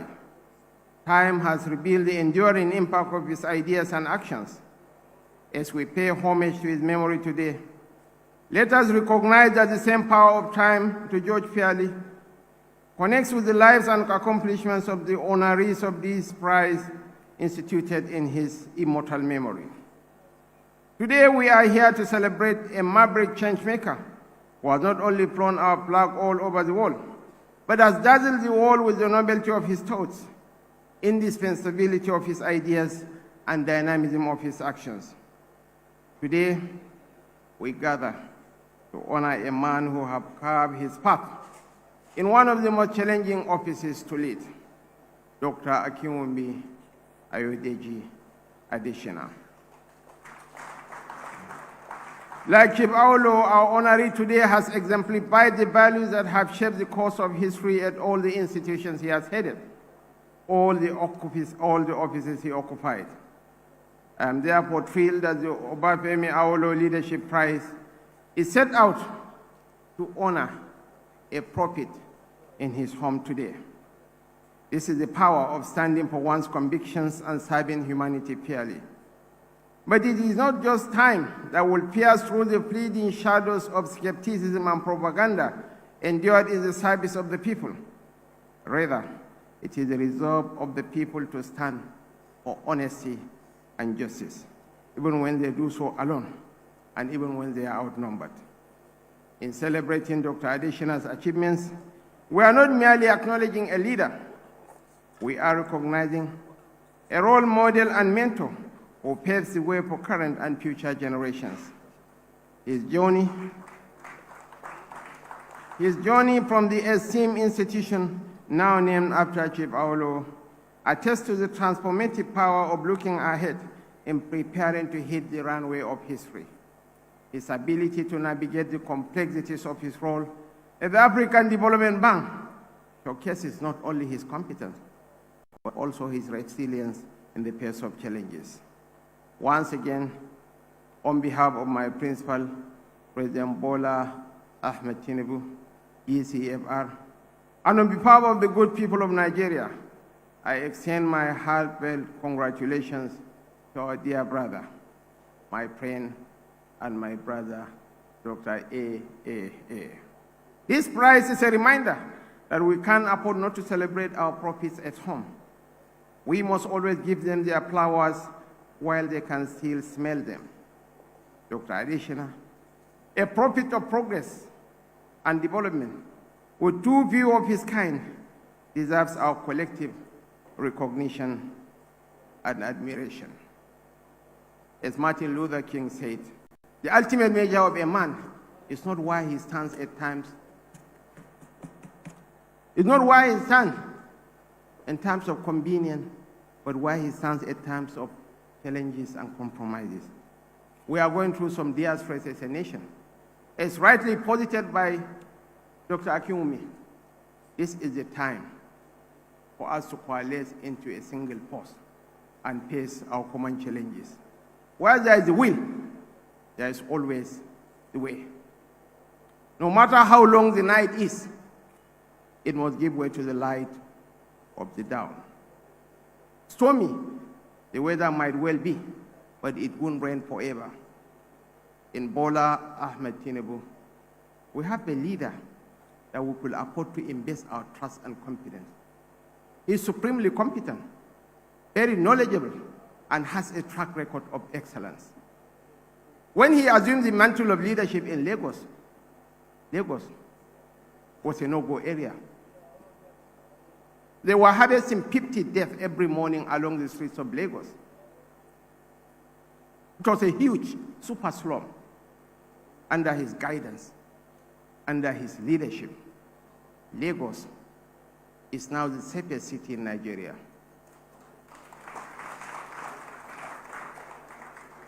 Lagos is now rated as the fifth largest economy in Africa and projected to be the third largest economy by the end of the decade. The third largest rice mill in the world is not in rice growing Kebbi State, no. The largest rice mill, the third largest in the world, is here in Lagos at Imota. The largest single train refinery in the world. Money goes to where it is safe and better utilized. Money does not discriminate. It's owned by a man from Kano, Aliko Dangote, but it was established here in Lagos. I will urge you, Your Excellencies, distinguished ladies and gentlemen, yes, we have challenges, but believe me, these challenges are not insurmountable. As a people, as a nation, we have gone through tougher challenges. Here we have in our audience one of the greatest Nigerians of all times, General Yakubu Gowon. He provided leadership at critical juncture in Nigerian history. We survived, and we are going to survive the current challenges. Thank you, and God bless us all. We would like to ask, thank you very much, Your Excellency. We would like to ask Your Excellency that as you come down the stairs, that you approach the ceremonial cake that we have right in the middle of the platform.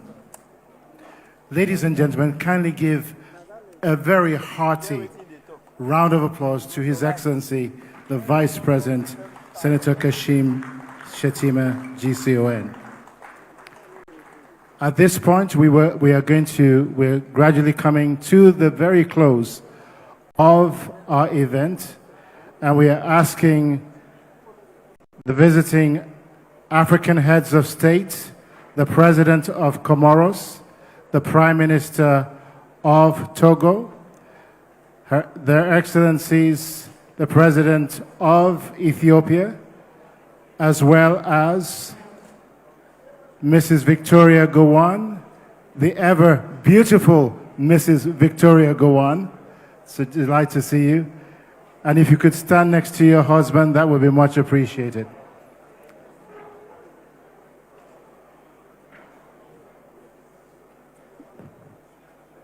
The Governor of Dr. Akiume's state, Governor Dakwa Abiodun, as well as our host governor, His Excellency Babajide Sanwo-Olu, who has done an awesome job supporting this event. Yes. We will have, immediately after this first round of photographs,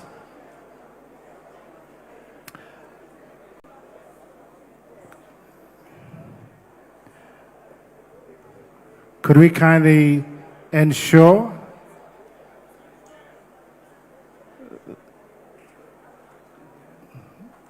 Thank you very much.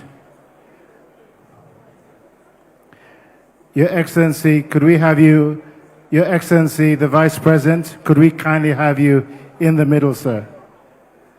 Your Excellency, the Vice President, could we kindly have you in the middle, sir, please?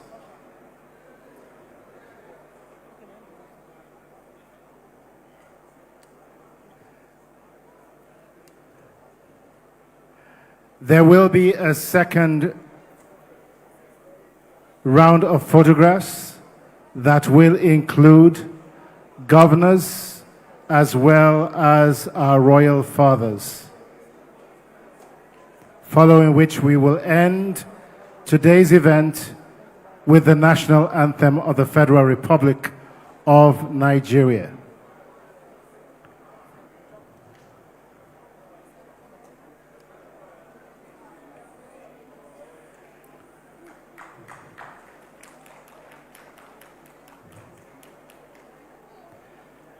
And as our excellencies make their way to their seats before we go with the national anthem,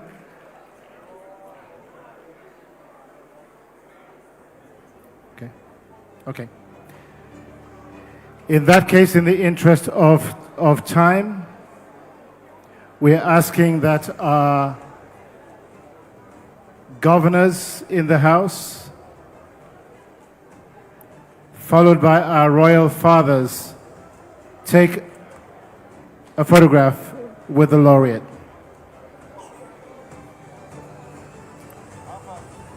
May I kindly ask that immediately following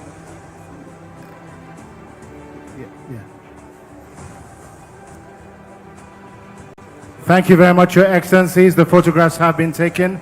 I'm going to ask our royal fathers to kindly come to the platform, towards the platform, and take the final group of photographs. Our royal fathers in the house.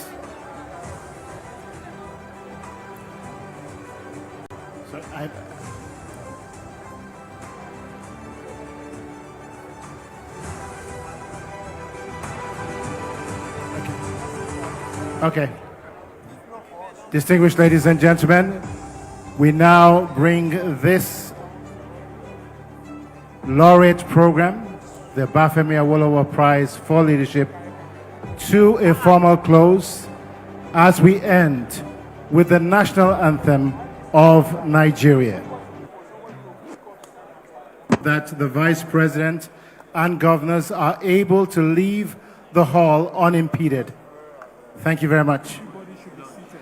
Please be seated, distinguished ladies and gentlemen. Let the Vice President as well as the governors exit the hall, please.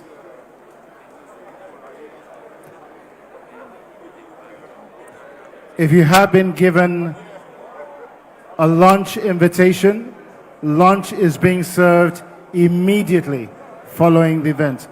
Distinguished ladies and gentlemen, that will be on the second floor. Ladies and gentlemen, thank you once again. My name is Victor Ladukun, and it's been a pleasure being your moderator today.